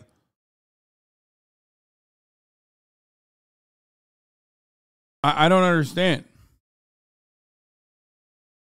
Like, what more do you want him to say? He has said all the things that you can say for people to be like, okay, this guy's anti-Semitic. Everything. Look, is there a conversation to be had about secular humanists with Jewish last names in Hollywood exploiting people in positions of, the performance arts talent? Yeah. And by the way, that happens in the conservative movement too, behind the scenes. Yeah. People sign contracts where they don't know what they're signing. Yeah, it's true. Is there a disproportionate number of people with Jewish last names in higher banking? That's an argument that can be made. But then when you get to it's because they're Jewish and all well, now we have a problem, not because it's offensive, but because it's inaccurate. So let me first set this up. Kanye West. Surprising. What did I tell you, bro? No, he's saying like it's not. Okay, everybody fucking chill out. This is not a defense of Steven Crowder. I'm surprised that he even said that there's like a lot of secular Jews in Hollywood doing unspeakable things. Okay? That in and of itself is already fucking sus. But what he's basically stating is, yeah, there are Jewish people in Hollywood. Yeah, there are Jewish people in the banking industry. That doesn't mean anything. They're not operating on behalf of like some fucking underlying reason, operating at the behest of like the international Jewry or some shit. They're literally just people in positions of power. Now, of course, he's not going to say anti-capitalist things like I would, okay? I actually do want to see what he's going to say, as a matter of fact. Yeah. We're wrong about the rabbit, damn it. Shut the fuck up. Shut up. Stop trying to fucking trigger me. You're annoying. You're not funny. You're not smart. You're not unique.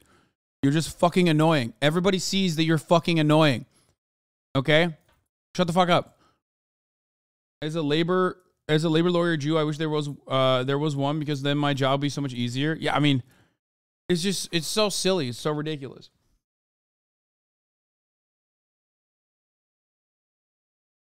Well, as an aside, I love the phrase international Jewry, another archaic racist classes. Exactly. Old school. West has been wronged. And I do think that this matters because it might provide some context as to his mental state. So early November, he released some text messages. And all these references are available at loudwithcrowder.com. His personal trainer, Harley Pasternak, I believe is how it's spelled, tried to have him committed. This is what the guy said. I'm going to help you one of a couple ways. First, you and I sit down and have a loving and open conversation. This is where I diverge with you, Dave Chappelle and Steven Crowder. I don't think there's even a reason to acknowledge at this point. I don't think it works to offer concessions to these people. But it's not a concession. Like, it's not a fucking concession. Okay? But it also doesn't matter. Like, just because it's disproportionate with respect to the overall population size doesn't change the reality that there are still infinitely more WASPs in positions of power in every fucking industry in the United States of America. You know what I mean? Offering additional context is not necessarily offering a concession, because what you do with that information is what matters. What if you think like, oh, there's like a secret Jewish cabal, then yeah, you're a fucking psychotic anti-Semite. Okay?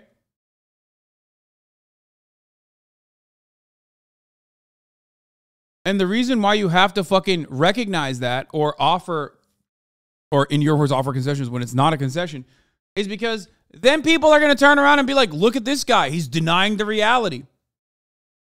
Okay? That's it. There are not that many Jewish people out there, okay, in comparison to other ethnicities, races, and religions. With respect to that, it is disproportionate. But that doesn't mean anything. And if you don't recognize that, if you act like that's not the case, then you have to literally, you know, talk to some people who are going to use that as an opening to be like, well, he's hiding the secret. You know he's hiding the secret. It's like, no, dumbass, that doesn't mean anything. That means nothing. What the fuck do you mean?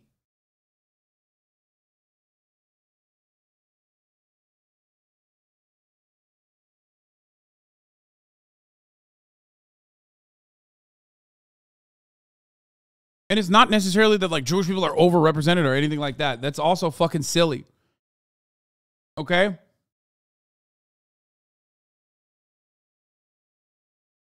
Conversation, but you don't use cuss words, and everything that is discussed is based in fact and not some crazy stuff that dumb friend of yours told you or you saw in a tweet. Second option, I have you institutionalized again where they medicate the crap out of you and you go back to zombie land forever.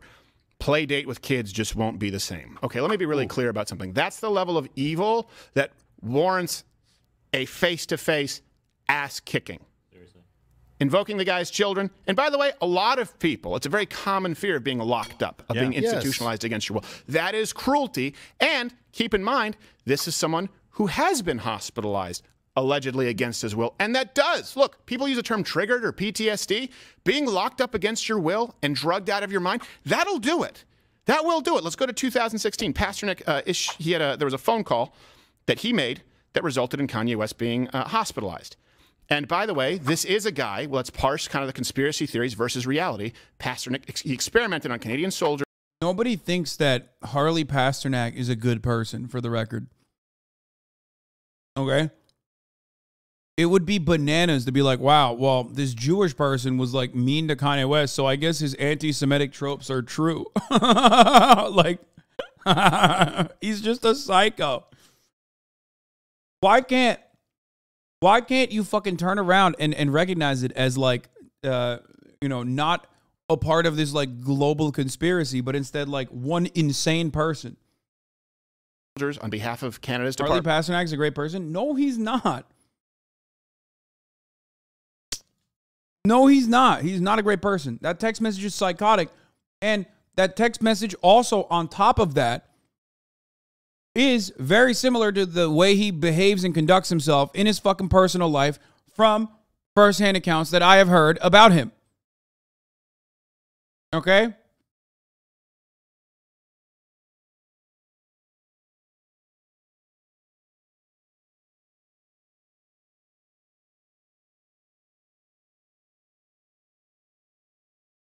Department of National Defense.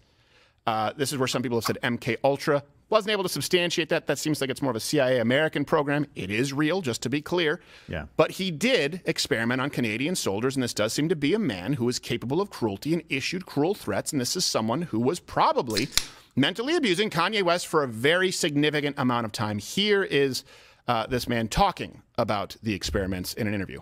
So working for the military, I wasn't governed by the same laws that the typical person was, so I could look at the impact of certain drugs that are not. Is he interviewing him? We need to shut down Canadians from coming into the country. That's it. I said it.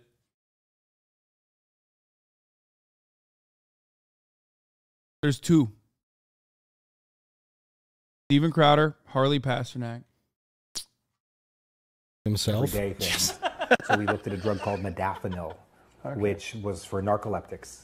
So if you give a soldier this drug, how long could they stay awake for without having any health detriment? It's very interesting. Modafinil, it will keep you That's not awake, Lance Armstrong, but it's is not it? a stimulant. It looks like him. So if a special forces person has to stay awake for 3 nights waiting for the right opportunity to do whatever they have to do, we could give them modafinil and it would keep them alert. So this is a douchebag who's familiar with pharmacology, who has used it to experiment on soldiers and is threatening to use it against Kanye West, against his will. He's also helped people like Mac Miller, Ellen Page before she was Elliot. He's really been. Brittany Murphy. Why don't you, Brittany Murphy? He's batting 100. Yeah, go ahead and Google who this guy has helped. Let me guess. Amy Winehouse. Yep. Oh yeah. Oh really? Yeah. For Oh, real. that was just a guess. Really? No, for real. Oh, Yes. really? Yeah. Good guess. Oh, what a piece of shit. No, this guy. He's. Yeah. Elliot Smith. Yeah. See a trend? Morrison. Yeah, he cleans stuff up. That guy in A Star Is Born, I don't know his name. Yeah. He's Luca Brasi, let's be honest. So here's the thing. Kanye West was wronged. He was used. Here's the thing. He's being used now. So there are a couple different theories as to what's been going on. And this is just, some of this is going to be speculation. Hopefully I can present a case to you as to why. So remember, this is what happened. That was last week. There was Kanye West. He brought Nick Fuentes, Nicholas Fuentes, Milo Yiannopoulos to Mar-a-Lago for a dinner with Donald Trump. Okay. So that happened. By the way, hit the like button, hit share, because this is something that is being memory hold on YouTube, and we'll talk about Apple and Elon Musk. It's probably going to be a little bit longer of a show today, just to let you know. Here's the thing. So Kanye West has brought in someone like Milo and someone like Nick Fuentes. Now, hit that like button for anti-Semitism.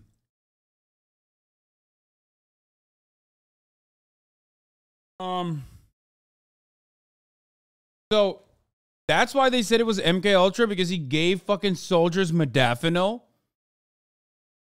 So what's up? Is fucking Joe Rogan doing MK Ultra then? That's like half of the nootropic on it supplements. What do you mean? Modafinil is just, like he also mentioned narcolepsy medication. What did I misunderstand that? For dinner. Brought this to be clean stuff. Lance Armstrong. But it's not a stimulant. It looks like him. So if a special forces person has to stay awake for 3 nights waiting for the right opportunity to do whatever they have to do, we could give them modafinil and it would keep them alert. So this is a douchebag who's familiar with pharmacology, who has used it to experiment on soldiers and is threatening to use it against Kanye West. Against. Okay. I'm not going to sit here and defend Harley Pasternak, who does suck. Okay. But I will tell you, MK Ultra is entirely different. Is entirely different than fucking giving soldiers varying degrees of methamphetamine. This goes back to like, the tanker chocolate that the Germans used, all the way to fucking Americans using Go Juice. Okay? Anyone who's ever served in the military knows there's 2 different types of drugs that the military always gives its soldiers, okay? Something to fucking make sure that they never have an erection. In Turkey, we call it shop. And meth. To make them keep going. Okay? 2 different things that you gotta always, you gotta always curb back. Make sure you got no boners. You don't wanna have a boner around a bunch of other dudes, okay? Stop that. You know, you gotta go and fight. And give him something that gives him confidence and runs around and fucking makes you more interested in going out and fighting for fucking 14 hours. Saltpeter, no boners. My horny ass would not make it in the military.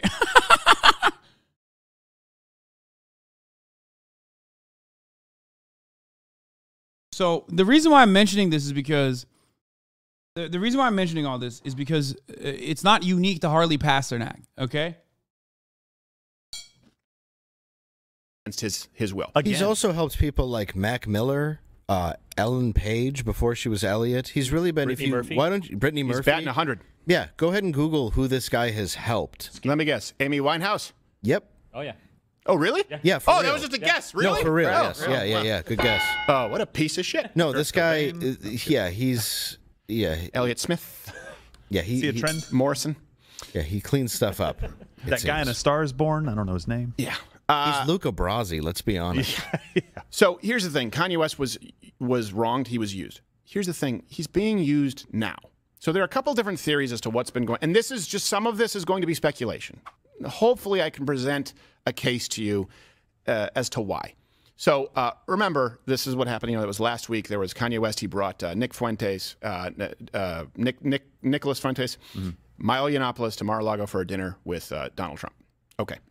So that happened. By the way, hit the like button, hit share, because this is something that is being memory hold on YouTube. And we'll He said, hit the like button and hit share. Nazis. Talk about Apple. God, I hate when he fucking does the annoying self promo. DeSantis. It doesn't really matter because these people, I would argue, want to destroy all of it. They don't want the conservative movement. They don't want Republicans to do well. They certainly don't want Trump to do well. There is a personal vendetta against Donald Trump with these individuals. So he brought these individuals to Mar-a-Lago, which was not vetted by Donald Trump, which I think was foolish. Yeah. I don't think you should let anyone in there and sit down with them for dinner. If their goal was to actually basically inflict damage on Donald Trump, well, then it's been incredibly effective because it's been a media cycle now for 3 days. And Milo Yiannopoulos has quite literally communicated in the past, because he felt wronged, his desire to take Donald Trump down. Here you go. Here's a quote. I lost everything helping put Trump in office. My life and career were completely destroyed. Was it worth it? No, I feel utterly betrayed. I will have vengeance. Wait. What do you mean? What? No, Milo Yiannopoulos has never even...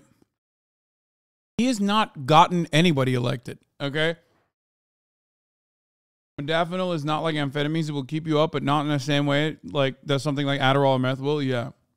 No, I know. That's why I said, like, On It has, like, modafinil adjacent supplements that they fucking sell. Like, dude, everyone that fucking loves nootropics has, like, tried a different version of modafinil. Last time I did meth 8 years ago, I was awake for 70 hours. Holy shit. What a statement, dude. My man said, last time I did meth. What is happening in my fucking chat, brother? Like, kratom is the heroin substitute, and modafinil is like the nootropic Andes love experimenting with some of the different versions of the drugs that are only accessible by prescription.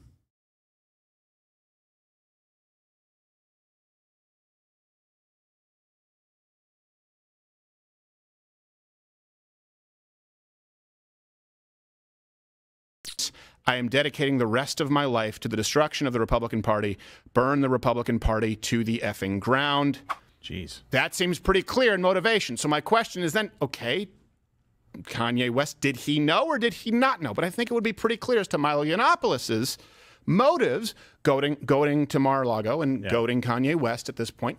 Kanye West is being, I believe, used as a pawn again, and you guys shouldn't be championing it because he says a couple of things that you like. The guy needs some help. Yeah. The guy needs some support, not from charlatans. Let's go down the list to this Nick Fuentes character. He once called Donald Trump cucked, and he was very upset that Donald Trump disavowed white supremacy. Yeah, for him to disavow white supremacy is very cucked and blue-pilled. You know, totally wrong. Okay. Yeah, why would a president do that? Yeah, why would a president do so? For the same reasons that we liked him, where we said it was pretty clear that he said, I'm not talking about white supremacists who should be disavowed totally. Right? So I'm not talking about them. They were fine people on both sides. You do have people out there who actually hate that Donald Trump disavowed white supremacy. Is that you? Because if that's not you, if you like that Donald Trump disavowed white supremacy while saying there were fine people on both sides who supported at least recognizing our heritage with monuments that might have been a part of the... Steven Crowder is literally doing the most basic take. No, he's trying to say, hey, dumbass, if you give the game away, then you can't be a part of the team. Why are you saying it out loud, you fucking idiot? Here, look, this is what you're supposed to say. Oh, Donald Trump said there are very fine people on both sides, some of which who care about our heritage.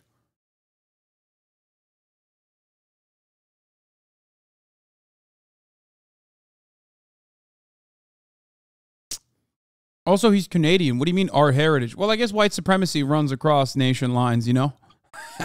Confederacy, and that there were liberals on the other side who had an argument to take them down. If you like the fact that Donald Trump actually messaged to both portions of the voting constituency while condemning white supremacy, if you like that, well, then you can't be in alignment with these guys. Yeah. Well, and their whole intention, it seems, like you said, was just to be a disruptor, to go in. And obviously, we've kind of shown you some of Milo's tweets there, or I guess it was on Parler that he was saying those things, right? And he has obvious intentions. It drove conservatives away from Donald Trump. Right. Because now they're seeing Kanye go in and say, I'm running for office, I'm going to be president. Milo is the key. Bro, when a Canadian says these guys want to protect our heritage, he's saying the truth. Because the heritage is hatred. The heritage is white supremacy. Why else would a fucking Canadian be like, oh, thank you for protecting our heritage?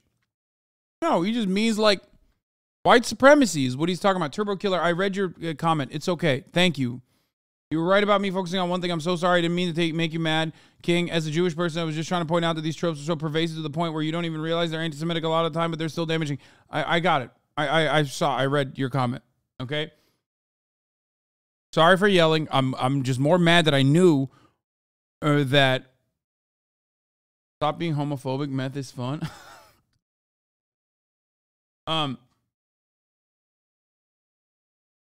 Again, when we're having a conversation about people literally openly saying like Holocaust denial or defending Holocaust deniers and shit, hyper focusing on one like possibly potentially anti-Semitic trope is missing the forest for the trees.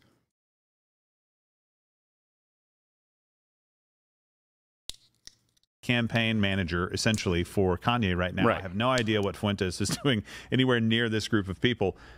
But it is damaging the crap out of the Republican Party and out of Donald Trump just by having him there. And you said it right. That's a mistake on his part. If he is going to run an effective campaign to become president again of the United States, that kind of stuff can't happen. Right. Because it's very, very easy for those groups to just kind of walk up beside, and that's all the media needs. And of course, if Ye, sorry, I almost did it again. I know, silly Ye. me. It's almost like all of this is stupid. I know. If Ye wants to be an effective president, he also has to do better than that. And just to be clear, I've had interactions. They are so much more respectful for Kanye West because he's a conservative. I remember there was like a really funny tweet from 2020. I saw it resurface the other day. Bro, racists are so fucked up. They're so tolerant. Like, they don't even give a fuck if you're like not white. As long as you're racist, they allow you to be racist. That's how it is. It's just like For Steven Crowder, like, he doesn't give a fuck. He's just like, I will call you yay. I will call you whatever. Okay? I don't give a shit. Like, as long as you're still doing the work.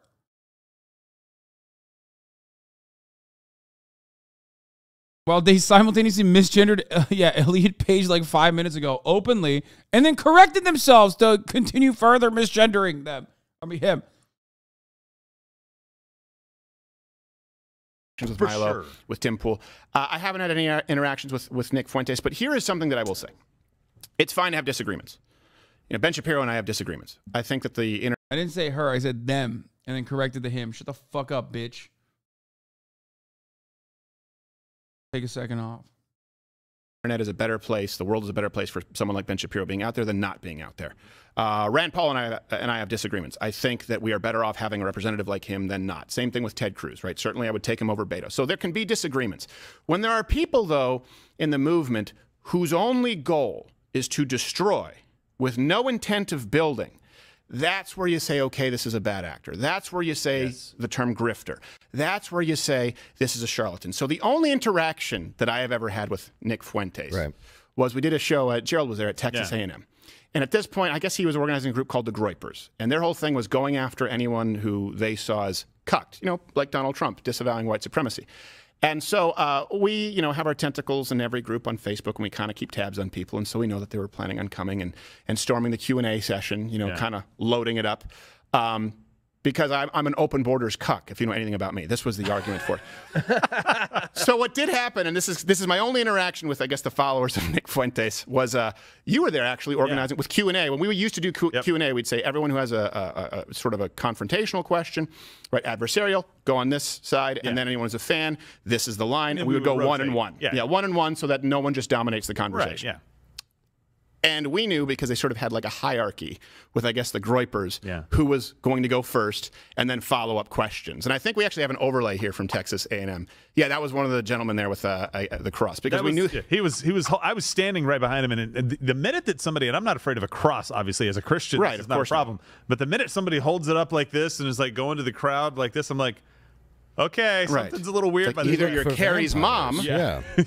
I was right next to him, and I'm like, I'm going to position myself between him and you. Right. So what happened is we said, okay, line up here, line up there. They had their hierarchy, their ranks. And then last minute you said, oh, you know what? Actually, we're going to switch the lines. Reg that did that. We're going to switch the lines. And now all of a sudden the leader was put to the back of the pack and the underling was put first. And just, and was stammering. And you saw, after we addressed the question, everyone else. Even Christians are scared of those weirdos is such a funny fucking take. Yeah. No, that's like, they get it. Those guys are like smelly and weird. Which, of course, I think these guys are smelly, weird, and gross too. But at least because they're like media trained to a certain degree, they know not to look like fucking animals, okay? They're on the same team. They're on the same team. They have the same ideas, almost exactly the same ideas. The difference, though, is that those are the ideas that Steven Crowder presents. But in his personal life, I'm sure he conducts himself very differently and probably, as he openly stated here, finds them to be wackadoo, crazy fucking animals. Okay? Else peel out. And we even saw their Groyper group afterwards. Like, did you see? I tried to take down the cuck. Like, you do not consider yourself amongst us. You are a stuttering fool. You're a coward. Ban him from the group. So these people destroy themselves, and their only goal is to destroy. They've never done anything else other than destroy. They've not created anything. And right now, they're destroying Kanye West. Yeah. He was wronged, and he's being wronged now. Yeah. And Kanye West has built himself into something pretty amazing. I can't imagine. Like, a big part of the reason why Steven Crowder hates these guys is because they give the game away. I hope everybody understands that. And same with Ben Shapiro. Well, Ben Shapiro also is Jewish. So, like, there's two reasons why Ben Shapiro hates the Groypers, the grouped up shouties. Is, like, one, because he's Jewish, and, like, those guys are straight up, like, you know, they're very deeply anti-Semitic. But also, it's because anti-Semitic, like, fascist conspiracies, white nationalism, white supremacy is so close with the underlying movements within the Republican Party. Of course, it's not an accident, like, that they are, you know, they're coming from the ranks of the Republican Party. Like, in America, these guys are the right. And the one thing you can't do, because everybody understands two things are bad: being called and labeled a racist is a bad thing because racism is bad. Everybody understands this. Even racists understand this. And the other thing is being a Nazi is bad, okay? Racist people and Nazi people are bad. Everybody understands that, even Nazis and racists, okay? So the moment that you give the game away that you are a racist or a Nazi, okay, all of a sudden, well, racism is a little bit more intertwined. White supremacy is a little bit more intertwined with American ideology, so you can get away with like being openly racist like Steven Crowder is without like, losing a big chunk of your audience or anything like that. But you can't get away with being a Nazi. The moment that you say anti-Semitic shit, everybody knows, oh, this guy's a fucking Nazi. Or that's it. That's it. This guy's a Nazi. There's no other reason to take anything he's saying seriously. This is a neo-Nazi. How to be fair, it's okay to be anti-black, but he really can't be anti-Jewish and get away with it. No, yes, because America was built. First of all, plenty of people are still anti-Semitic. And anti-Semitism is still at the heart of a lot of fascist movements. But yes, America was built on anti-black principles. White supremacy is like embedded in the core of being an American in a way that no other form of bigotry is. That's just the truth. That's true.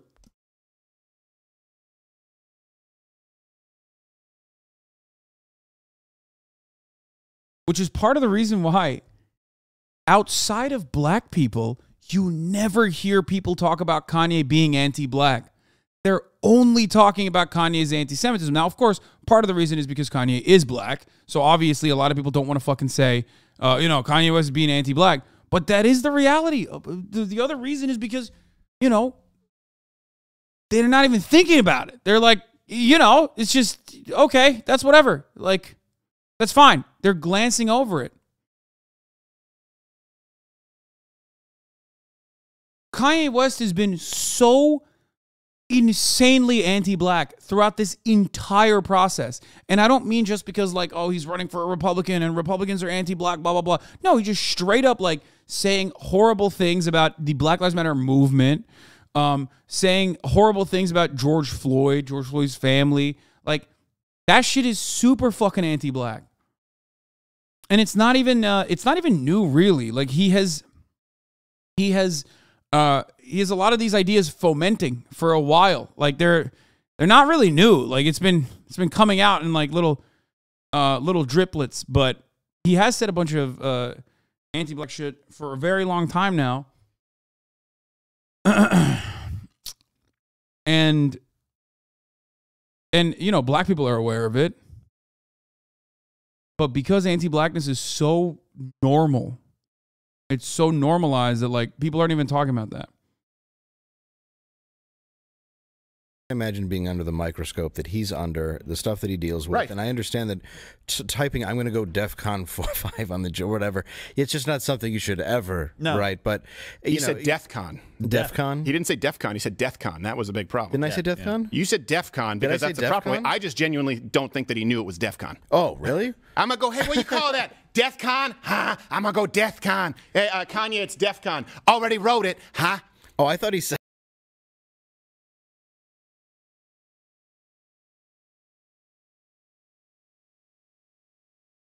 Bro, he's so racist, dude. He can't stop. He's so fucking racist, dude. He can't stop himself, brother. He is like, oh my God, he's got one voice for every black person, okay?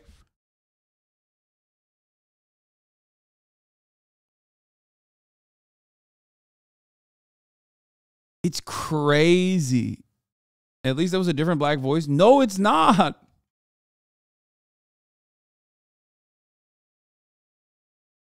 Is literally a jive blaxploitation ripoff. Oh, 100%.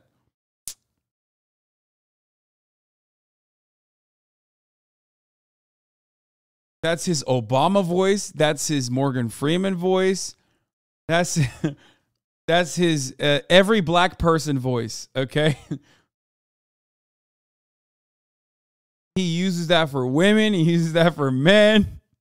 Like It's already tricky territory if you're a white person doing AAVE, okay?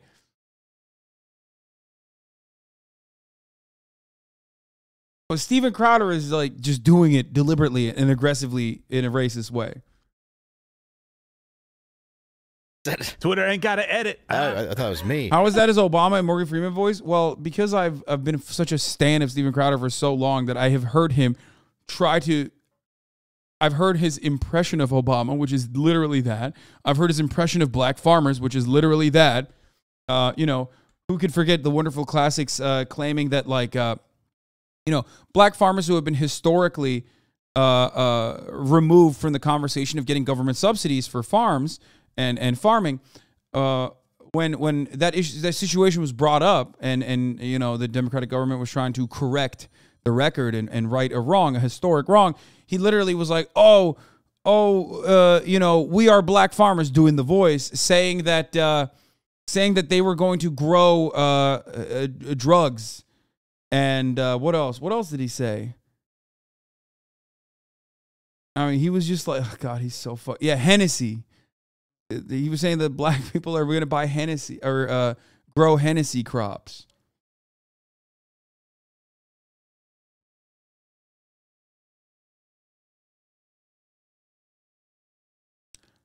Well, no, he said it yesterday. He's like, he said it's something about American history. Actually, he said it. I mean, here, this. Yeah, most happy about the new policy. These people. So, yeah. I'm gonna buy a plow, man. I'm gonna plant that corn. Go get a John Deere. Barack Obama, mother. I'm the president of plowing that ass. You. I thought the last thing they would want to do is be farmers. Wasn't that a big problem for hundreds of years? Yeah. Isn't that why Arsenio Hall called himself the urban man's Johnny Carson? I think so. Yeah, I don't know. Are people lining up out in the middle of cornfield, Iowa for new dunks? How would you prove this, by the way? Like, how would you prove this? It's like kind of crazy how racist he is all the time. He's kind of crazy how racist he's all the time, but because he's like so fucking insanely racist, he constantly gets like demonetized or banned. So he has to delete all these clips. So it was almost like hard to fucking figure out 12 years ago.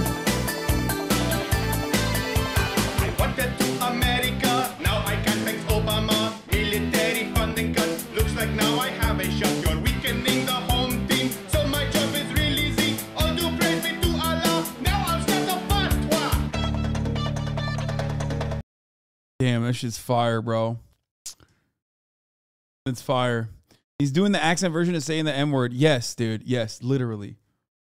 Hold on. Let's continue. You've been discriminated You don't against. have to. You just Well, I didn't get that loan. Sir, you had no credit. Well, that should not have stopped me from getting the loan. I planted a Hennessy tree, but it's not growing. Well, technically it did grow, but that shit ain't XO. I put it in the ground. I planted a VSOP XO tree. I'm getting in some niche esoteric cognac humor, motherfucker. Don't white people just go to their neighborhoods and build urban farms and ruin their communities? Isn't that what That's how it works in Detroit? Like, turns out the soil content is a high level of meth. Yeah, crazy. Whoa. Wow, I didn't know. That and teeth. There's random teeth littered everywhere. And by the way, cocaine in my arugula. So the union worker who punched crowd. Yeah, that's the video, baby. Yo, he's a little chunky in that clip. Yeah, he is a bit of a chonker. These guys are like Kanye with anti-Semitism, but racism. Yes. And understand that Steven Crowder still has a job. He still has a prominent platform. He's still a fucking relatively sizable content creator on the right. And that's because he's anti-black, but he's not anti-Semitic. He won't go in that. He won't go towards that. He won't do that. These guys, there are lines that they will not cross, even if they personally fucking believe it, okay?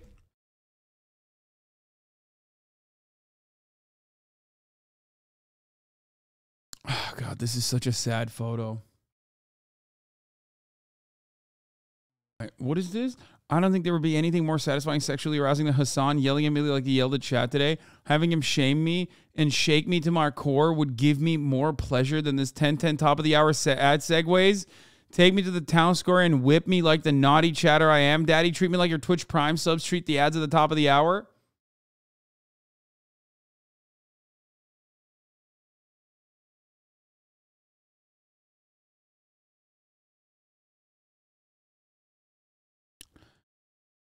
I'm done. We need to purge this community.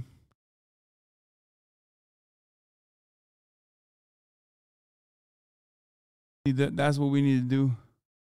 Community needs a purge.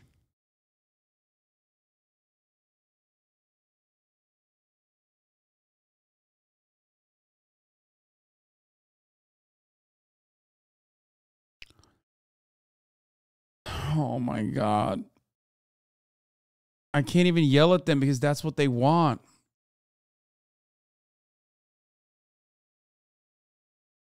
Okay, at the top of the hour, there's a 6-second ad break, as the insane chatter correctly pointed out.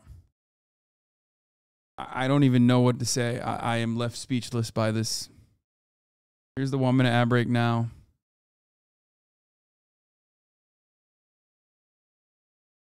I feel weird. Unregistered Splash, thank you for the 5. Get the subs. It's funny. I think it's funny. It's a good segue. I got. I don't know what else to say about this. Unfollowed, unsub, brother. I hope you understand. No, I get it.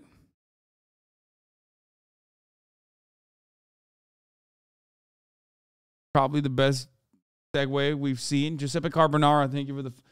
Giuseppe Carbonara, thank you for the 5 gifted subs. Anyway. Yeah, when my head's on the curve and I'm like, it's curved. It's curved. Curb. Yeah. No, it happens. But yeah, with him, I just think though that you're seeing somebody who is seriously, his psyche is broken. Yeah. And I don't like the idea of anybody being manipulated in that situation. And there's a lot of people out there who want to hate another group, and this gives a lot of fodder and a lot of reason for that to happen. And it's a great way for people to take down Trump too. Well, yeah. So that's the problem. It's a great resource. This is a human being, right, who's struggling mentally, and now you're taking him to hate each other, go at somebody. It's wrong on every level, in my opinion. And don't allow yourself to be galvanized by Kanye West and these people around him if they're actively trying to destroy him. Or at best, they couldn't care less about Kanye West. Right? At best. At best. At worst, they're using him as a pawn to enact the revenge that they specified ad nauseum they were seeking against Donald Trump. In December of 2020. Yes. This was not long ago. Chat loves itself so much. Many times. Yeah. So even Chat loves chat when another chatter is at odds with me, okay? That's the only time chat will hype other chatters up.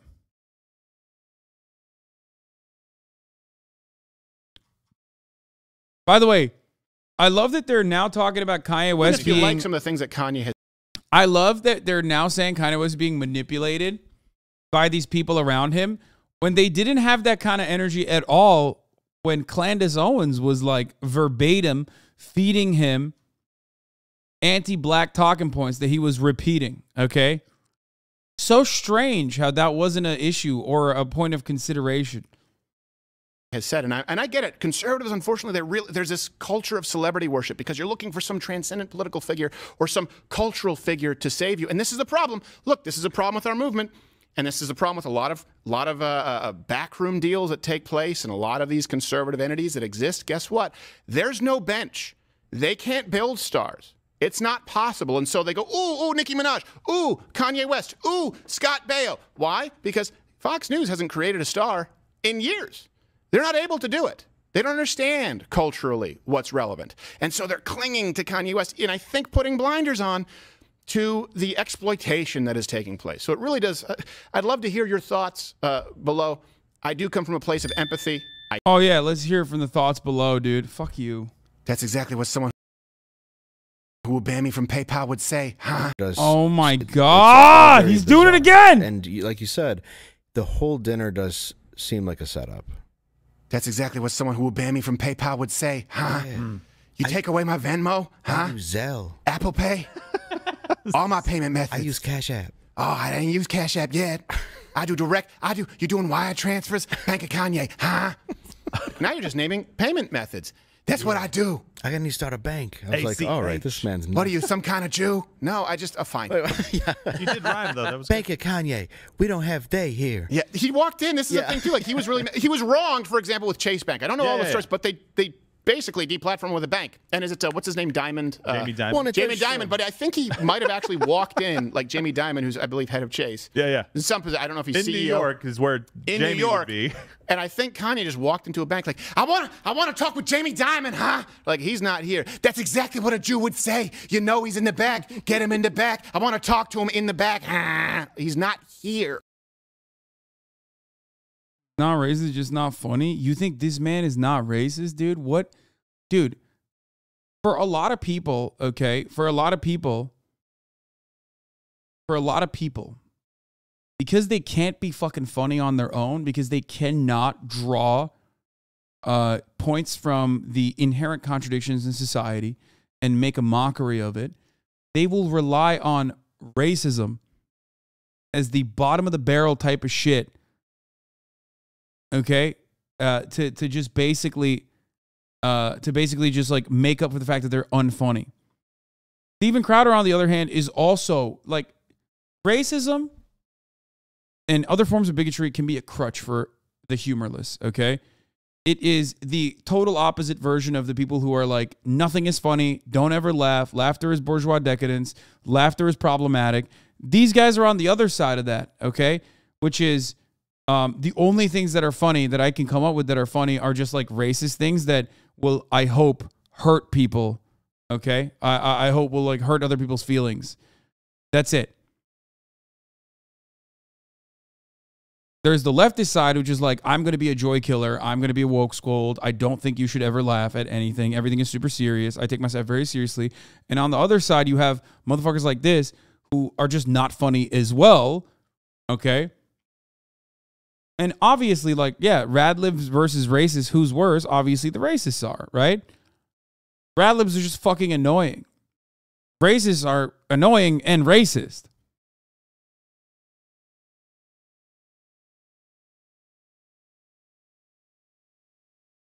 Do you think it's all right for people to be deprived of their monetary channels because of their vocal opinions? Fuck yes, dude. I mean, 1,000,000%. Yes.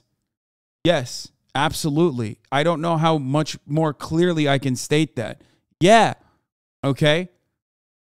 And I say this as someone who's been banned, not as much as this fucking dipshit, but I've been banned a bunch too. You know what I mean? I am so ride or die for that position that, like, I take the fucking L from time to time.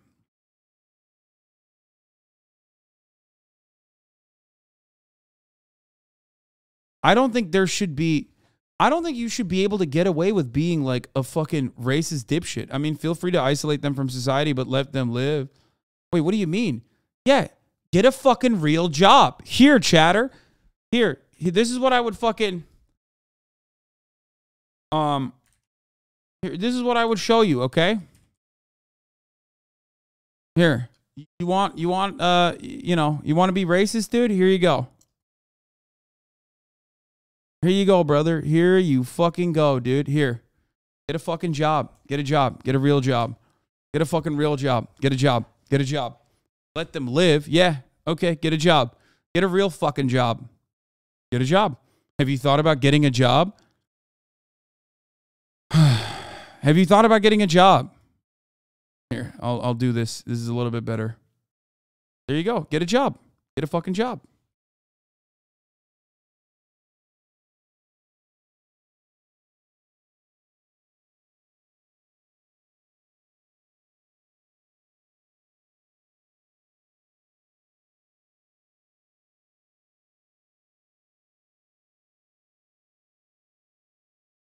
The wildest part about this is that the funniest conversation that we're having is like, we always have this conversation about Steven Crowder, right? We have this conversation about famous people. Like, oh, should they be punished for their job? Should they be punished for saying like unhinged shit? Okay? It's like, bro, you can't say any of this shit at the Jiffy Lube. You know what I mean? If a customer hears you at McDonald's saying like unhinged shit about Jews, you think you're going to keep that job? Your ass is so fired, dude. Oh my God. That's the wildest part about this conversation, is that like, you're not in this. Idiots like Steven Crowder have duped you into believing that like that you and him are on the same fucking level. Okay? You will actually get fired. He does not, and then he gets you, a very fireable person who is like not only afraid of saying anything that they could get them fired, to fight for him. Like the gullible peasant that you are.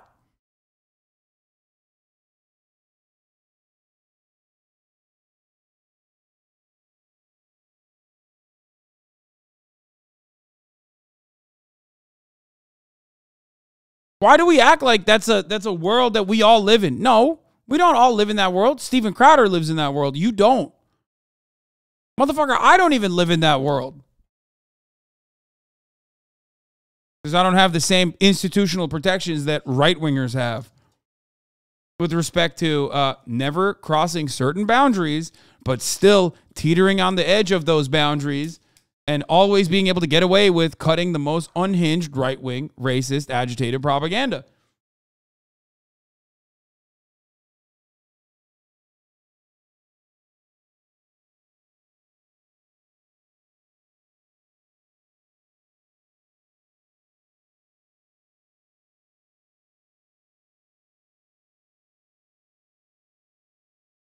He's just on 138th Broadway. They're like, we have two people working.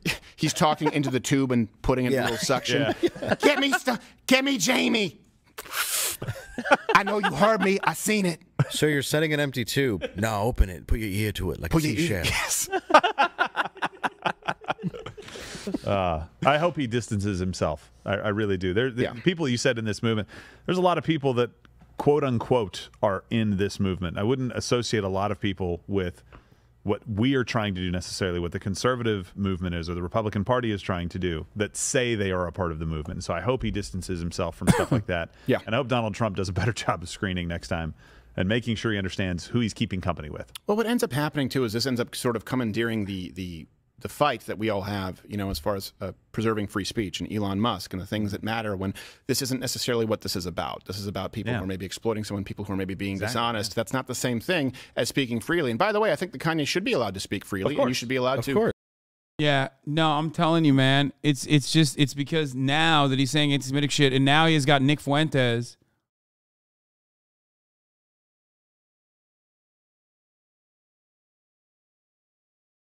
Now that Nick Fuentes is in his ear, they're like, oh man, it's so fucked up. Meanwhile, again, he was glazing Kanye like a month ago. He was glazing Kanye a month ago when he was saying the most unhinged anti-black shit. Okay? The most unhinged anti-black shit. He was like, Kanye West, he's such a truth teller. He's speaking truth to power about George Floyd's death. Interesting. It's funny watching every conservative commentator cry foul about Kanye being used by Nazis after he said openly anti-Semitic things. They didn't give a shit when he was repeating all the anti-black talking points he directly got from Candace Owens.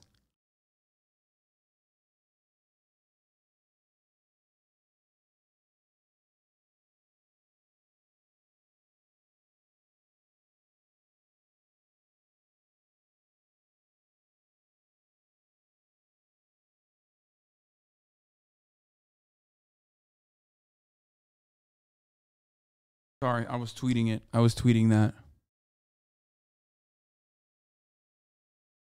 All the anti-black talking points he got directly from Candace Owens. Yes, I know. Gay marriage is saved, okay? The U.S. Senate passes Respect for Marriage Act, repealing the 1996 Defense of Marriage Act and codifying federal recognition for states' same-sex and interracial marriages. 12 Republicans joined the Democrats in voting yes. All the no votes were Republican senators. Congratulations. Okay? A sad day. America is in the decline, okay?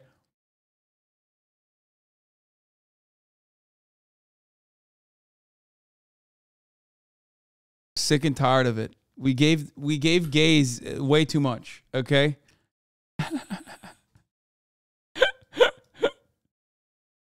A bit fruity. Yeah. We're a bit fruity as a nation, not gonna lie. See, that's how you trick T-Pain? Fuck, man, stop.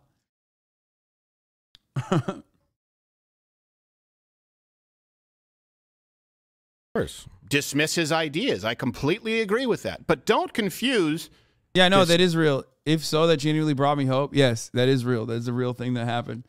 Dismissing or disagree. There's still plenty of fucking battles to be fought for LGBT rights in this country, though. Let's be real. Agreeing with an idea that has been spoken freely with a lack of free speech.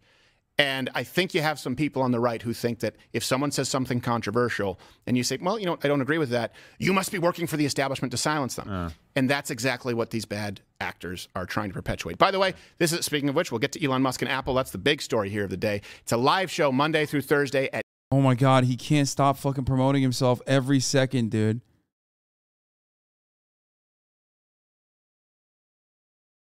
I don't think Steven Crowder's take on like, are there Jewish people, whatever, like, I don't think it was as anti-Semitic. He literally fucking followed that up by saying like, they're not backed by some fucking cabal and thinking that is anti-Semitic.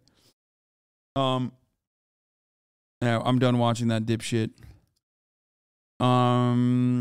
Christian Wright. Okay, we're going to move on to motherfucking Liver King. Ladies and gentlemen, it brings me no pleasure. Just kidding. It brings me all the pleasure to serve you this wonderful piece of news. Okay. Shocking, says Outkick.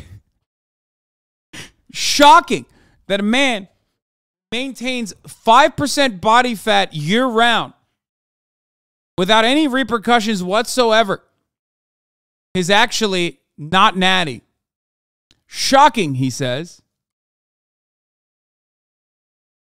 Liver King was on steroids. Leaked emails show that Liver King was taking almost $12,000 worth of pharmaceutical HGH per month, 3 injections per day, all while promoting his brand of holistic lifestyle, ancestral tenets, and eating raw meat on camera. Why would you eat a vegetable when you eat a testicle? R.I.P. Primals. Oh, wait. Muhammad says, nothing here makes any sense. That's not $12K worth of pharma GH per month. But also he claims the 9 IU he's taking daily give him 139 IGF-1. For reference, that's not significantly higher than a natty, so it's not even real GH. Also, why does he write his doses out in CC's Lamau?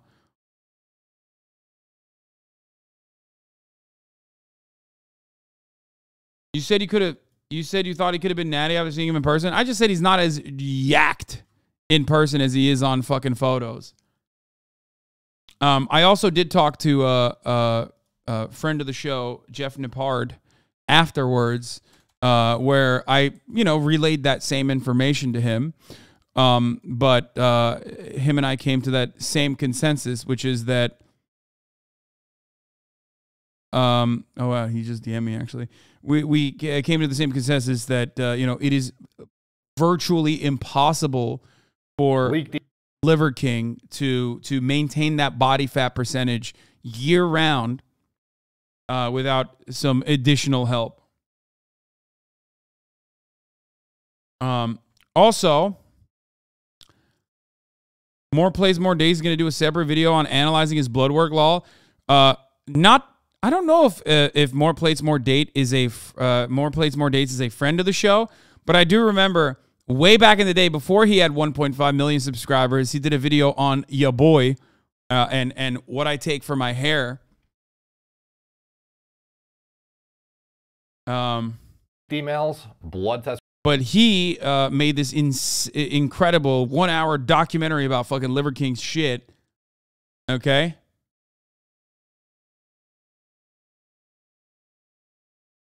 Results in a full steroid cycle breakdown. That's what we're going to be getting into in this video, and it is shocking to say the least. Before we do, though, it only feels fitting to go back to... Yeah, look at this. Back in 7th of January 2021, reacting to HasanAbi and Austin show talk about anti-balding protocols and their hair loss. He had like 20,000 fucking subs back then, dude. Like, how crazy. My man had 20,000 subs back then. And he literally fucking, he's blown up. He's exploded in popularity. The only time I was a little frustrated with him was when he was glazing Rogan. Big time when he was talking about Rogan and Rogan taking HGH. But, it's hard. It's hard to call someone out to their face. Like, I'll say it. Because when Liver King said he doesn't take steroids, like, I didn't fucking push back on him that hard. Anyway. To the beginning, because this very much feels like a story that has come full circle for us on this channel, and do it the justice it deserves by fleshing it out from inception. When I first noticed the Liver King, he had 1% of the following he does now across all platforms, if that. And within a year, he has managed to build a fan base of millions of. Yeah, the pasta gut moment was like, I think his lowest moment, but I still like him. I think he more plates, more dates, amazing for info, but like many is a little transphobic. A lot the sports kind too. Yeah, of course. Everyone who's in the Joe Rogan brigade has to be like a little transphobic, you know what I mean? Which is ironic because like they're on fucking you know, they're on gender affirming hormone therapy, versions of like gender affirming hormones, which is so funny. It literally like, anyway, I don't know if he's like, I don't know if he's like actually like out and about like crazy transphobic. I think it's more like, I think it's more like, oh yeah, I didn't really think about it too much, but like, yeah, it doesn't make sense like that someone who was like who assigned male at birth, who's jacked, should be able to compete against women, like cis women. Followers, and has been on several of the biggest podcasts in the world, echoing his message to the masses. His message centers around 9 core ancestral tenets, which have remained the cornerstone of his content since day one. Sleep, eat, move, shield, connect, cold, sun, fight, and bond. And apparently there's a 10th one he sometimes likes to throw in there, which is fun. Liver King believes the modern world has made men soft, and it's his duty to empower the masses to become jacked, high testosterone, metabolically and cognitively peak primals with a higher quality of life, and to inspire change and achieve this and be maximum impact. He does it through as viral of content as possible. By the way, this is literally the most classic, okay? Everyone in the fitness industry that is natty or isn't even natty but openly admits that they're not natty knows that everyone that fucking claims that they're natty when they don't look natty at all are lying to sell their own supplements.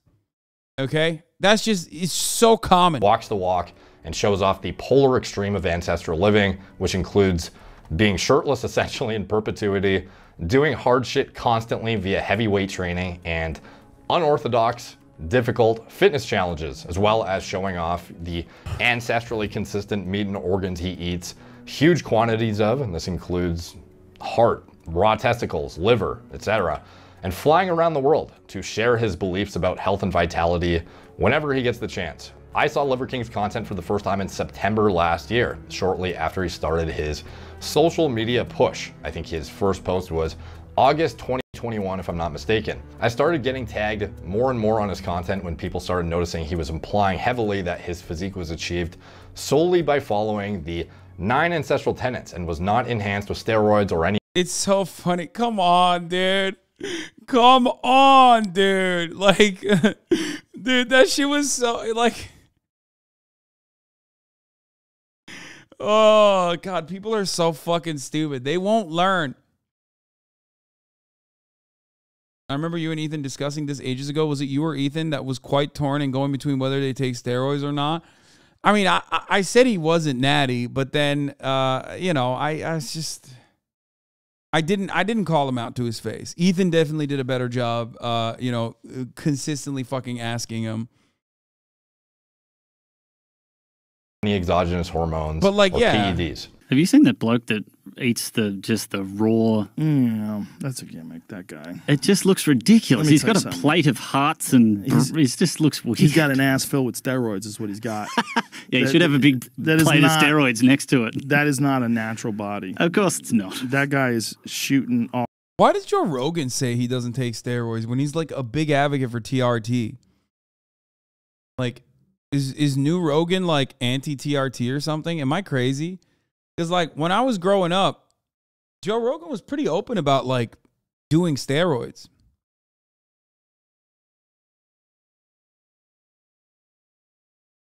Or maybe he, no, didn't he have a conversation with fucking More Plates, More Dates?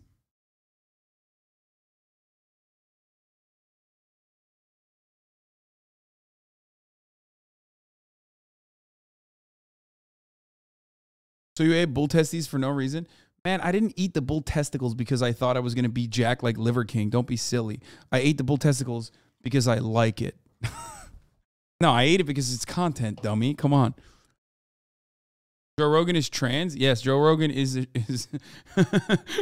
he is, for at least as long as I've been a fan of him, taking more hormone replacement than the average trans male or female. All kinds of shit into his system to achieve that kind of physique. Completely. Yeah, there's this guy Derek, who's been on my podcast before. He's got what kind of transphobic segment, dude? Well, what do you want? Do you want my attention? Here, you have it. Okay, you have my attention, Chad Thunderdong. Why are you back in this community? You used to shut the fuck up.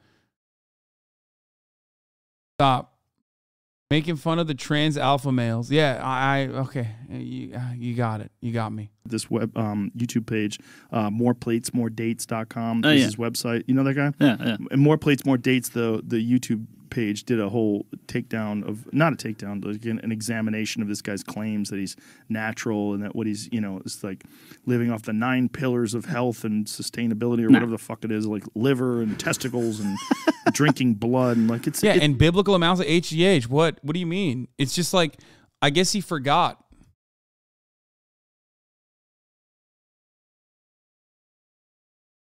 It's a gimmick. Back then, he was already getting criticism for claiming natural, and since then, he's only managed to get more jacked despite being in his mid-40s and traveling constantly and having more on his plate than ever from an entrepreneurship perspective.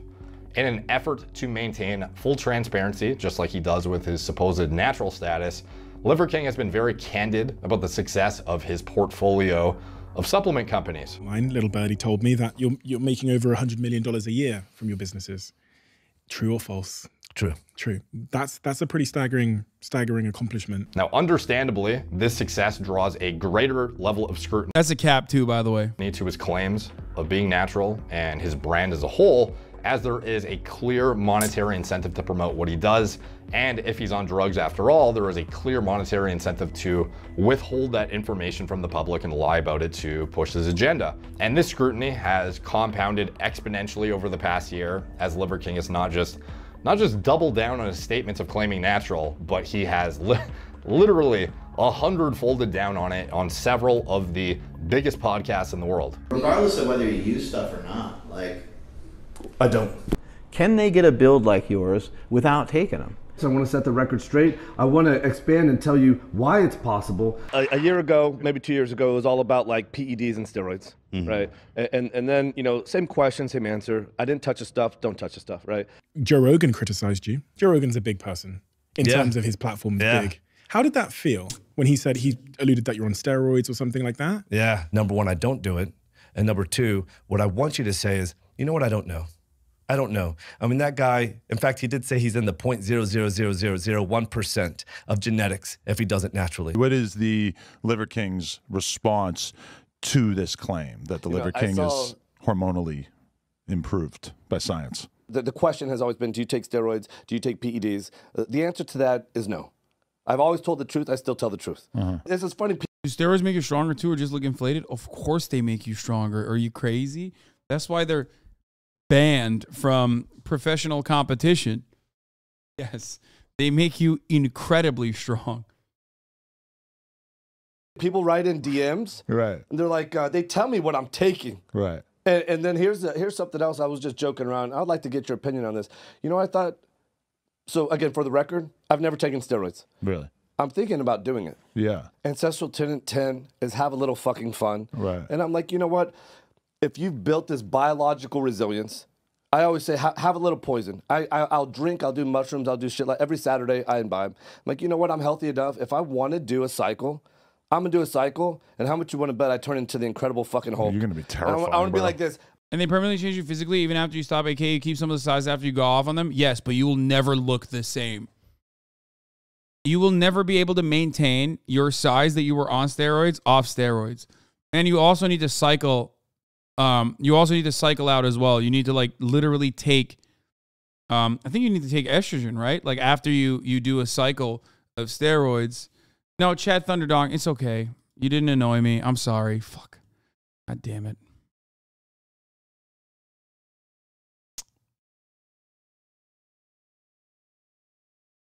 Anavar is a pill, not bad. Come down. Never take oral steroids. Listen, don't take any steroids without consulting a doctor. Okay, I am not anti-steroids at all. But do not oral steroids will fucking no.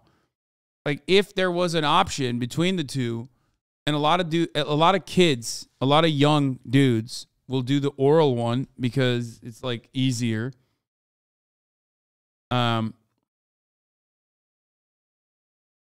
Before and after steroids? Wait, what?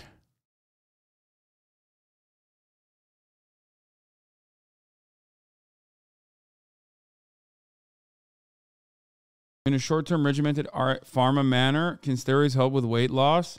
Okay, you guys got to stop asking me questions like this. I'm not going to tell you anything else, okay?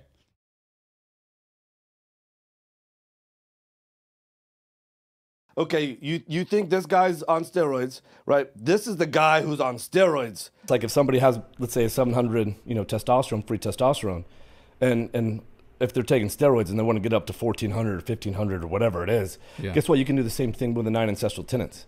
And if you do the 9 ancestral tenets and you're living this way over this amount of decades, you're going to be able to produce your highest and most dominant form. So I think when people see someone with your physique, they look at it and they think there's something going on here. There's gear, there's steroids, there's performance enhancing drugs. Talk to us about, whether you use performance enhancing drugs or steroids or anything to get this physique. Listen, I love this question. I've been getting this question since high school, and it's done more to lift the Liver King brand and message than any other question. So I hope you asking it now continues to do the same. The short answer is no. I don't touch this stuff. But here's the deal. I've never taken steroids, but I have no problem with steroids. I would. And I do plan to eventually. I do plan to take steroids like TRT eventually when I hit 35, 36. If I start noticing my testosterone levels diminish, I will definitely take it. Are you waiting to get bald first? Right now, I take the opposite of testosterone. I take a testosterone blocker, a DHT blocker in the form of minoxidil. Well, is minoxidil the Rogaine one? Finasteride.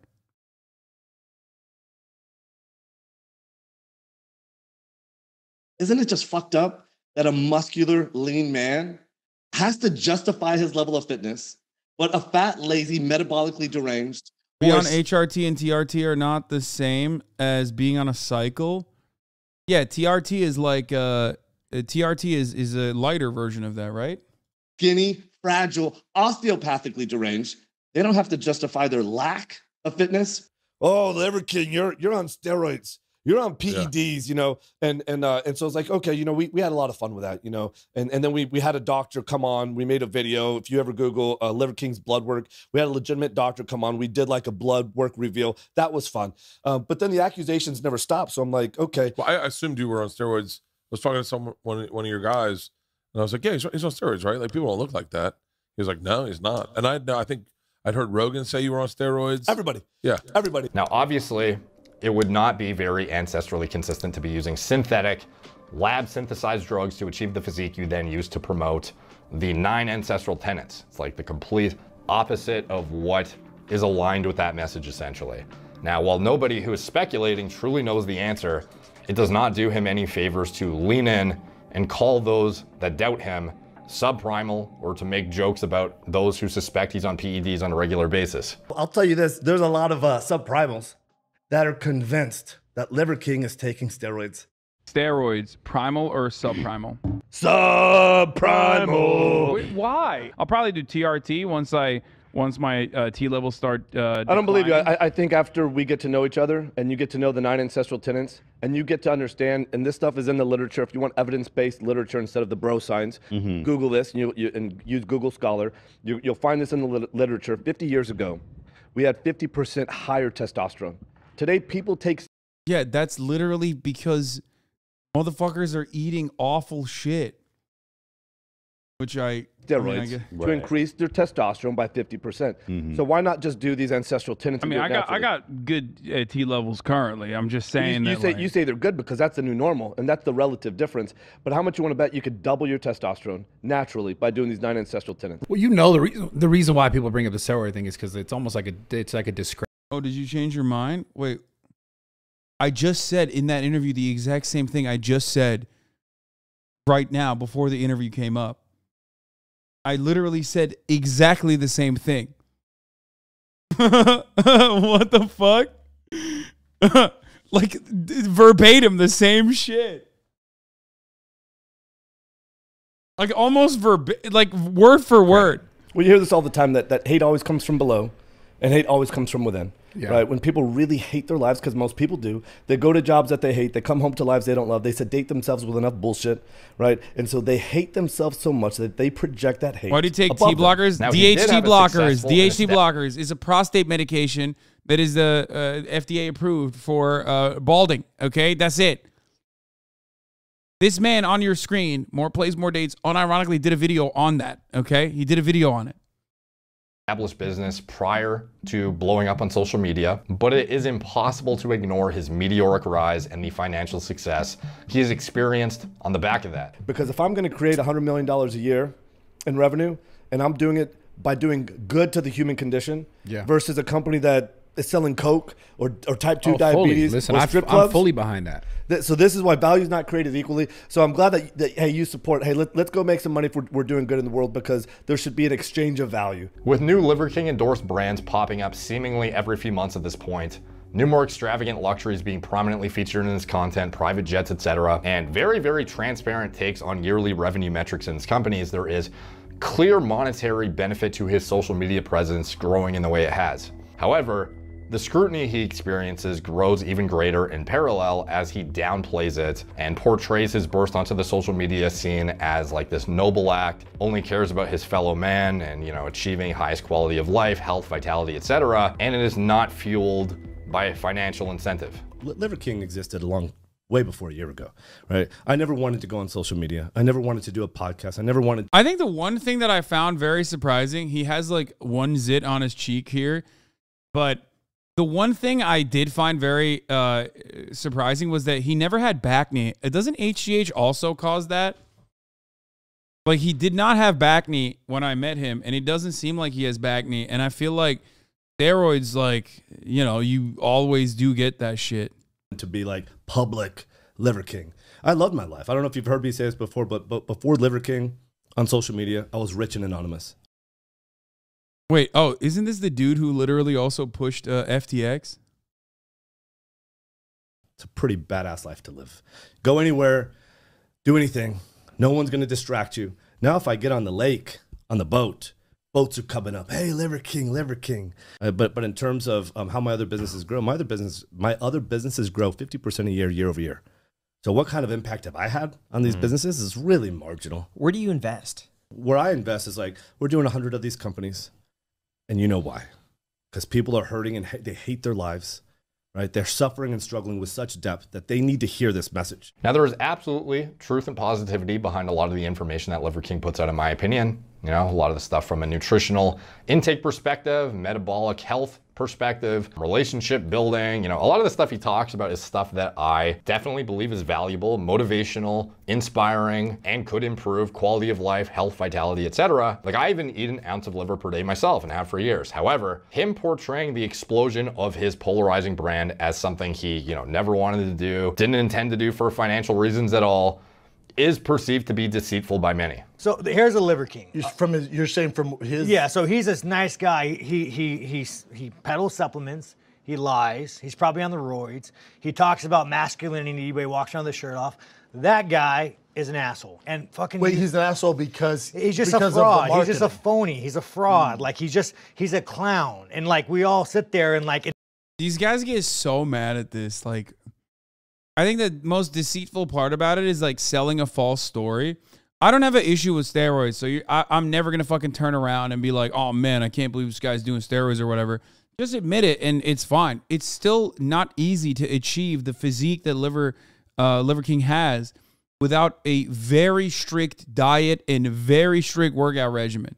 Like, that dude, regardless of the fucking steroids or not, is still incredibly impressive with his physique. And anyone who does steroids or anyone who's ever done steroids knows that and will tell you that. A lot of people do get mad though, because they just say that like this is a fraudulent way to sell your supplements, which to that I do think is there is credence to that. I do agree. What is it? It's lying about it being an achievable natural physique, and dumbasses believe it blindly. Defend Liver King's bullshit. Yeah.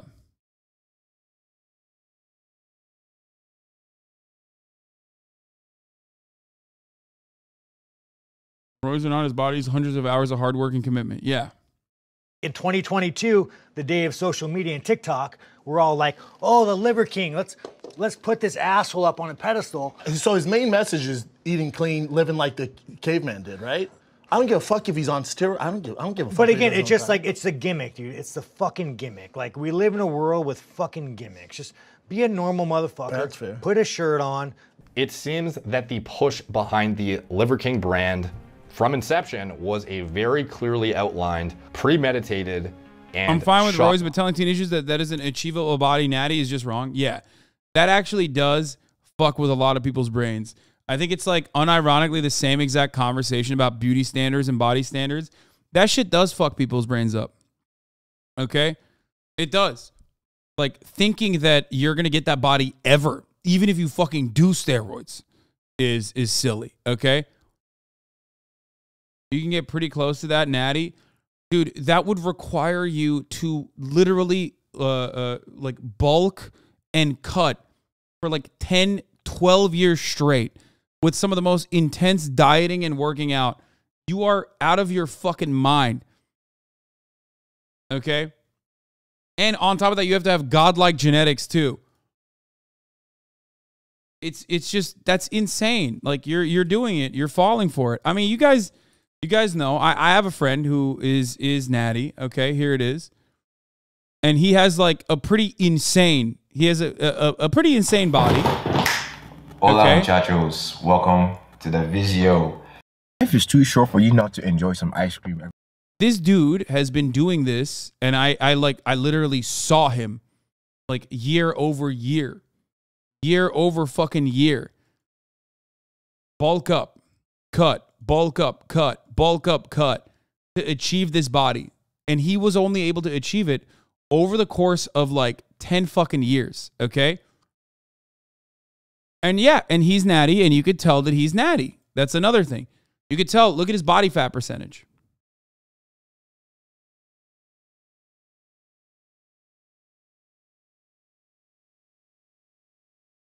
What is bulk up cut?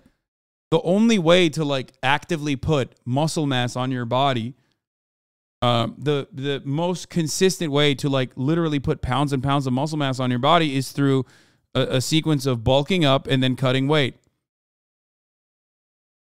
Yeah, he used to be my trainer. Well, I used to train with him. He's a good friend of mine. Shockingly calculated strategy.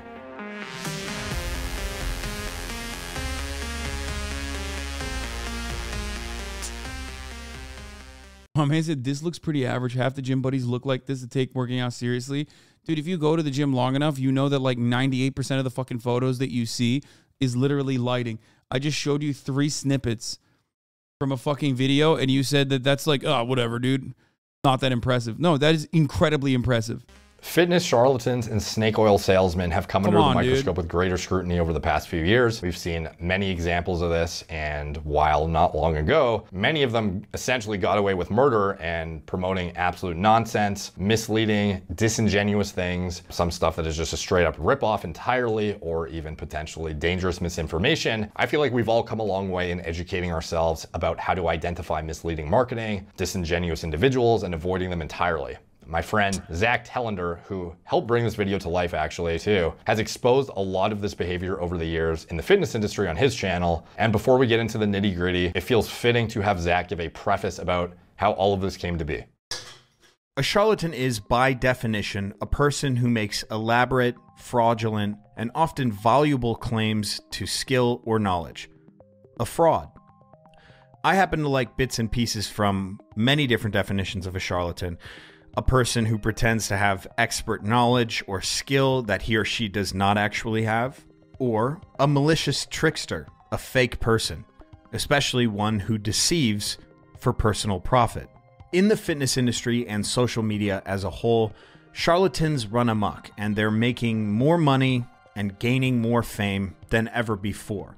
But what's important to distinguish here is the separation between valuable influence and being a charlatan. So with regards to the definitions I had listed prior, we have 3 key components: knowledge, skill, and profit. What is this? Clip of HasanAbi training with his buddy? I know, right? Round of applause. Chat, clap for HasanAbi. Look at those rolls. Giving them claps. I'm down. Oh, man. That was when Chris and I went down to visit Tome at his fucking, at his gym. Back when you still had hair? Shut the fuck up, dude.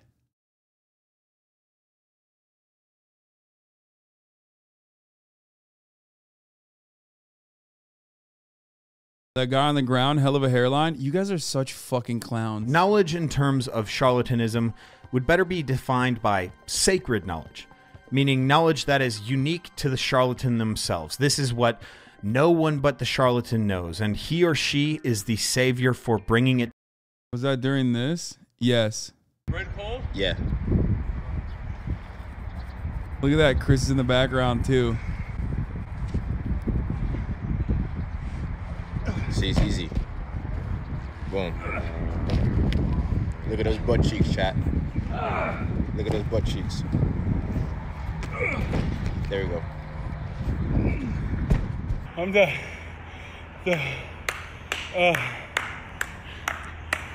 I know, right? Round of applause. Chat, clap for HasanAbi.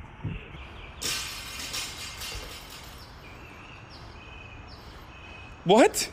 We're not doing that. What are you f***ing insane? What are you talking about? We're not doing that. Come on, bro. We're not doing that, dude. I can't do that. That's like not What am I, an Olympic gymnast who's like 5'1"? No. All right, Hasan. Oh, I did this today. 1, 2. Keep that core tight. I literally did this today and I could only do 1. 3. God, I'm so much You weaker. good? 4. Come on. Oh. Ooh, so close. So close to 5. How do you expect us to be able to do it? Or maybe Chris can, he's an athlete, but me, I'm just a gamer. No calves? Oh God, everyone knows you're, first of all, I'm literally wearing tight tights. And secondly, calves are just pure genetic. Shut the fuck up, bitch. You don't have tiny legs anymore though. You look a lot more well-rounded now. I mean, I was arguably stronger in my legs there.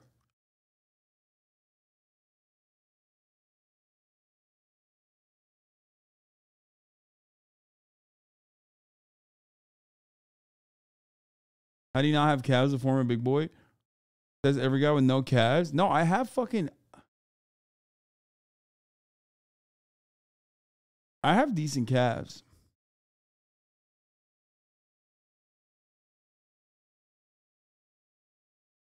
I was obsessed over how I had small calves and worked the shit out of them, resulting in minimal difference. Small calves, guys, just wear pants 24/7 so people can't judge us. No, I don't even do that. Like, I don't even give a shit. I think I have great calves here. Look. I think I have fine calves. Like, my calves are fine. Here. Ow.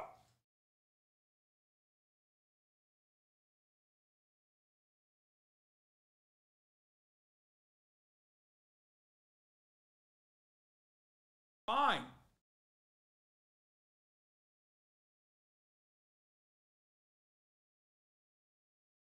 Not like super jacked or anything.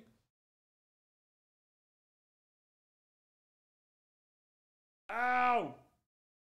Oh, fuck! Ow! Oh, ow, ow, ow, ow, ow, ow. Oh my God, my tricep just cramped up. Dude, I worked out really hard. Oh, fuck. Oh. I worked out really hard this morning. And everything is tight.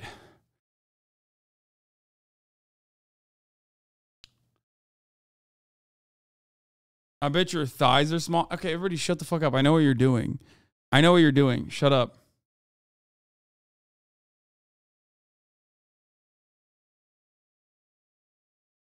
Go chat these calves. Never complain about your bad calf genetics in my presence again.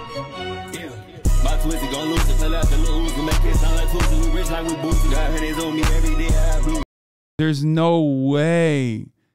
There's no fucking way. That is.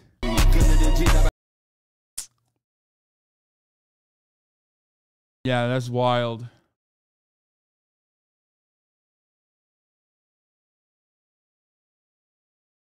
Correction, Haas standing with his calf on display, screaming in the mic. I'm not super jacked or anything is the funniest.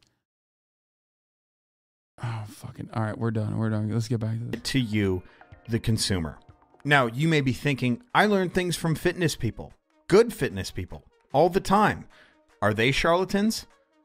And the simple answer is no. Because the bests of the industry tell you things that aren't sacred, new, and amazing. They deliver information with a level of nuance. They usually understand that there are most likely no absolutes. They bring anecdotes or... Bro, this guy went to the gym. Understand that there are most likely... And trained all neck, bro. What the fuck? Yo, Pete Rubbish. What is it? Neck day at the gym every day? The throat goat, dude. Holy shit. What the fuck? Is he a Formula One driver? Because it looks like he can withstand, you know, G-force pretty fucking adequately. This guy could get in a fucking car crash and the car would have whiplash, okay? Instead of him. Everything would fucking pancake and the guy would come out of there like, yeah, it's fine. Likely no absolutes. They bring anecdotes or their own personal experience on the matter to you with respect to science. They do all of this while consistently disclaiming that they don't have the answers to exactly what it is you should be doing. They guide you down the sturdy and trusted path while encouraging you to make your own way in this world. The charlatan cannot do this. This is because they are providing you with clear-cut, absolute answers. They don't want to empower you. They want to keep you passive and force you to consume. Now, there is nothing wrong with selling. There is, however, something wrong with using tactics with a distinct... Is this the Webster's Dictionary defines beginning of a presentation? Yes, it is. We are listening to that currently. ...group and out-group mentality. He spent like 25 minutes explaining what a fucking charlatan means. The charlatan's ideas cannot exist with other ideas present. They must be on the attack of other ideas because they interfere with their delivering of this absolute sacred knowledge. For instance, Joel Seedman cannot concede to large ranges of motion because he's so bought into the 90-degree joint angles with endless claims about their superiority and the inferiority of anything else that he has to be the only correct one. Another example would be the GOTA guys. They cannot concede to possibly saying that typical compound movement training can serve any benefit at all because it directly contradicts. Wait, what? There's fucking people out there in the fitness industry that say typical compound muscle exercises aren't good. They are the building blocks. What the fuck? I didn't even know these motherfuckers existed. What? Squats are always ass to grass. What the fuck kind of take is 90-degree only? I mean, I don't have an issue with 90-degree squats. I don't think even they have an issue with 90-degree squats, but you can do different, you can do varying degrees as well. It's not just It's the rip-a-toe take? What the fuck? Bro, if you're anti-compound muscle movement, if you're anti-compound muscle exercises, you are literally, you are personally leading people astray. Bro, you got to work a single strand of muscle at a time? What do you mean? Wait, what? If you don't know anything, if you learn how to do proper squats, learn how to do proper bench press. Some people will tell you not to do deadlifts, but I you know, that in and of itself is how I fucking got yacked when I was at my peak. Okay, that's it. I squatted twice a week, I deadlifted once a week, and I fucking bench pressed twice a week. Predicts their convoluted idea of reverse movement technology, whatever that means. Next, we have skill, and this is what empowers the charlatan and their followers. The skill is the determinable action that solidifies their position against the outgroup. We do this, they do that. We are good, they are bad. What we do is difficult to describe, but with our convoluted vocabulary and our distinctly individual practice, it will change us and solidify our position above the outgroup. Finally, and probably most importantly, we have profit and fame. This is the end goal for the charlatan. Do you think deadlifting led to any of your back issues? No, because I deadlift now and deadlift like a motherfucker, and I have no back issues. Oh my God, knock on wood. But like, no, you don't get back issues from fucking deadlifting. You get back issues from improperly deadlifting, or you get back issues from not adequately developing and stretching out all of your fucking body. Okay, that's it. Most of you have back issues. Notice how I rarely ever complain about my back issues or neck issues any longer. That's because I've been working out consistently for a fucking year. And when you work out consistently for a fucking year, that's because you're you know, feeding your fucking scap muscles. You're feeding all the other counteracting muscles, and that delicate balance is struck so that everything is pulling and pushing adequately in the way that it's supposed to. Therefore, even if you fucking sit in front of a computer all day, you still are able to you're still able to overcome gamer neck. Okay? That's how this shit works. All of you have back issues and neck issues because you don't work out. You don't work out. You don't work out correctly. You don't do, you know, adequate. You don't focus on, on correcting your posture. And by your posture, I mean like, not necessarily like, you know, correcting your posture this way, because too much of sitting like this could still be bad for you. Okay. You can develop hypertrophy regardless.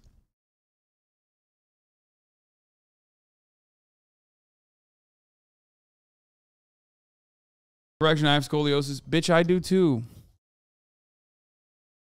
Oh my God. Oh, it's scoliosis. Like, yeah, I do too, man. It doesn't matter. I mean, it'll make it harder, but you can still overcome it. Using their sacred knowledge, convoluted language, and unique but transferable skill, they can now convert on those sweet, sweet algo gains. And again, there is nothing wrong with selling. Wait, 31 is when he gets back to the Liver King stuff? Okay. I'm skipping your it. HSCRP, your inflammation. What does your insulin look like? What are your triglycerides? What the fuck is your blood pressure? More people die of heart attacks with normal goddamn fucking cholesterol, right? So this cracks me up when people are like, let me look at your cholesterol, right? It's how the fuck do you feel, right? If you got a fucking kicking ass libido and you're kicking ass in fucking life, you give a fuck what your cholesterol is? I don't do any blood testing. I don't know what my cholesterol is. I might know what his cholesterol is. The emails! Yo, this is more damaging than Hillary Clinton's emails, At the start baby. of the video, I mentioned how there was some information that came across my desk that was shocking, to say the least. This set of redacted emails shows what appears to be Liver King corresponding with a bodybuilding coach. So I was shocked, but also kind of not shocked at the same time. Like, I felt like it was just a matter of time before something like this came out in some capacity, but obviously, you know, it was still surprising to see the name on the piece of paper and just the detail that he went into in these emails. So let's get into it. And as far as I know, the redactions included like personal information that was irrelevant to PEDs and blood test results. It was just like payment information, phone numbers, personal information, etc. And we'll get into the blood work after. I just want to go through all the emails fully. Oh, you want to order food? Before we open the blood test Here. results, because it gives a Rat's lot here. of context that then makes sense of the blood work thereafter. So this is the first email, June 29th, 2021, which is notable that this is actually almost 2 months before he started posting as Liver King on social media. And yet he seemingly filled out this contact form identifying himself as Brian Johnson Liver King in brackets with an official email, liverking@ancestralsupplements.com. Like, this is very much his brand domain that he is emailing through, and his official email address, presumably from his company email address. So no attempt at trying to claim natural or anything, like very, very transparent in this email about what he needs to get out of this, what his goals are over the next year, and also identifying himself literally as like he was on a contact form, presumably of some website, to contact this guy, and wrote Brian Johnson, and in brackets, like literally identified himself as Liver King. So super interesting stuff, and really insightful as to what went into the strategy behind this whole brand from inception, because this is pre-social media push, keep in mind. So stoked, thank you. What's a good date and time for you to have our consultation? I live in the Republic of Texas, Houston. In the Republic of Texas, Houston. So I am CST, I believe that's 12 hours behind you. This is an absolute priority for me. So I will cancel almost anything planned to make this happen with you. My preferred times are 7 a.m., 8 a.m., or 9 a.m. on Wednesday CST, but could easily do 6 p.m. or 7 p.m. almost any evening. And your time, I believe that's 7 p.m., 8 p.m., or 9 p.m. on Thursday, or 6 a.m. or 7 a.m. almost any morning of the week. Please check my math on that. Since that's outside of your regular hours, I'm happy to compensate for the trouble. So let's dig right in. As it relates to my goals, I'm the face of several brands, including Ancestral Supplements, which is the handle he used here from his official company email. And I've just hired a team to build the Liver King. You know his ass was not lying when he said he was in sales, by the way. This is such a sales guy email. Like, he gave you the time blocks. He told you he'd pay you for the additional, like, this is so professional, okay? You learn how to fucking write emails like this when you're in sales, okay? You know exactly what time that you can fucking block out for a particular client. And you know, he is so corpo, dude. King brand with the goal of 1 million followers by March 2022. That's like wildly specific, and I believe he actually did it before that date, which is crazy because he had 0 followers in June of 2021. So within less than a year, he knew he was going to get 1 million followers all around this brand with the intention of blowing it up from day one. I'm pouring ridiculous resources into making this happen, including hosting a video guy that will be living at my guest house and a film crew that will be filming 7 days a month. Stated, I have to stay in great fucking shape year round. Maybe take 1 to 2 months off per year. And when he says off per year, like, he's very much implying hormone use. Here's a clip of where I'm at currently. So this is a link to an Instagram post. Ancestral Supplements, May 8th, 2021. The keys to living an optimal life. And Brian the Liver King Johnson. Okay, so he was identifying himself as the Liver King for a while, but this is before his actual Liver King social media was created. And he looks pretty yoked here. Like, he looks sick still. Presumably, that is mainly what this, coaching was really about, was to get as saucy as fucking hell, essentially, within reason of not killing yourself and pushing your brand in as viral of a way as possible. I've been working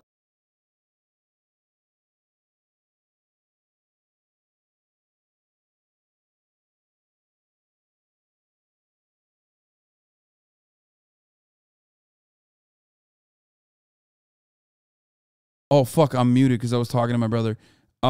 He is as jacked as he is in that photo as he was when I met him, dude. What the fuck? Johnson. Okay, so he was identifying himself as a Liver King for a while, but this is before his act. No, like, he's fucking yacked here, bro. What the fuck? He was sauced up already. If you think that, like, new Liver King, I mean, I can't tell from, God damn it, angles are so deceiving. You know what I mean? Liver King social media was created. And he looks pretty yoked here. Like, he looks sick still. Presumably, that is mainly what this, you know, coaching was really about, was to get as saucy as fucking hell, essentially, within reason of not killing yourself and pushing your brand in as viral of a way as possible. I've been working out for 35 years. I know how to train, eat, rest, and recover. I even have a hard shell hyperbaric chamber at my house. But as I've reached my mid-40s, it's getting harder and the back fat fucking kills me. To support these exhaustive efforts, I've recently started taking Omnitrope. So if you guys don't know Omnitrope, this is pharmacy-grade human growth hormone. Oh, okay. So he was already okay. Got it. I was gonna say he's yakety yak over there because like that's not Natty either. Brand. It is created by the pharmaceutical company Sandoz, I believe it is. The 5.8 milligram vials from Empower Pharmacy, $11,000 per month for my new dose, which is 4 vials per week, 16 vials per month. So these 5.8 milligram vials, he's using 4 vials per week, 16 vials per month. What is that in international units? Most of you guys are probably more familiar with HGH dosages in international units. In general, for somatropin, recombinant HGH, 1 milligram equals 3 international units. So for each 5.8 milligram vial of Omnitrope, that has the equivalent of approximately 17.4 IU somatropin. So he mentioned 4 vials per week, 16 vials a month. I believe he mentioned in his email here, 16 vials a month. So that is going to be roughly 69.6 international units of recombinant human growth hormone per week, which is roughly 10 international units per day, which is like a fucking really, really high, super expensive dosage that, to be honest, I know bodybuilders who compete at the Open Mr. Olympia who use less pharma-grade GH than that. Like that's how high of a dose that actually is. So he says, I don't know if this shit is grossly underdosed or what, but I've been taking 2 vials per week and my IGF is only at 139. See recent labs below. My doctor told me that I could double it in an effort to get to the upper 200s, low 300s. She thinks I could be a hyper non-responder. I'm wondering if taking a fuckload of other peptides could be confounding the results and possibly interfering with the efficacy. For instance, here's what I'm currently taking. So here's this stack, IGF-1. Bro, someone in the chat also pointed this out, but ironically, this shit is destroying his liver. Like, dog, you could have all the liver on the planet, but you are not going to be able to overcome the damage that you're putting on your fucking liver with this, dude. Holy fuck, liver is king. I'd like to see this motherfucker's liver, bro. Oh, my Lord. He's showing his liver who's fucking boss. Yo! Oh, yeah, he's yacked at that point. IGF, been taking this for a year, CJC with IMAP. I don't even know what any of this shit is. Holy fuck. Liver daddy.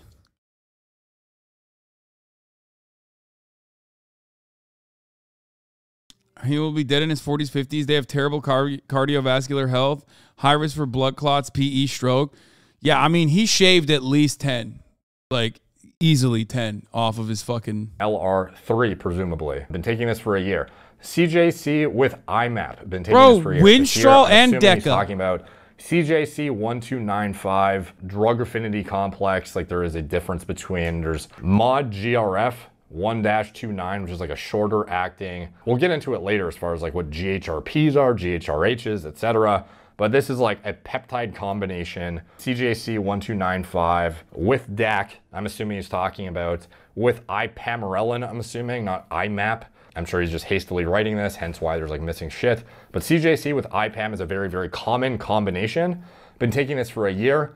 Ibutamoren, also known as MK677, orally active GH secretagogue and ghrelin receptor agonist. Been taking this for 2 months. Omnitrope, human growth hormone pharma-grade, been taking this for 6 weeks. Testosterone cypionate, 0.6 cc per week, cruise dose. So that, you know, presumably would be 120 milligrams per week if you do 0.6 times 1 with a 200 milligram per milliliter concentration. 120 milligrams per week of test CYP is not that high. Deca, nandrolone decanoate, 0.6 cc per week. Been taking this for 3 weeks, so 3 weeks of 120 milligrams per week. Pharma grade, of course. Winstrol, 50 milligrams a day. Just started this, been taking this for 3 weeks, and this is all presumably pharma grade through the pharmacy mentioned and having a legitimate prescription, I know it to be the case that all of these are prescribable, even Winstrol, which sounds fucking baffling. And does it actually have like a clinical application that makes sense? Very rarely, but presumably he has a script for it. I'm doubting he's using UGL Winstrol just randomly as his choice of compound.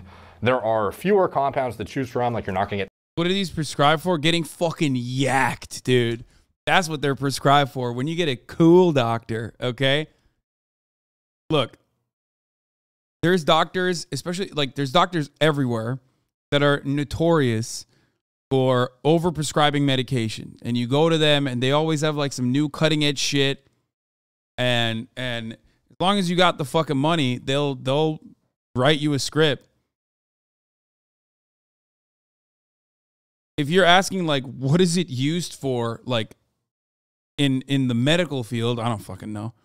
Probably like diminishing T levels, things like that. I really don't know. Trenbolone through a fucking pharmacy, but you know, Winstrol, one of the available orals that presumably he arrived on as the one to add in. So anyways, he is on all this stuff. My blood sugar every morning, it's around 74, and insulin are great because I'm metabolically fit as fuck. Or so I think, ... Some doctors think my insulin is too low, but I think it's because I'm very insulin sensitive because I work out like a fucking maniac. I train twice a day, 6 days a week, and walk 10 to 12 miles on my rest day. Can you help me dial in the P? But like that is true. You can get on a fucking cycle like this, which is, it seems, I don't know that much about steroids. You know what I mean? I'm by no means like super well versed in this, but you have to still work out like a fucking demon to be able to achieve Liver King's physique on top of the entire pharmacy that he's apparently shooting in his asshole. ED and growth hormone protocol to maximize results. You will see that my healthy labs back on May 12th look pretty good, except IGF-1 and GH are always non-existent. My recent labs show some serious concerns, probably the Winstrol, but we're discontinuing that in 2 weeks anyways. SHBG, lipids, estradiol are all fucked, but aside from my joints, I feel pretty good. I'm 5'7", lean, 43 years old. Would like your coaching for the next 12 months and happy to pay in advance. Let's go. And a bunch of redactions of a bunch of personal information. Oh, that's the other thing. Steroids will help your body recover faster so you can work out harder and more often. It also makes you fucking angry. Yeah. That's another. I mean, steroids have plenty of benefits. That's why people who have like serious illnesses take them. And then his signature, Brian Johnson, Liver King, owner, Ancestral Supplements. We believe in the ways of our ancestors. We are descendants of the sole surviving species. That's hilarious, dude. He's like, Ancestral Supplements after all the lab results he sent over to the steroid doctor. Oh, so look like pretty fucking legit. Seems like the man himself. So let's get into the next email and we'll wrap this up and then get into the blood work. All right, next email, July 18th, 2021. Road rage is not based on any credible research. No, I just meant like, I mean, it does, or at least this is purely anecdotal, okay? But it made everyone I know take it become incredibly emotional. New IGF-1 and GH results are in. Thank God I'm finally in the normal range. Having said that, I want to get my IGF-1 to 300. As a reminder, I've been taking 4 vials of Omnitrope, 5.8 milligrams per week. So 69.4 international units per week, whatever that was. So roughly 10 IU per day of pharma grade GH. Should I pay an extra $5,000 per month? That's $15,000 per month in total, or try one of your sources to get better shit. And we can see here, IGF-1 using high sensitivity testing, 204 nanograms per milliliter. Longitudinal data points here that show a trend upwards from May to mid-July. Keeping in mind the dosage he's using, his IGF-1 should be way higher. Like this is very, very odd to say the least, and is presumably, like this is why he's wondering, should he?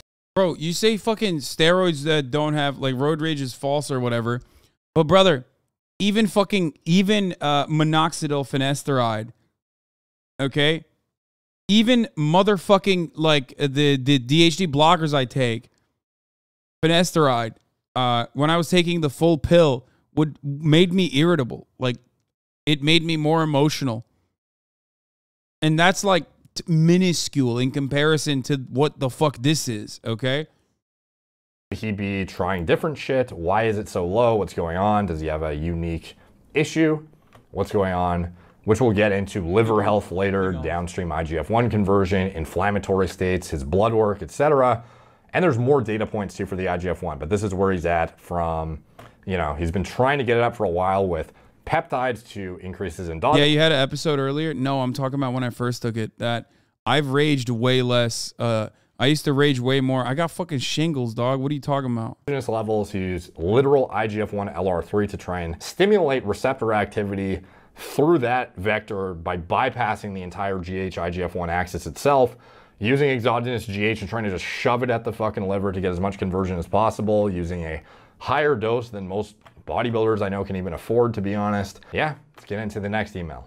July 19th, 2021, questionnaire. What up, coach? I hope your MRI went well. I bet it did. See my answers below in red. Front and back pictures of what you look like right now. 4 quarter turns and the 7 mandatory bodybuilding poses if possible. This way we have a starting point and can decide where to improve and how you hold your body fat. Also send me pictures of the best shape and condition you've had in the past. 4 quarter turns and the 7 mandatory bodybuilding poses if you have them. That way we have a clear goal and see where we can improve on your previous shape. Liver King's response. I'm not sure that I could Google them, but it would take too much effort right now, and I want to get this done within 30 minutes. I don't store body fat anywhere except the love handles and back fat. But no idea what... Dude, he is crazy, dude.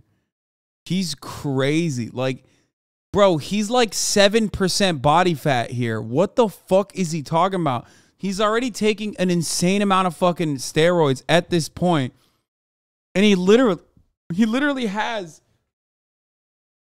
He has 7% body fat, and he's like, "Oh man, I have back fat." This is what we say when we talk about body dysmorphia. What these poses are.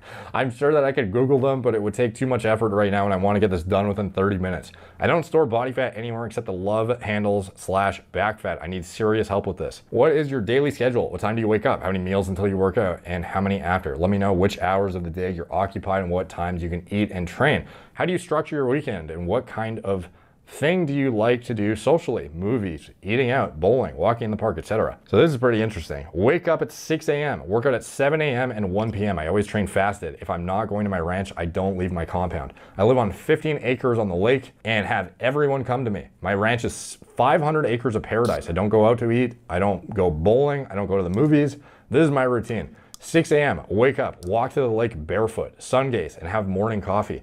Review the books for my companies. 7 a.m. workout number 1. I follow Westside Conjugate and customize the program as needed. I take the first dose of Omnitrope right before this workout. 9 a.m. eat meal 1. 45-gram protein shake with... Wait, where's the liver? Whoa, whoa. Oh, wait. Hold on.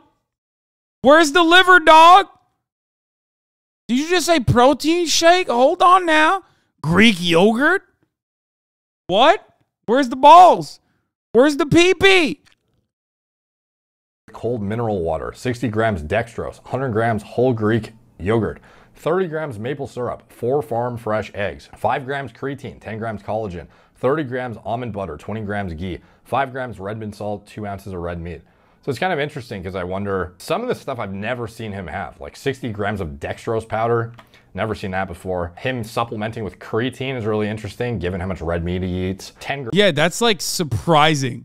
Why the fuck would you need creatine if you're eating, even if he's eating the things that you see him eat on camera? Like the amount of red meat that he claims he eats on camera alone is enough for him to get all the creatine on the fucking planet. That is insane. Grams of collagen powder, presumably. Interesting stuff. 9:15 to 1 p.m. meetings and phone calls with the occasional nap from 12 to 1. 1:30 p.m. workout number 2. This is Olympic lifting, skills and Metcon. I take the second dose of Omnitrope right before this workout. 2:30 p.m. eat meal. 11-ish tomorrow. See you. There, same place, same time. What?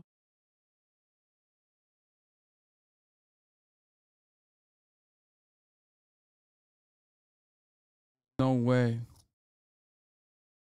Oh, the chatter is going to bed. Meal 2, 45-gram protein shake with cold mineral water, 60 grams of dextrose again, 100 grams whole Greek yogurt, 60 grams maple syrup, 4 farm fresh eggs, 5 grams creatine, 10 grams collagen, 30 grams almond butter, 20 grams ghee, 5 grams red bean salt, 2 to 4 ounces of raw liver, 30 grams of raw bone marrow. 3 to 4:30, meetings and phone calls. 4:30, eat meal number 3, 12 ounce of full fat red meat. For example, ribeye, ground wagyu, or short ribs, and 100 to 200 grams sweet potatoes.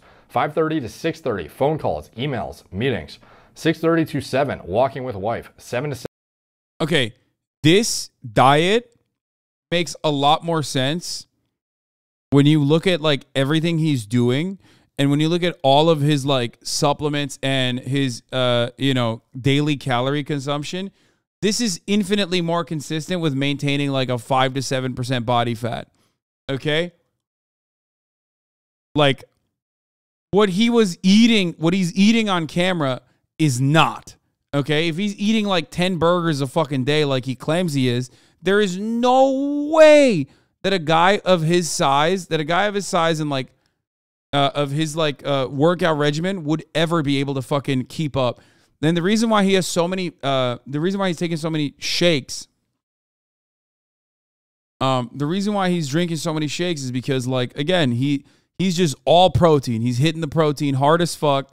He's not actually, like, this is normal. This is a normal, well, it's not a normal diet for the average person, but it's a normal diet for a bodybuilder. 7:30, emails. 7:30 to 8:30, spend time with the boys. Usually go to the theater room to watch a Marvel movie or play games. 8:30 p.m. I take Play a games! third dose of Subprimal! Omnitrope.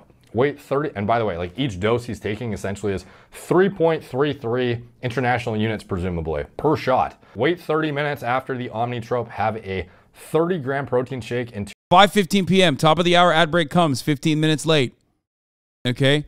Tell the chat that they can avoid the ads by subscribing for $5 or for free if they want to be really, truly primal. Okay? That's right. 5:16. Wait for the chat to give you a low rating because they don't like when you serve them the ads. They only like it when chat debates streamer and gives a 10-10 response. Regardless, there is no honesty and ethics in ad segue rating systems in this chat. Okay, I'll just say it. There's no consistency. There's no honesty. I'm sick and tired of it. Okay. You guys are fucking brutal. You're Nazis with the way you fucking dictate the ratings, okay? Messed up. Messed up. Here's the 1 minute ad break now. That bait was subprimal. Subprimal. 2 ounces of red meat and get ready for bed. 9 p.m. bedtime. How many hours of sleep do you get every day? My sleep is not great. I go to sleep no problem, but wake up a lot from 2 a.m. to 6 a.m. This is why I stay in bed 9 to 10 hours a night so that I can usually get around 8 hours of legit sleep. So this is really interesting to me because the guy, you know, preaches sleep hygiene, dialed in sleep, and you would think is like the, you know, representation of pinnacle of lifestyle, behavioral, etc. modifications to have this perfectly dialed in, but yet he is waking up a lot, 2 to 6 a.m., having issues sleeping. He stays in bed 10 hours a night to get 8 hours of legit sleep. And we'll get into his blood work later, why I think that to be partially the case. Who knows if it's from lying on fucking wooden floor or whatever. Anyways, current body weight and body fat percentage, if you can do a test like the in-body machine. Otherwise, we can always go by pictures. 200 pounds, I'd guess my body fat is around 10%. Do you feel you had stubborn fat areas that didn't go away? If so, what areas? Yes, all caps. Back fat, love handles, nowhere else. Do you start to hold water during the day after a few meals with carbs and or about 1 hour after training, look lean? It's just funny because like he doesn't. Like he has body dysmorphia. What? Hasan is really decent compared to H3? What do you mean? Leaner in the morning, leaner but puffy face, or look pretty flat in the morning and look better after a few meals? I pretty much look the same. Which diet or foods you're currently eating, which foods you don't like, and do you have any food allergies? What food do you feel you respond good to bodybuilding wise, and which do you find hard to digest that are usually used by bodybuilders? I fucking love my foods. I pretty much eat keto carnivore unless I've just worked out. If I've earned the carbs, I will eat 100 or so right after a workout. My blood sugar is usually 70 to 84 every morning. If I need to lean out, I stop eating post-workout carbs for 4 to 6 weeks and I get shredded. I respond well to raw eggs, raw liver, raw meat, and dairy. I don't eat any vegetable oils. So you can at least give him kudos that he's like reasonably following the shit that he preaches. He has some interesting additions that he does not really discuss, but other than that, like it's pretty, you know, he definitely believes in what he's preaching with exception of the hormone part, which is a pretty fucking massive piece. But anyways, did you ever do a food allergy test? If so, what are you allergic to and which foods do you avoid? Not applicable. Do you feel you respond better to carbs or fats? What kind of diet did you follow in the past, and have you done any carb cycling or keto? My energy is better with fat and my cognition is better with fat. I add carbs post-workout for the muscle fullness. I do carb cycling and keto as needed, filming, vacation, etc. What kind of foods do you like to eat that isn't bodybuilding related? Pizza, Thai, sushi, ice cream, etc. None. Even when I eat sushi, I have a sushi chef come over to make it to my specification. If I ever have ice cream, my wife makes a colostrum ice cream made out of first milk colostrum, egg yolks, vanilla extract, and a little maple syrup. You should come over and fuck that shit up with me. Dude, he's a classic sales guy, bro. He's literally, no, chat, calm down. He's being personable, dude. This is like, okay, here's the thing, okay? Here's the thing. First of all, wait, did you say breast milk? First milk colostrum? Wait, is that what that is? Like human titty milk? No, he's not. Wait, what? Colostrum looks so gross and I'm a breastfeeding mom? Wait.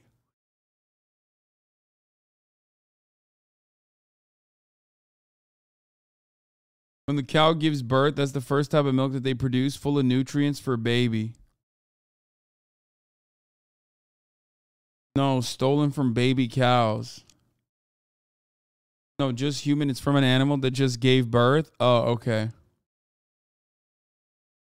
No, colostrum is the first milk from any mammal. Also known as bee stings or first milk, is the first form of milk produced by mammary glands of mammals, including humans, immediately following the delivery of a newborn. Most species will begin to generate colostrum just prior to giving birth. Colostrum is an especially high amount of bioactive compounds compared to mature milk to give the newborn the best possible start to life. Damn, homie is just like stealing the antibiotics from a fucking baby cow. Wild. That's like kind of evil, dude. I mean, hey, listen, vegans, don't fucking rise up, okay? I know what we do to animals is fucking way worse than just that. Okay, I'm being hypocritical for even noticing that, noticing the awfulness of that. Okay, I know. Shut up. Stop it. Stop the steal. I know. How is your mood as you go deeper into the diet? Can you function and continue with your jobs and deal with friends, family, or it becomes increasingly difficult to manage obligations outside of your bodybuilding goals? I can do anything. I am unequivocally strong in mind, heart, and spirit.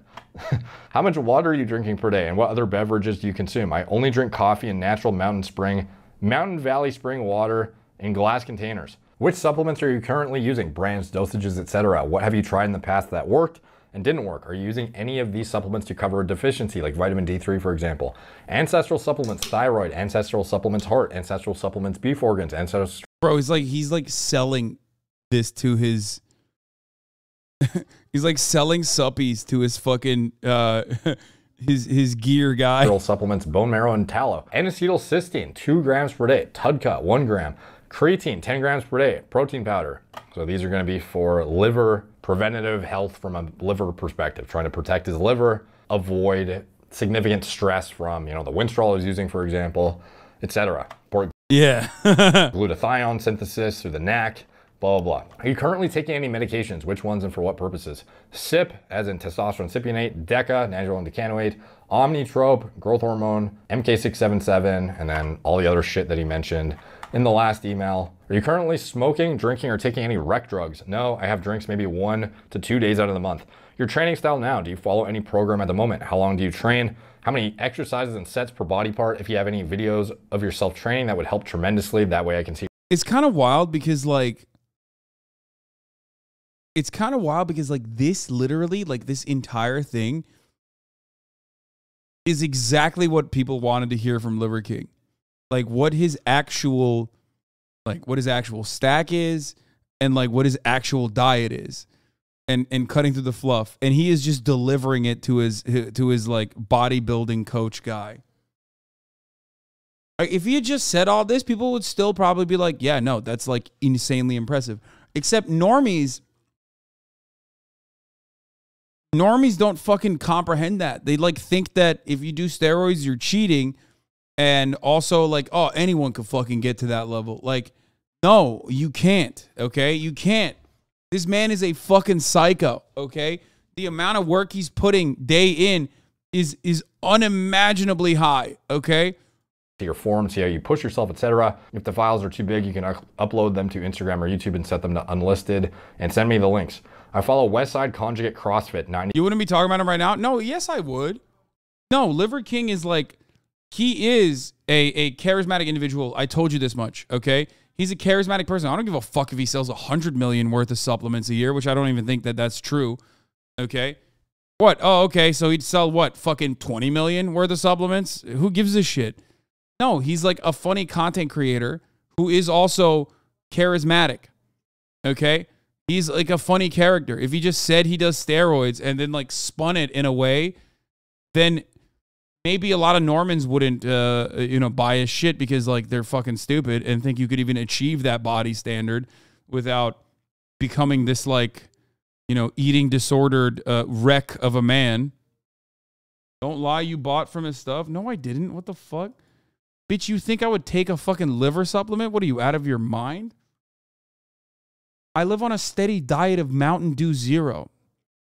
90 minutes in the morning, 60 minutes in the afternoon. I push myself to the absolute limit 100%. I usually do 4 to 5 exercises per body part with 4 to 6 sets per exercise. Do you have more energy at the beginning of the workout or strong all the way through?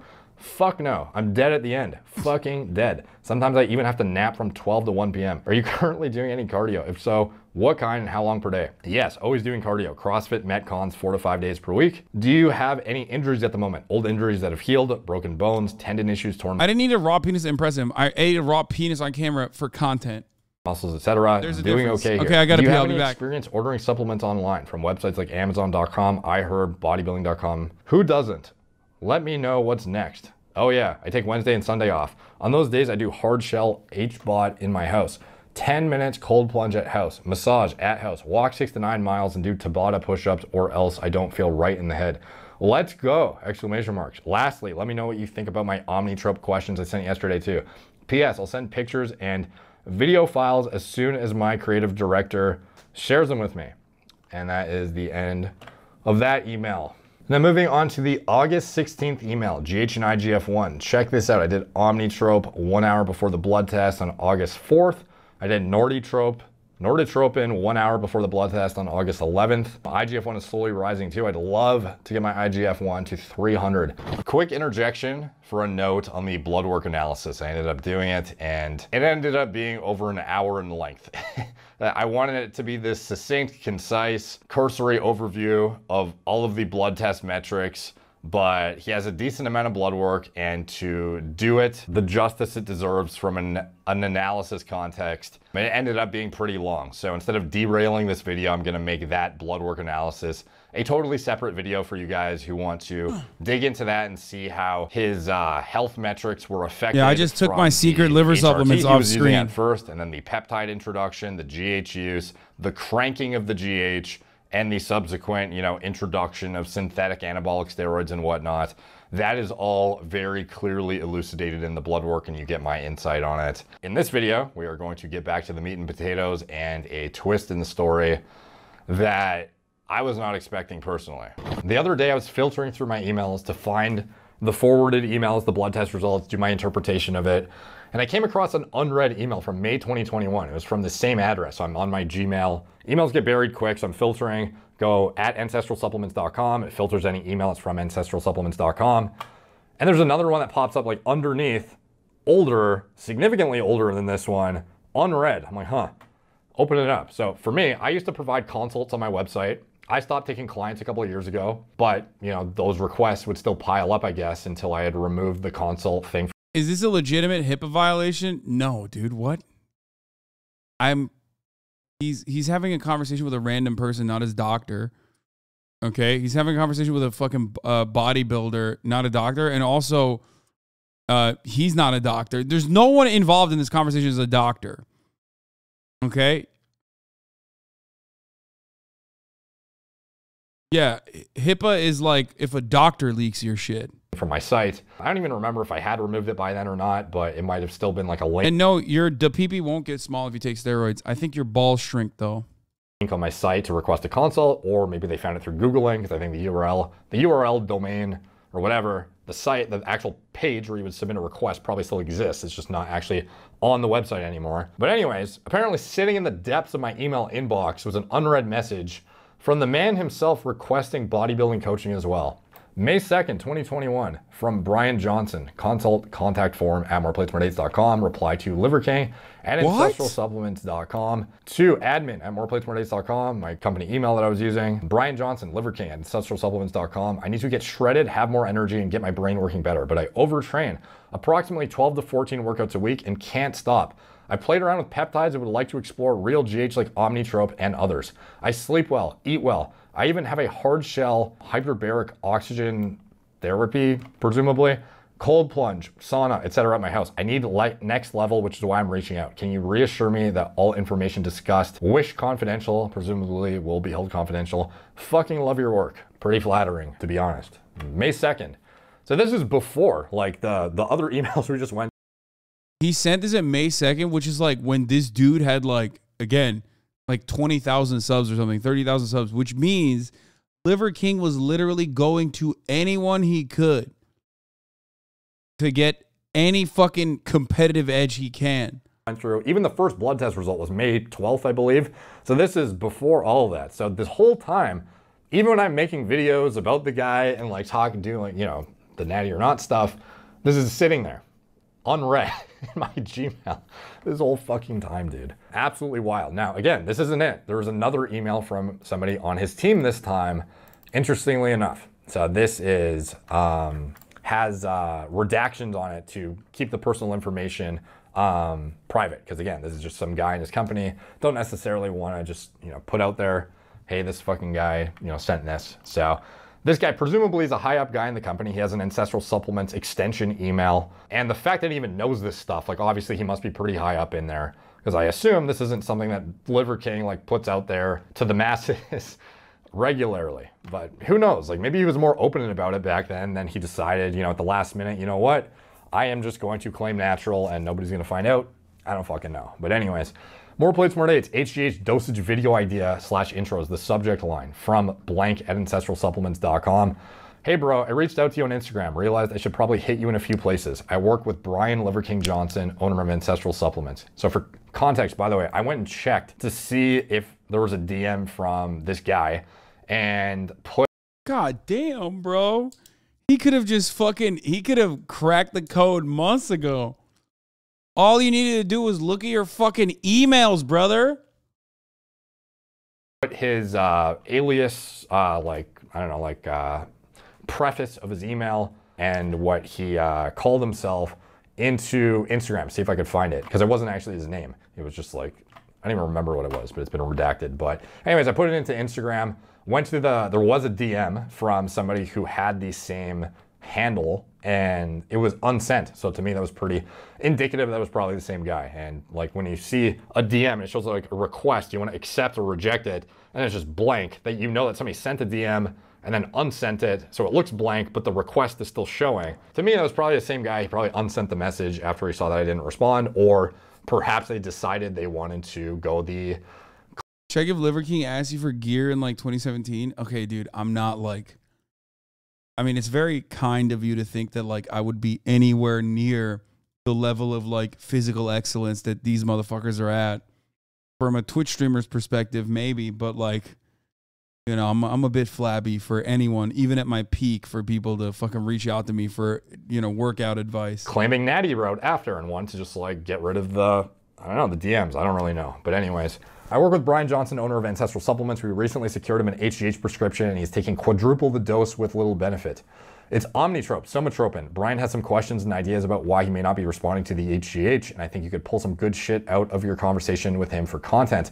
I can hook y'all up over email. LiverKing lives on his inbox, or however it works best for you. Skype video may be an interesting change of scenery for him, LOL. If you want to get paid, name your price, bro. I think you'll agree after talking to Brian that the connection itself is priceless.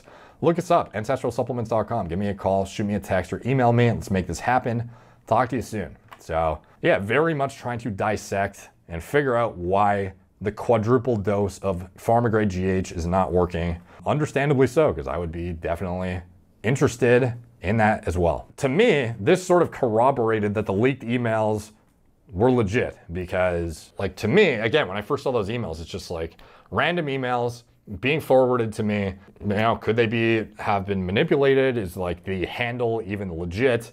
Like again, when I What type of supplements would you be okay marketing? I don't know, shit that I use that works. Like, see the @ancestralsupplements.com handle, when I see the signature that's like blatantly his, when I see the contact form, like what is being put in there, the language being used, like the corroborating blood work, like I was pretty certain that it was legitimate to begin with, especially given the dates, the outline of pea protein, let's fucking go. Absolutely not. I will never recommend pea protein. It's nasty as fuck. It tastes like doo-doo, okay? It tastes like absolute fucking doo-doo. Ugh. Yo, that's a big L. Vegans took a big dub with cashew butter, okay? Nut butter is fire, specifically cashew butter. Pea protein is the biggest, that stays serving L's to the fucking vegans, dude. Ugh. Ugh, it's so nasty, dude. Oat milk is a big W as well. Yes. Exactly what he was going to do, the meticulous strategy around the social media, blah, blah, blah. But then getting this in my email as well with all the... Ooh, he doesn't want to tell us what he uses. I don't use anything. My pre-workout is a shot of espresso, and sometimes if I'm in pain, two Advil. That's it. I don't even take creatine. I've gone in and out of like taking creatine, but I'm too lazy to fucking remember to take it. Yeah, Advil before workout. Listen, espresso and aspirin is like old school bodybuilder. Like people in the fucking 1930s were doing that. Tried and true, baby.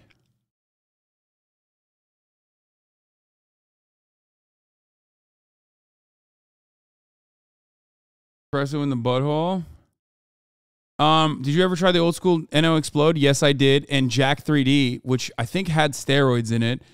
Jack 3D, still the GOAT, the greatest fucking pre-workout of all time. That shit used to make my face itch like a motherfucker. I wanted to like rip my face off. I am not, for the record, the reason why I don't do all these supplements and stuff is because like a lot of this stuff is marginal. Okay? A lot of this stuff is marginal. Just eat whatever the amount of calories you need to eat that's like well balanced, protein, carbs, and fat, and you'll be fine. Okay? All this shit like, oh, I eat 7 meals a day. I eat 1 meal a day. I eat 3 meals a day. All that stuff will marginally improve your situation, but if you're not doing the right things, if you're, for example, overeating, if you're eating more calories than you're actually fucking burning, okay, then you're not going to lose weight. Like, none of that shit matters.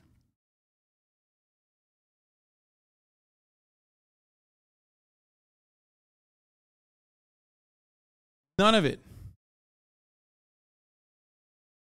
Yeah, the reason why bodybuilders use the marginal stuff is because they've already pushed their body to the fucking human limit, okay? You are not there. You are on twitch.tv. You are watching Twitch streamers. You are definitely not anywhere near like, you know, fucking 7% body fat, but you want to push it down to 5%. You're cutting for fucking competition. Like, you're not there. Don't worry about it. Literally. You have not peaked. You have not peaked anywhere near your like whatever natural fucking physique you can get to. You haven't even hit your muscle mass peak. Like your body has not hit that. I promise you.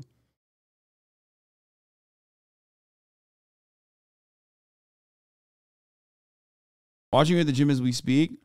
Yeah, you have years and years still to fucking hit your natural plateau to only like to only get to the point that you need to get to.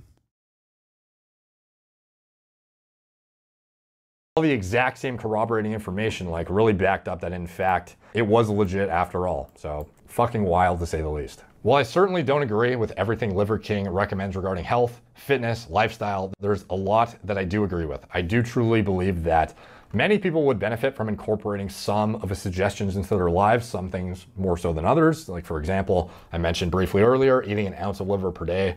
I would generally recommend for most people looking to optimize their micronutrient intake. Like beef liver, I have like an ounce of beef liver every single day, regardless of how deep in a deficit I go. And if somebody truly didn't like the taste of liver, you know, is taking a liver supplement a viable alternative? Absolutely, I think so. And I don't feel it's unethical at all to promote that in that context. But I would also tell you that sunning your balls is almost certainly not worth your time. Like there are certain things he says that I just don't agree with. In general, the message regarding lifestyle changes that the Liver King is spreading to the masses is arguably a positive one on the surface overall. However, that is shrouded in a cloud of deception. It seems as if the Liver King has decided on behalf of the millions who follow him and the millions that will follow him in the future that it is better to not just keep them in the dark about his drug use, but to also lie about it when questioned. If he was natural with a less impressive physique, he would likely not be as viral as he is on social media. If he openly talked about his hormone use, it would likely make people question just how impactful the 9 ancestral tenets really are relative to the drugs he's taking. Dude, everything that he pushes, like everything that he talks about, other than like, you know, eating fucking raw liver every day for every meal or whatever the fuck he says, is just basic shit. Sleep well and fucking move around. Okay? It is, in many ways, and I said this to his face when we were having this conversation. Finish Ragnarok? What?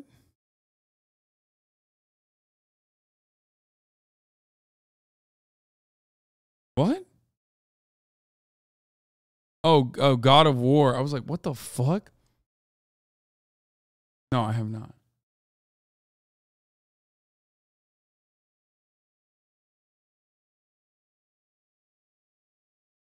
I am off today. I'm not on one. I'm on one. Fuck it. I'm on one. Okay, that's what I'm on. I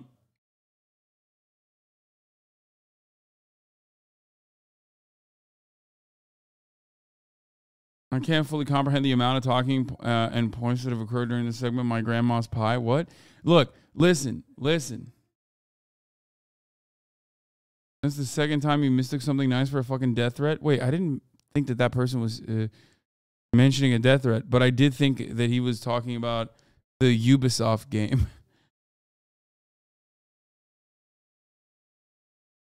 And he would convert less viewers into believers and paying customers. If he candidly talked about the unhealthy stress he subjects his body to in order to look a certain way to push his message, it would likely reflect poorly on him as a leader in the health and wellness space, and far fewer people would take him seriously. If he was totally transparent about the financial upside the explosion of the Liver King brand has had on his businesses, it would likely detract from the noble intentions he portrays his actions to be underpinned by. And that, ultimately, is the crux of the Liver King. Damn. Woo, goddamn, dude. I'd honestly be more shocked to find out he's Natty. It's so wild that Derek literally had to prove this whole time without knowing it. Yeah.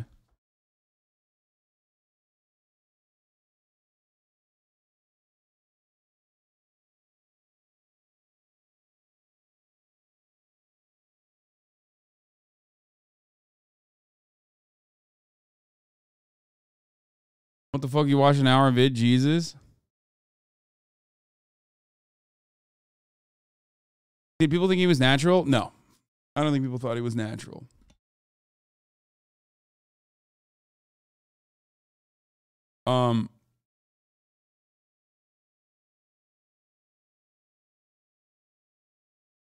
It literally makes chicken smoothie to get the calories and protein as easily as possible. What? Is More Plates the CoffeeZilla of bodybuilding? Have you seen the Munchie series on YouTube where they track athletes and what they eat and how they work out? Me at the moment, my body fat percent is just under 10%, and I want to get that down to about 3% ready for show day, and I'm ready. No. This seems like a good fucking React series, but this is insane, bro. That is like scary.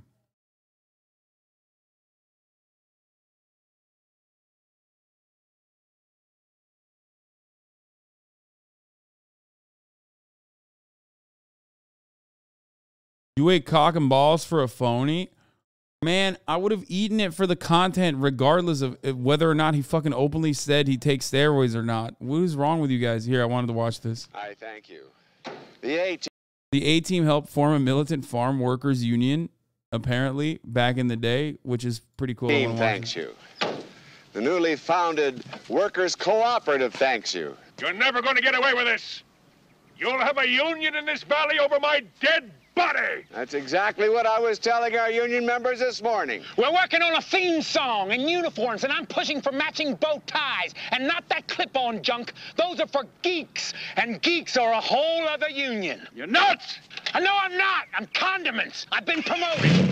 Jarrett brought us down here in these special buses with all kinds of promises of good pay, housing, schools for our kids, like we're living in tents. No schools, no inside plumbing. They treat us like animals and we can't afford to leave. Strength comes in numbers. Strength comes in unity.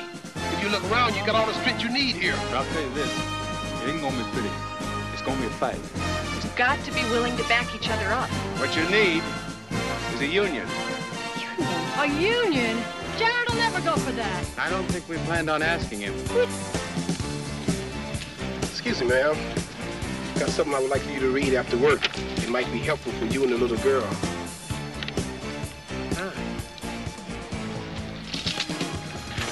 Distorosmi spravo kite. Shini rizarocine gemi, holvato od prožice lenin konti nevešenci. A to samviti no falbe ketski, to hrelmin, lado samvi preješite samo.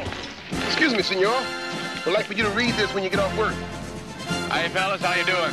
I got something for you to read here. On your break, of course. I wouldn't want you to read it until then. Then, you go take a look at it, talk it over, and if you have any questions, I'll be around to answer them. There you go. No, I guess not. Remember, fellas, there's no legal way your employer can stop you from reading this material on your own time. All right, that's enough. You're getting these people's mind off their work. Oh my God, this is incredible. Why did this happen? How far we have fallen, dude. Move it. You heard me. I told them not to read it unless it was on one of their breaks. Perfectly legal, pal. Ask any lawyer. Move or I drop you. You don't believe me. Well, perhaps you'd care to check with our union representative. Union rep? What are you talking about? Right there. He's talking about me hurting you. He pities the fool, dude. You better than I. Thanks for your support.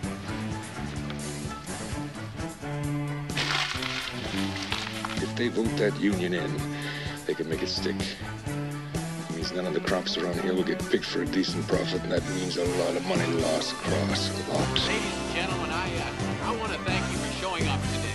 I want to thank you because when you leave, there's going to be a union in this valley that the growers cannot stop. No longer are they going to be able to pay you less than you deserve for the kind of work you're doing. You're not a bunch of scared people anymore. You're a union, and as a union, you cannot be pushed around. Not now, not ever.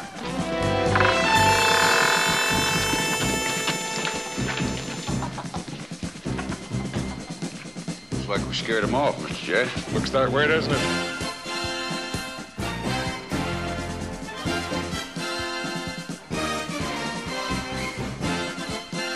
Damn, they're beating the boss's asses, bro.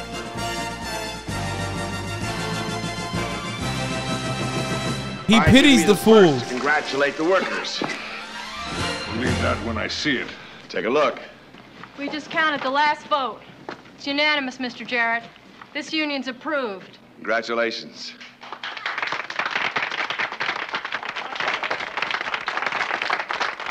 Damn. If you wanted to make this modern, you'd have to kill the fucking labor lawyers. You know what I mean? That come in to do the mandatory meetings, sit the growers down, and just tell them about all the negative consequences. Oh, well, you know, we're not saying we'll actually end this operation here, but like it could. Great family feeling, huh?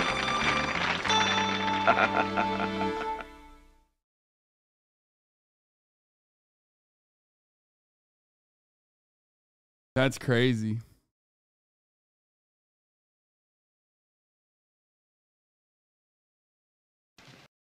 What I learned, in order to unionize, to get jacked and ambushed in a barn, yes. This most are home today. This episode is Labor Pain Season 2, Episode 8. The NLRB should hire the A-team.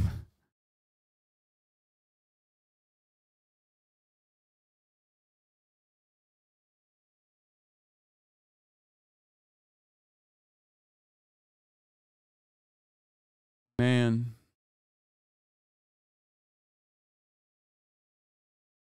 Instead of their union dues, they could have afforded an Atari 2600. Why didn't anybody tell them? Yeah, what the fuck? This almost feels like a alternate universe. It almost feels like literally an alternate universe where like the media is cutting propaganda in the opposite direction rather than the direction that they cut propaganda in now.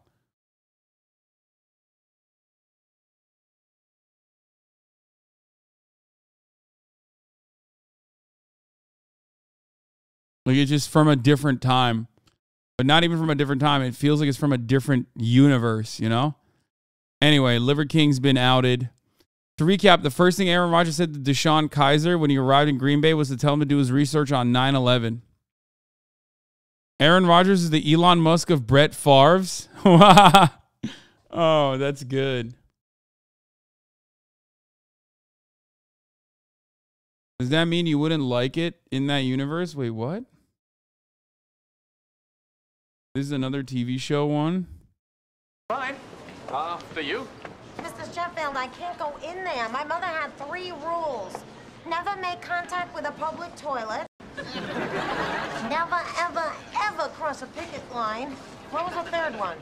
Oh, yeah. Never wear musk oil to the zoo. It's fine. You're embarrassing me now. Come along. I can't. My Andor blouse would roll over in her grave, which was paid for by her union. Now, will you please come in before this turns?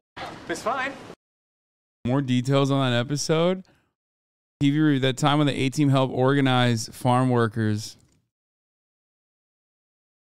When the A-team helped farm workers organize a union, I recently watched again and saw how well it presents unions in the organizing process. What opens with the team on the run from the government in their iconic black and gray GMC van. The team members evade capture by crashing through a billboard and jumping over a river because, of course, they do. They shoot up the place, taking all the food and $9,000 they have determined he owes the workers. As the A-team leaves, Hannibal cryptically tells Jared, the newly founded Workers Cooperative thanks you.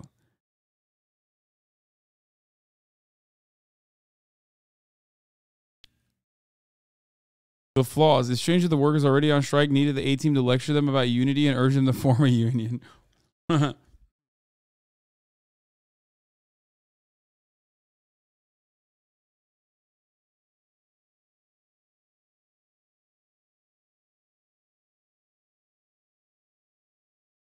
Market Clerks Union just called a strike. Those ungrateful little babies. They don't know how lucky they are to have such a cushy job like that. Now I have to go all the way back to the food boy and bag groceries. Do you know how hard that is?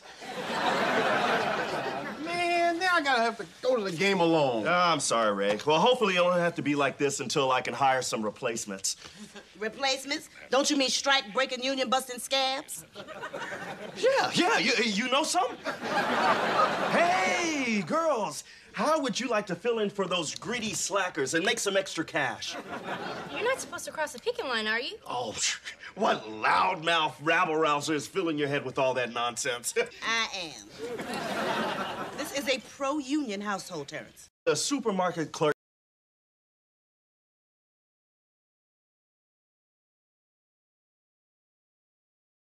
Thoughts on doing a reading stream? No. Why the fuck would we do that?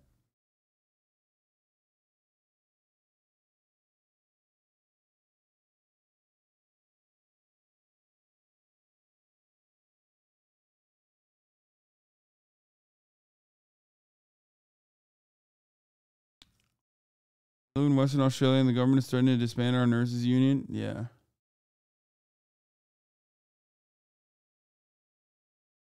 Ne oluyor lan? Okay. Alır mısın? 1 second, guys. You are in a Philly D thumbnail. What did he say, Murat?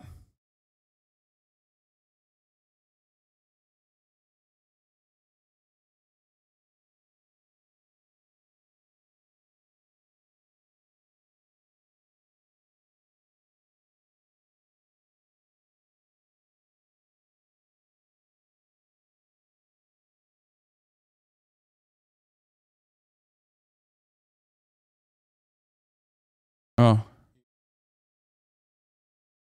Oh, okay. Murat said Philip DeFranco was covering Kanye and name dropped me. Bigoted. Police in San Francisco just want to be allowed to kill people with robots, and Iran allegedly threatened the families of their soccer players ahead of today's match. We're going to be talking about all that and more on today's show, so buckle up, hit that like button, and let's just jump into it. Starting with Kanye West not feeling his Kanye best right now. And don't get confused by that sentence. You shouldn't feel bad for Ye right now. Everything that's happening to him right now is a bigoted self-own. This man, I don't think, has ever seen a bridge that he didn't want to burn and then also blame on the Jews somehow. But hey, let's slosh. You know, what's funny about this is you watch Philip DeFranco, but he was watching me watch the Kanye thing and said that he was in the chat. He gifted 10 gifted subs and said that he was going to put me in the thumbnail, apparently. Our way through this sloppy mess of a story together. So this most recent situation stemmed from Kanye and white supremacist Nick Fuentes making headlines for dining with Donald Trump, which was so bad that in addition to some Republicans, you even had Mike Pence condemning the move, which is really saying something because Mike Pence didn't even say, hey, that wasn't cool about you trying to get people to lynch me. For months. But the general reaction from most, including those on the right, was why the fuck would you meet with people that are openly being anti-Semitic? With Trump responding saying he didn't know Fuentes was coming, but also not using such harsh language to accidentally offend part of his base. With the situation not stopping Kanye and Nick, and if anything, fueling them to make the rounds elsewhere. With him yesterday being joined by Milo Yiannopoulos on Tim Pool's podcast. And on the podcast, he's essentially being who he's been since he went DEFCON 3. And I'm not going to give unnecessary airtime to the other bullshit that he said in this, but this ultimately gets to a point where Ye said they were trying to put him in jail, seemingly referring to Jewish people as they and referencing the anti-Semitic conspiracy that Jews control the media, to which Tim says, I think they've been extremely unfair to you. Who was they, though? We can't say who they is, can we? Press. I'm not using the. I don't use the word as the way I guess you guys use. I'm talking about. It is them, though, isn't it? I mean, because no. Because when you think about it, consider it. In 2018. What do you mean it's not? What do I mean? Like, okay, so how about? Are you leaving? So he bounces, and Tim goes on to say, Ye's going to come in here and say, here's my pain, here's my suffering. I'm going to say, I hear you. And then he's going to say, and it was Jewish people. And I'm going to be like, okay, but don't you consider, it's like, I'm not going to do this. I refuse. What do I even do? Other than ask him, please elaborate on this. Are you referring to individuals, or are you quite literally blaming an entire group of people for the fact that powerful individuals are causing you harm? And all of this is happening as Nick and Milo follow Ye offset. Tim then going on to further discuss Kanye's unwillingness to have a conversation about all this. I don't like identitarianism. I've never been a fan of people who've blamed everyone else for their problems. In Ye's circumstance, they're coming after him. They're trying to take away his stuff. They're threatening him with institutionalization, and I understand all of that. It's unfortunate that he's internalized this problem to it is a specific ethnic and religious background that's doing it. And with this, there were two massively different sets of reactions. I was watching it live, and you can also see it in the replay. The chat got filled with Tim Pool saying Tim Pool failed, he dropped the bag, he scared off Ye, pushed too hard. But then on the other side, you had people just absolutely shocked that it took so damn little for Ye to leave. With people like Hasan Piker saying Nick Fuentes and Ye couldn't hold back their anti-Semitism for a second and forced him to push back lightly, causing Kanye to leave abruptly. And with that, a ton of people saying, how the fuck do Kanye 2024 people think he's going to handle a debate stage when he ran from a Tim Pool podcast because Tim wasn't being anti-Semitic enough? And this was the most favorable environment you could have possibly asked for. You even had Tim later going on to talk about how wild it is that he couldn't even have a small conversation about this with him. Also going on to say, you know, was this pre-planned? Is this part of Milo Yiannopoulos' revenge? But here's all I'll say. If you Bro, I'm not, that photo is not that old, man. Oh my God. You guys are so fucking annoying. Or someone that thinks that Tim Pool was going in hard on Kanye West, what is fucking wrong with your brain? Kanye West got KO'd by someone using kid gloves. And it genuinely has me questioning how much lead is in the water supply, because there are a decent chunk of people that saw that interview and they're like, Tim Pool is a secret leftist operative. It's truly mind-blowing. And then Black Friday was a bust until... Well, you subconsciously checked your hair. Shaving the beard includes, yeah, I'm glad he didn't use this photo of you. What? Bro, you guys, there's something wrong with you motherfuckers, I swear to God.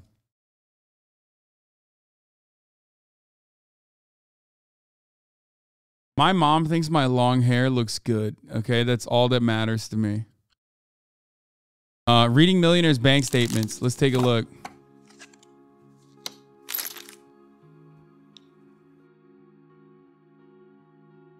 You make enough. There's a Pokemon.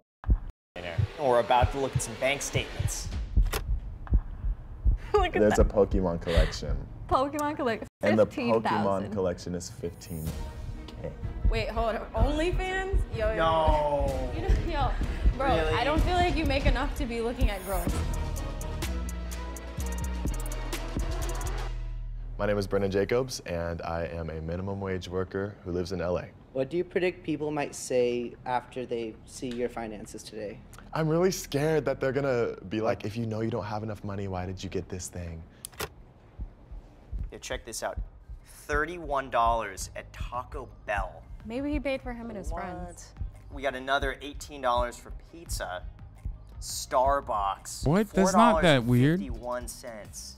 I mean, Raising Cane's, there's 11 bucks there. Yogurtland. Yogurtland, man. See, it's you got an oil change, In-N-Out, Starbucks again. See, Okay, that person is not a millionaire. That's a barista, and it's like perfectly normal. His consumption is insanely normal. What the fuck? Like, it's gonna show $5 for a HasanAbi subscription to avoid the top of the hour ad break. That's perfectly normal. You know what I mean? Or maybe it'll show that he got a free one in the form of a Twitch Prime by connecting his Amazon Prime account to his Twitch account. Or maybe it's going to show that he got lucky and got gifted a sub. Perfectly normal ways to avoid the top of the hour ad break. That's right now, baby. Whoo! Sheesh! Fucking got him, dude. Hey, here's the 1 minute ad break now. Oh. Good. Chick-fil-A, Chipotle. They can't all be fire. Another McDonald's, another Starbucks. $700 from Venmo. So he might have a side hustle. Thank you, Dr. It's Spaceman. side hustle. Could be parents. Oh yeah, I did have a lot of help at 19. Oh, Wait. Is this he spent $660 and only had $58? Why would you spend this? WD from DDA. Why would you take your account that low? Maybe he knew he had money coming in. And then we got a StubHub here. Wait, hold up. OnlyFans? Yo. Yo, bro, Really? I don't feel like you make enough to be looking at girls. Then we have this one again. What? Sunset Boulevard. WD from DDA. Yo, if you're broke, it's probably, no, there can't be rent. It's like too cheap. Maybe this is the rent. ATM usage fee. And then again at Starbucks. He also Okay. Yeah, they're like, oh, if you're broke, you can't fucking, consume OnlyFans. That's crazy. Bro Killer, thank you for the 5, get the subs. It's Karoff, thank you for the 5, get the subs as well. Yeah, how are you gonna say he doesn't deserve pleasure because he's too broke? He's too broke for pleasure. Ooh, 8 out of 8.2. 882. Incredible, Hasi. Let's go. Also works at Starbucks. So why is he spending money there? They don't give you free drinks? You would think. It's giving, Yeah, it's serious. giving like I have a macchiato addiction. You can make that at home. You know how to make macchiatos? Yeah, it's actually, you could go on YouTube. We should go to Instagram. No. If you're seeing Willow, you went to Coachella. Where'd you get Coachella money? It's crazy how people will What? find money for the things that they want. Oh my God, this person is awful. Okay, first of all, literally, if you know like the right kind of people, you can make it work. Okay, you can make it work for a lot cheaper than you think. And I went to Coachella when I was fucking broke, and I didn't pay a single goddamn dime. Okay. Secondly, even if he's actually spending money on this shit, like, what do you want him to do? Kill himself? Like, he's a Starbucks barista. What the fuck? I'm more annoyed about this than the Millionaire Bank statement. Like, the minimum wage part one, the barista, people are mad that he is spending money on experiences and pleasure. Like, they're like, oh, dude, you're broke. Like, fucking die. Like, kill yourself broke, okay? That's what you're supposed to be doing. Want, but not for what they need. Does that make sense? Like, Most expensive items. PlayStation 5, $570. I have But one. you could resell that though. They keep about the do same. you play video games? No. That's why. I am an avid gamer. You should get on Twitch and start making some money off of it. You could be making extra money with the time you spend on the game. Average monthly income $1,300. Huh? That's not enough.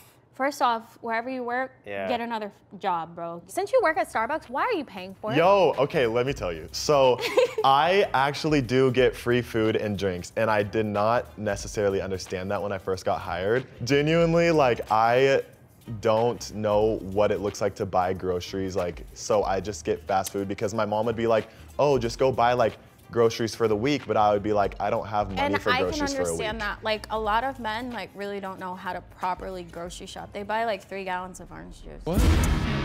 My name is Isela Ibarra, and I'm a minimum wage worker.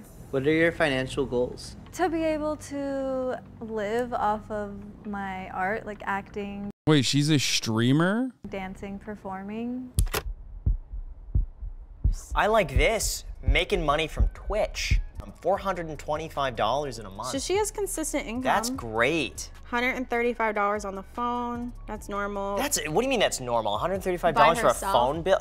Yeah, what that is a normal phone bill. What the fuck? What is this guy using? Sprint Mobile? $125 is literally normal. What? Wait, what the fuck? Is it not normal? $125 a month? What? I'm confused.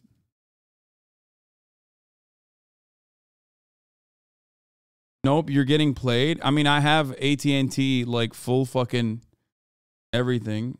You know, I don't have a track phone or anything.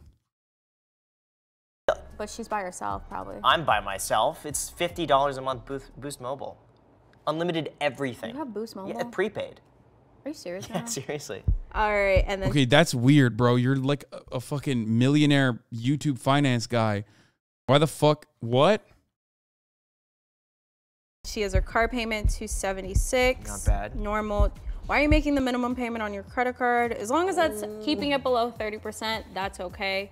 And then Venmo, so maybe she has income coming in from Venmo. She paid $550 for Venmo. Oh, So that's a paid. withdrawal. Oh, because her rent is $550. Yeah. That's her split. Yeah. Twitch.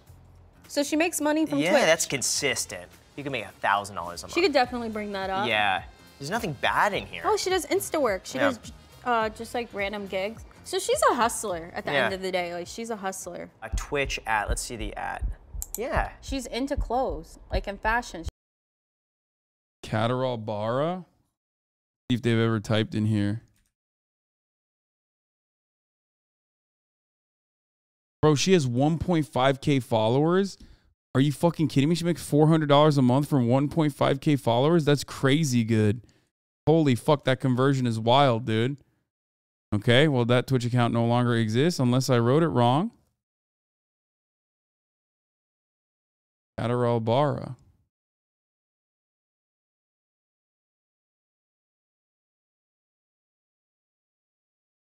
It's an I, not an L. Kataribara. They've never chatted in here. No raid. She's into cosplay and things like that. Yeah, it could be expanding to YouTube. Then we got car, 2020 Kia Soul, 20 grand. All right. PC, oh, she needs that for work. Sewing machine, that's pretty cool. She makes clothes. Average monthly income, $1,500 a month. So 1/3 of that is straight from Twitch, which is super dope. That's not bad. I feel like whatever you're doing on Twitch, expand on it. Yeah, if you have an audience enough to make $500 a month, guaranteed you could make $3-4 grand a month. 1.5K subs, $400 a month is really good. Consistently, That's pretty too. good. Look at this, average on food per month, $10. She lives at home. How do you spend $10 a month on food? What are you eating? Well, that was like for going out, like average. I don't eat out that often, but like I get food stamps right now, so that's where. That's how you're. I spend groceries I eat at home, but That's yeah. smart. How many hours a day are you working? I mean, honestly, I feel like I'm always working because I do YouTube, and so that's like editing. I just don't have income from it yet. But then I get part-time gigs like almost every day or every other day, like since I can make my own schedule. Yeah, it's usually like maybe So you're 5 or 8 consistently working. hours. She's on the right track. You just need to take. I love when like financial advisor people, like those types, will be like, oh, just expand on your Twitch business. Okay? It's like, oh, yeah, no, I had never thought about making more money off of Twitch. Thank you. Like, that's crazy to me. Yeah, let me just fucking, build a larger audience, which, by the way, ironically, she just did because she averages 20 viewers in the last 3 months, by the way, so $400 a month is crazy good, except now I'm 100% certain that at least 1,000 of you fucking hungry simps probably rushed over there immediately if she's live to just be fucking gross, creepy weirdos, okay? Hopefully you didn't fucking do that.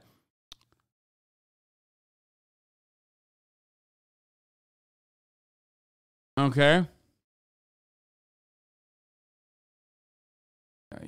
Okay, I hope everyone's being nice.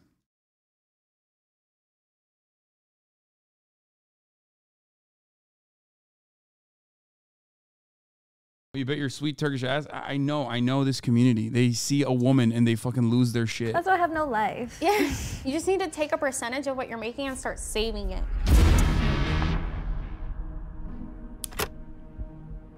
All right. Perfect.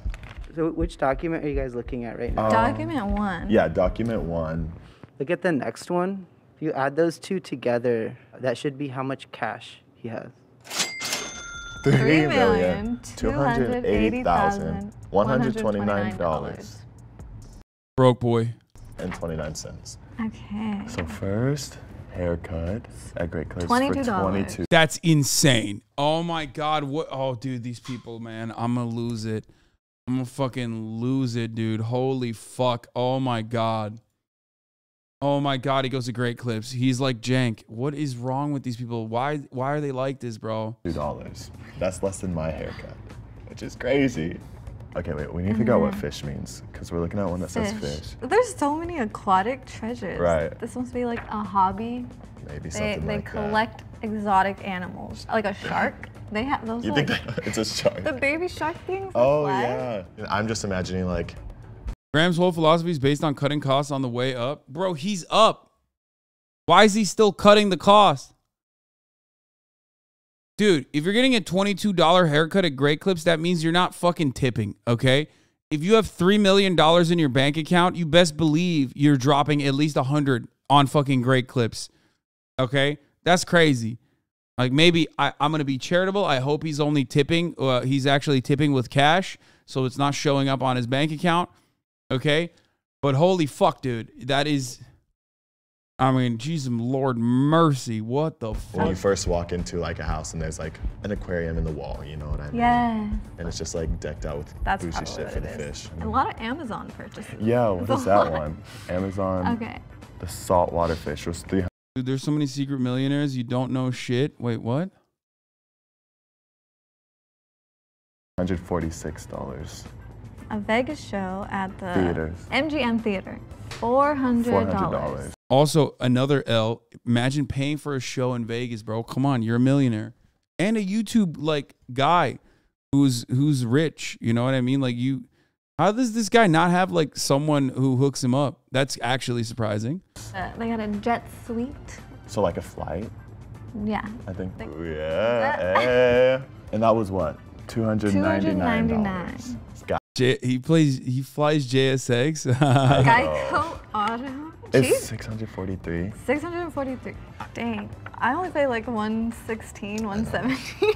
That's like premium status, huh? Right. So the next thing will be Instagram. Personal finance enthusiast and real estate investor. 4 million on YouTube. That's kind of. You judge him for his haircut price and his prepaid phone. Like, why are you judging him for not spending his money? Because it's got to be to a certain degree, it's like either ridiculous, like penny pinching that you don't need to do, or it unironically becomes like a problem. You know what I mean? You're like literally a lot of people will tell you like rich people spend money not necessarily to get like nicer shit, but to cut time. Okay? Like when you get a prepaid phone and shit like that, you're literally there. That's just like so much additional stuff you have to think about for no fucking reason. You know what I mean?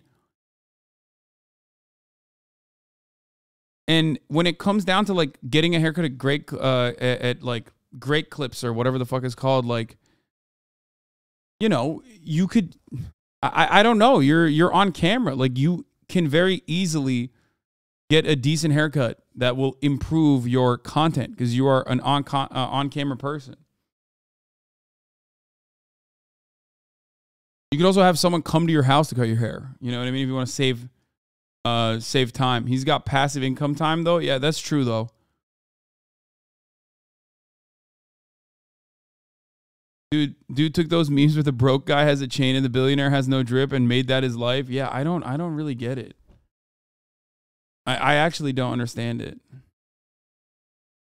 Cosplaying as a poor so you can pretend you got rich by being frugal instead of by other means, like how Warren Buffett apparently eats a McDonald's egg sandwich for breakfast or whatever. Yeah.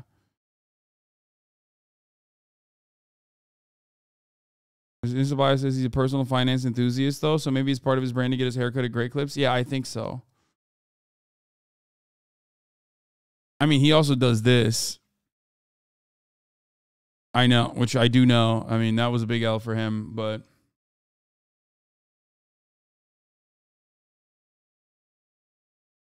like you hire a chef so you never have to cook and save time, right? Yeah, except notice how I pre-prepare or I literally just order because I have enough money to just order. You know what I mean? And that's it. Yeah, like I order because I can pay for it.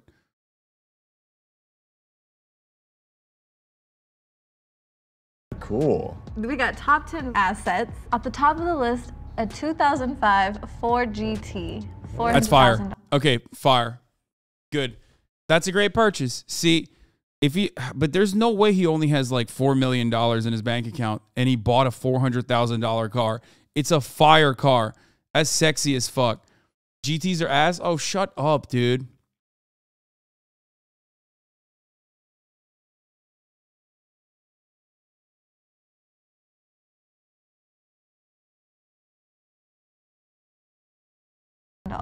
Oh my god, there's the aquarium. 300-gallon reef aquarium. $55,000. Is that just in total? That's crazy. I think that is. Wait, that's it. Okay. Is that Dory? So that's crazy. Yeah, they got the whole cast in there. The whole cast.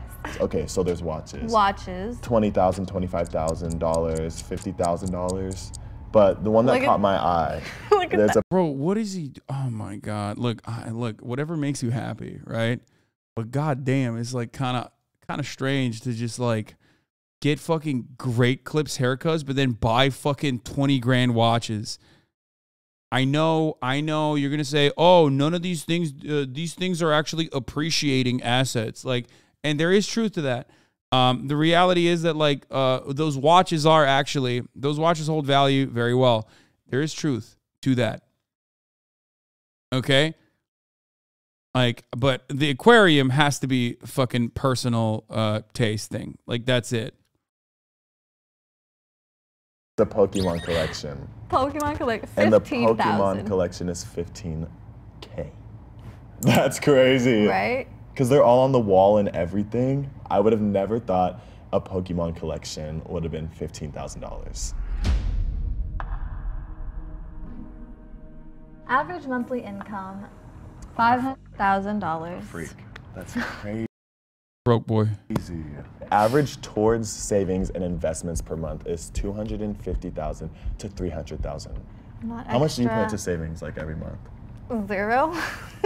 I agree. I don't have like extra really to be putting into savings. I guess I want to know, do you come from money? Like, how did you get to where you are? No, I don't come from money, and a lot of that was from either real estate or making YouTube videos. Getting into real estate, like, were your parents into that, and so they kind of taught you? No, they thought I was crazy. Both of them wanted me to go to college. Didn't get into college. I just had really bad grades, and I decided I'd want to get my real estate license since I could do that online. Oh, wow. Cool. How do you get into real estate without money? I don't know. You become a good salesman and you fucking make a fat commission. I mean, luck still is a gigantic factor in this, you know? Every fucking Instagram model does real estate, okay? When the Instagram modeling well dries up. They're not all fucking caked up like our boy is here, okay? I don't know his background, but I assume like he was able to sell some houses, right? Eventually, work his way up, sell some houses, make some commission, immediately fucking dump the commission into a mortgage. Immediately dump the commission into a fucking mortgage if you have like decent credit. Oh, he got into real estate during the 2008 crash? Oh. Oh.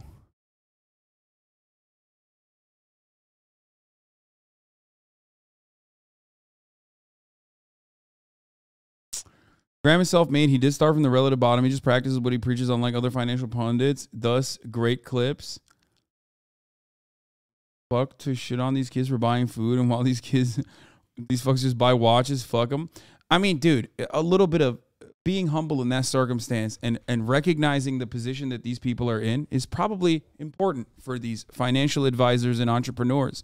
The reason why those two original people were, you know, barely making ends meet is because it's very expensive to be poor.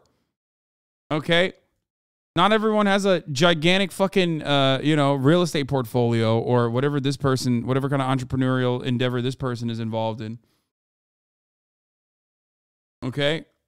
It's very, very expensive to be poor. Okay? That's it. So like being like, oh man, I can't believe you're buying avocado toast or fucking, coffee or whatever the fuck is silly. Like,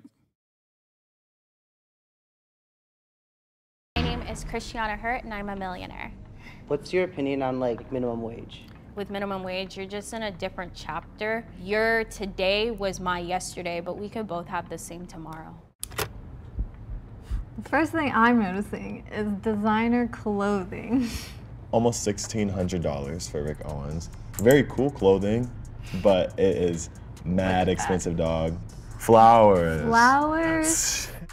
Oh, the Venus et Fleur.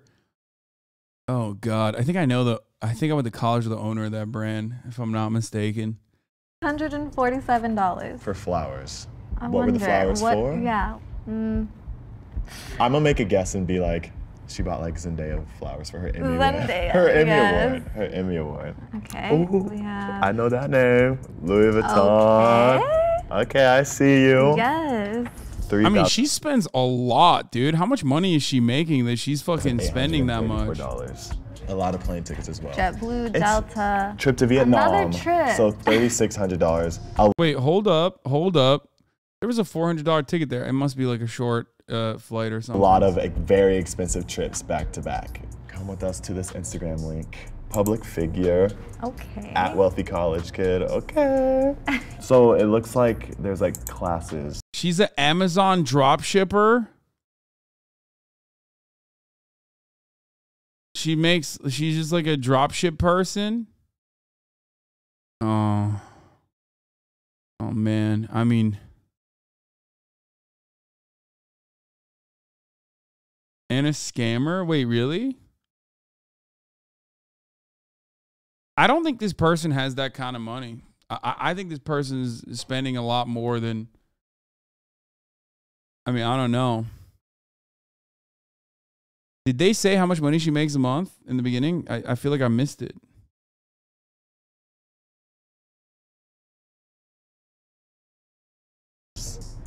That are being taught. I'm not sure what it is, but it's gotta be great. We're getting money from it. And then let's click on an Israel travel vlog. So I feel like we definitely are in the midst of a traveler. And most expensive asset list.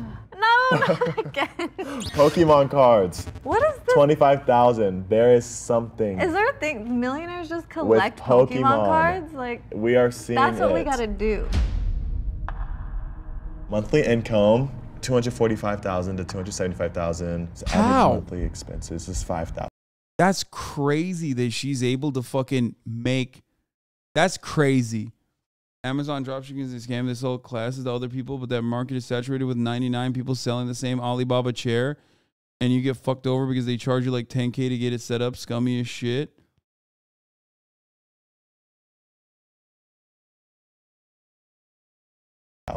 Insurance? Per month is 1,100. And she pays the insurance for her entire family? Well, see. That's sweet. I spent 40K on a trip to Dubai. 10K a night. Oh man. That's something I can never understand. What? Or maybe I hope one day I could, but right now I do not. Like, do you just go on those trips for fun, or were they just like? So somebody I know died, so it kind of knocked me off. So when I entered 2022, I decided literally at New Year's, like, we're gonna do 22 countries in 2022. So we're at 13 countries. I'll finish at 22 countries in December. I respect that a lot. That's a really good answer. I really like that. Hey, what's up? What's good, brother? Hi. Wow. Hey, how's it going? Hi. We're little. I got you. I feel like definitely the difference between me and both of you is like the planning out financially. I feel like since I'm in and honestly just like a living paycheck to paycheck, I feel like I'm like almost to a place where I'm like, how am I ever gonna get out of that? Yeah, I just gotta save, I guess. Like, I truly wish I could make my bank statement like one page. No. You really use Boost Mobile. I was really hoping that was a Has Hasan already covered the potential rail strike today? We're 7 hours and 21 minutes into the broadcast. You know I have, brother. You know I have. Come on now.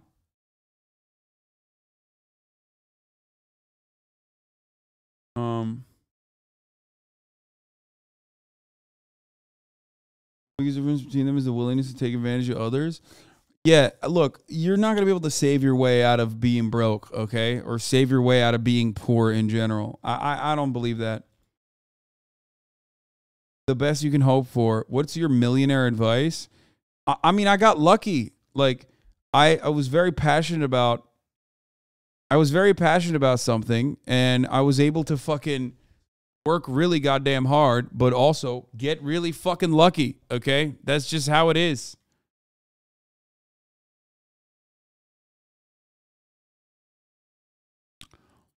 But I didn't necessarily have like a, you know, a saving system that helped me get to the point. Like, I had to budget like crazy, okay? I didn't spend money on frivolous shit. I liked going out. I liked partying. How did I do that for free? I was friends with promoters. I knew, you know, bartenders or bouncers and shit, so I could get into places for free originally. Make friends with promoters so I could, you know, so I could go and party for free also.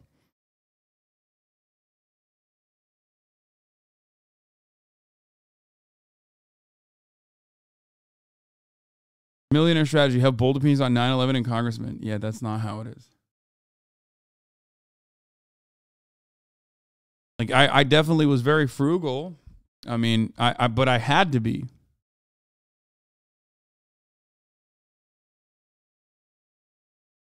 I had to be frugal. I didn't have money. Like, you know what I mean?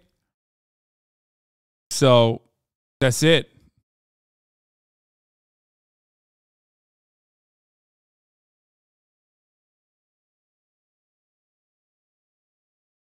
Literally just need to be both lucky and privileged. Yes, definitely. Those two factors help. Sounds like saving money didn't save your problems, but making more money did. Yes. But I was also able to, like, I made money when I went out on my own.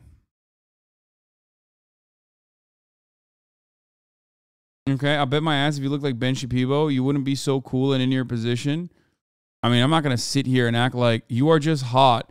Yeah, dude. Notice how, like, every hot person is a fucking, is a massively successful political streamer. It's so crazy how every hot person is. Like, don't be fucking stupid now. You literally just pointed to Ben Shapiro. You think he's fucking hot? Is that how he made it? No, don't be a fucking idiot, okay? Obviously that factors in, and that definitely plays a role.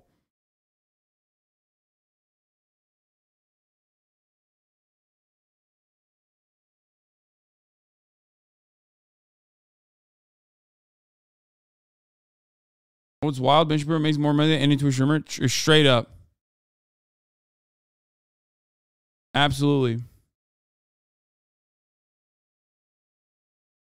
Dude has worked every day. Look at his own work ethic. It gets buried. I mean, yeah, I work very hard, but that doesn't mean anything. Like, ultimately, what you think? You think that Twitch streamer doesn't work? Like, she's probably fucking trying to do like as many jobs as she possibly can while streaming on Twitch and shit. The other dude's a barista. You know his ass is working nonstop. You know what I mean? The issue is that like none of these jobs pay people enough so they can have a fucking nest egg on the side so they can make lateral movements, okay? Or they can, you know, move up. That's the main problem. I know this from my personal experience, and I know this from, you know, people like my brother. Motherfucker is the most, like, educated, master's degree in engineering, literally builds fucking spaceships, but has a very hard time, you know, has a very hard time putting together enough fucking money to even, like, make investments or do anything else. Okay, it means pretty much to us himbos, though you are a little workhorse. I mean, I do. I love working, so it's not a problem for me. Okay? I love working. So, it's so wild to me how back when I started watching you in 2018, everyone in the chat understood that you weren't in a good financial position by any means, but now everyone just assumes you never had a life like that. Also, you grinded so hard every day so that you were ready for any lucky opportunity that came your way. I don't like how chat downplays this. Yeah, I mean, yeah, that is strange how, you know, 4 years fucking dramatically changed everything. I mean, I was not in a fucking insane situation until 2020, until I went full time on my own. You know what I mean? Why do reactionaries seemingly make so much more than moderates? Do you think there's any more moderate viewers, but Tucker Carlson and Ben Shapiro make so much more money? Do you love working or do you love your work? I love working and I love my work. I'll tell you what, I didn't fucking love working when my work consisted of working for someone else. Okay.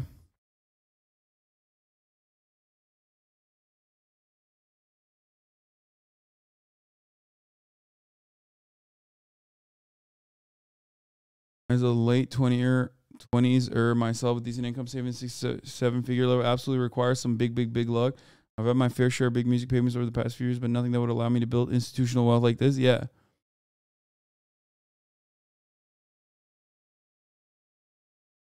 Now you work for Bezos. That's true.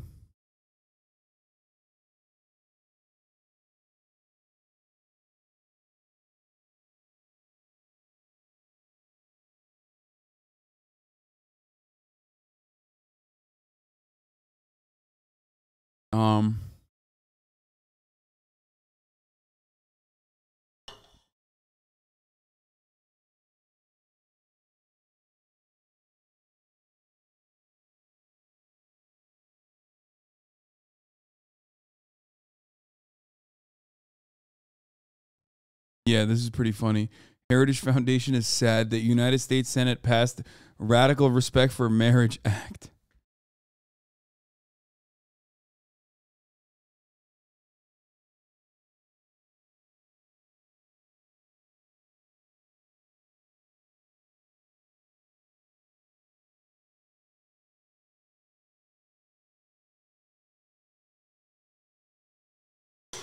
All right. Well, I'm gonna end it here. I said I was gonna watch Community today, but I'm not. I'm tired, and my brother's here. I'm gonna go hang out with him a little bit. I'm an L streamer. Okay, that's what is one of the major advantages of fucking being able to work for yourself. Okay, there you go. I could just say, here is the last 3-minute ad break, and then fucking quit it when I'm tired. Have you watched Community before? Yes, but a very long time, and I don't remember anything from it. Some updates on what's going on. I have an XQC stream on Friday, pre-streamies. I have Boy, and I Did a Thing staying at my place starting tomorrow. I have a podcast in the morning with Daily Dose of the Internet and Cutie Cinderella, and Will Neff is finally back. We are going to be filming that for next week. As an episode we're filming for next week. Yeah, no, we have no, not Felix Biederman. Felix said next week. I don't fucking know, dude. I think he's like too busy. But yeah. Your Daily Dose of the Internet is going to be on. The Multiverses ad is not up. Yeah, Felix is fucking so Hollywood, dude. I'm serious.